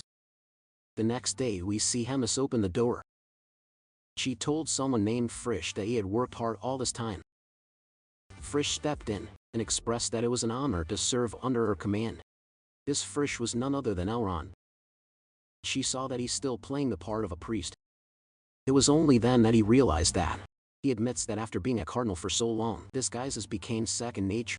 He showed his true self and discarded the disguise. He was Hemis's confidant. It had been so long since she saw him in that form. Then she gave him a letter. She wanted him to deliver it to Ridron and Madam. She could hand it over herself, but through having him deliver it, it would leave behind less lingering attachment. He understood. Then she remembered Hyeon-suk. She ordered Frisch to make sure not to let him die. He was surprised with her order that he had to ask why. She replied that her age was catching up to her and she's worried about leaving them all behind without her. She finds it strange since it was her first time feeling that way. The next day at Gardrak Castle, the door to the quarters opened and Hansok was woken up. He was annoyed, so he asked who dared to disturb a commander's rest. We saw it was Rydron. He became polite. He asked him what was going on. Rydron told him to leave the place and go far away at once. He was confused why it happened so suddenly. Rydron informed him that the human army would march into the Gardrak Castle tomorrow. It would be a massive battle involving legends, the strongest among humans. To him it was more reason to stay. Rydron replied that the objective was Hemis's death. They never doubted Hemis's victory. But if by chance something happens to her, he knew he wouldn't be able to protect him alone. Earlier Rydron received the letter. He read it in the letter. Hemis assumed he knew the history of the continent. Repeated defeats drive them to the farthest edges of the land. The humans nearly wiped them out completely. There were many reasons for that, but the biggest reason was that the Holy Empire found their existence convenient. The Demon King used that to strike a secret pact with Garden, to maintain the front lines and preserve each other's territories, and so the existence of demons, when human awareness of war began to slacken, played a central role in keeping Garden and other nations united. By exchanging just enough threats and battles, the Demon King revealed the secret pact to her alone, and she refused. She believed a proud death was better than a life of servitude. But what she got in return was exile to the Black Fortress. Under the pretense of the low-touch incident, she knew that the letter was long enough, so she got to the point. She received information from Frisch that there would be a massive human offensive tomorrow.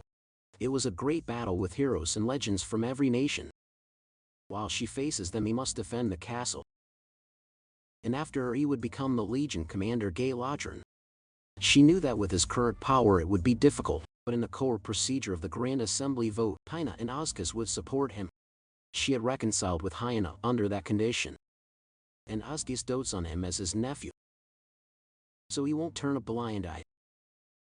It was as far as he could help him. So from then on he too must accomplish the rest with his own strength. She had faith that he would succeed. She admits that it was thanks to them. At the time she spent trapped in the suffocating castle wasn't all that boring. She sincerely thanked him.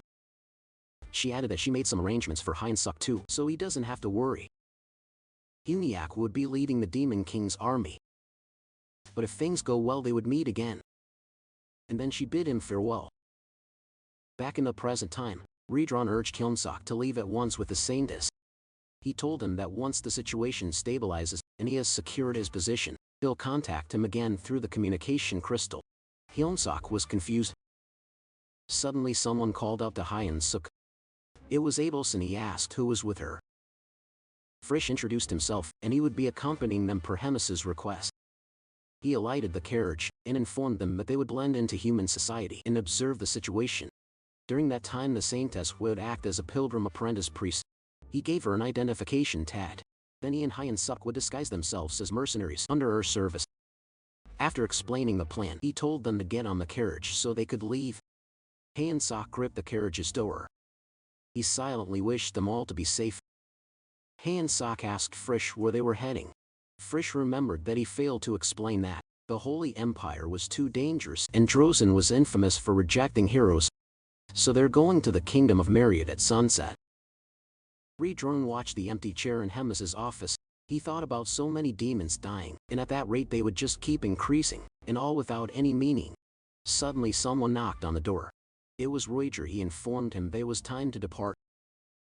Redrone thought of Hemis. He believed that from then on, demons would be different. He would make sure of that.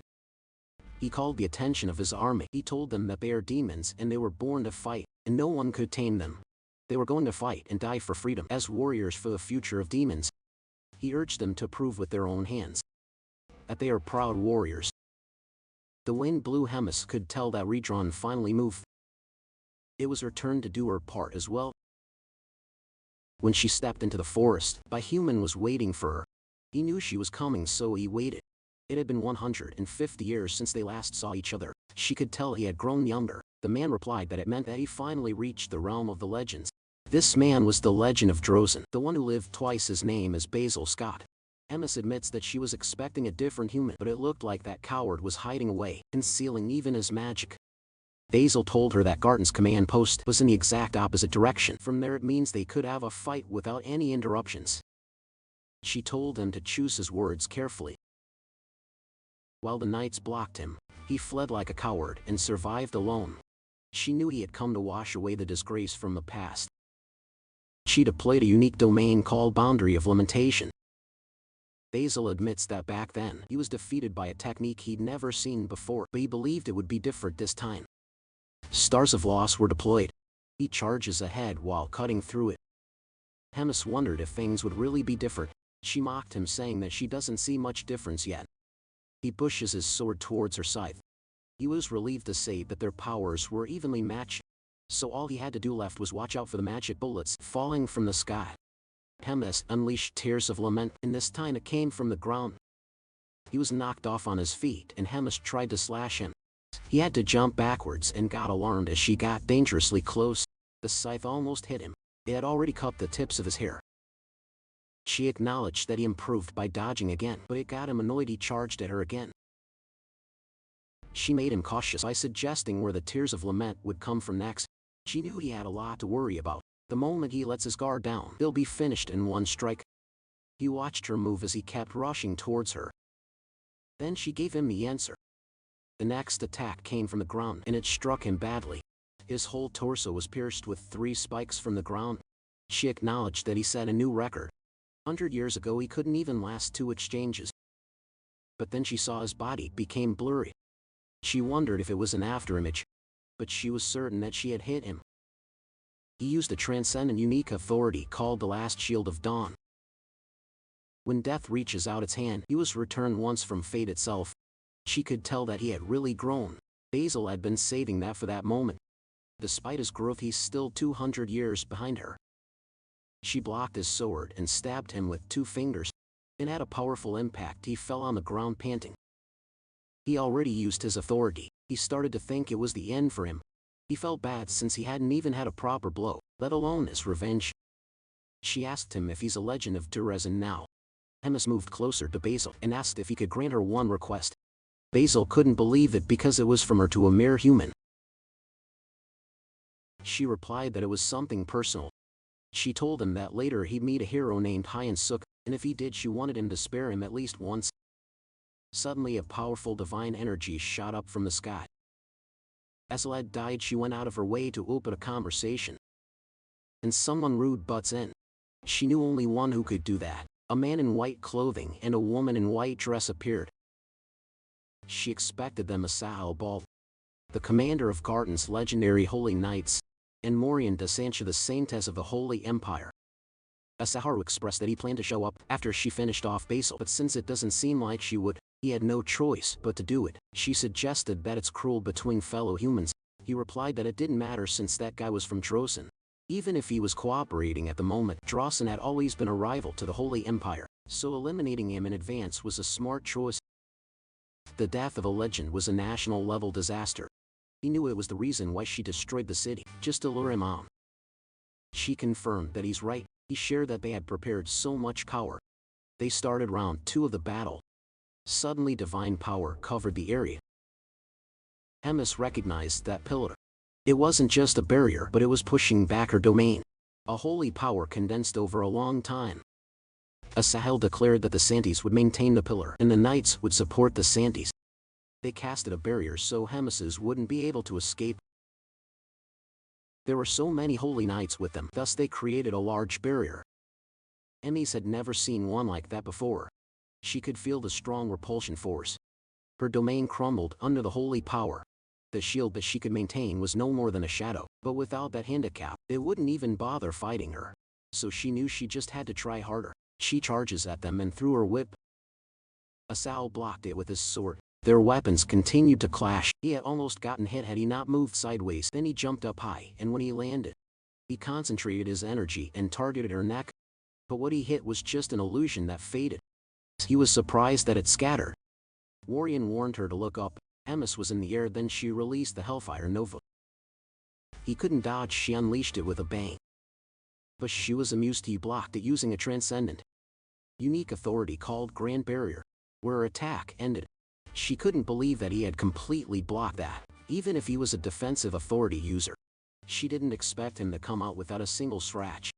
She wondered if it was the effect of the barrier. The holy barrier absorbed damage from demonic energy. A top-class defensive authority user, a saintess, and a massive shield sustained by the holy power of hundreds. It was an irritating setup designed perfectly for a long battle. She knew it was tough. The demonic energy she spent in the fight against Basil was heavier than she thought, but with half-hearted output, she won't be able to break through the wall.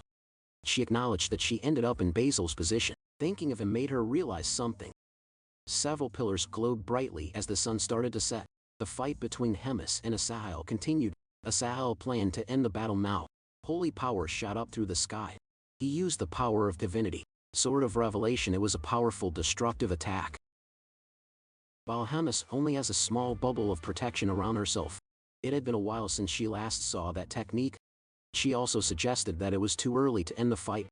She claims that the attack wasn't threatening at all, but she got engulfed in the light. She couldn't maintain her barrier. Eventually she ended up hurt.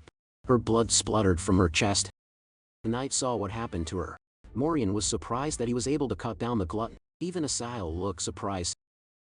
Emis fell from the sky. He approached her body. He was in disbelief. He questioned if he had truly done it. Her hand twitched and suddenly a large mouth covered his head. Hemis's big mouth had wrapped Asahel chomp. The mouth shut and blood dripped from it. Morian got worried for him. Hemis surprised him. She revealed that it was an idea that she borrowed from Basil. She knew they really thought they had cut her down.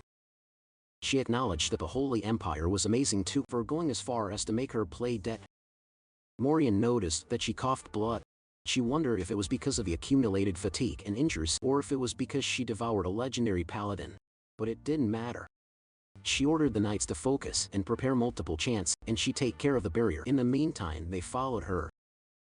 They split into groups and prepared the multi-chant. Emis was struggling because it was digesting slower than she thought. She wondered if it was because of the barrier.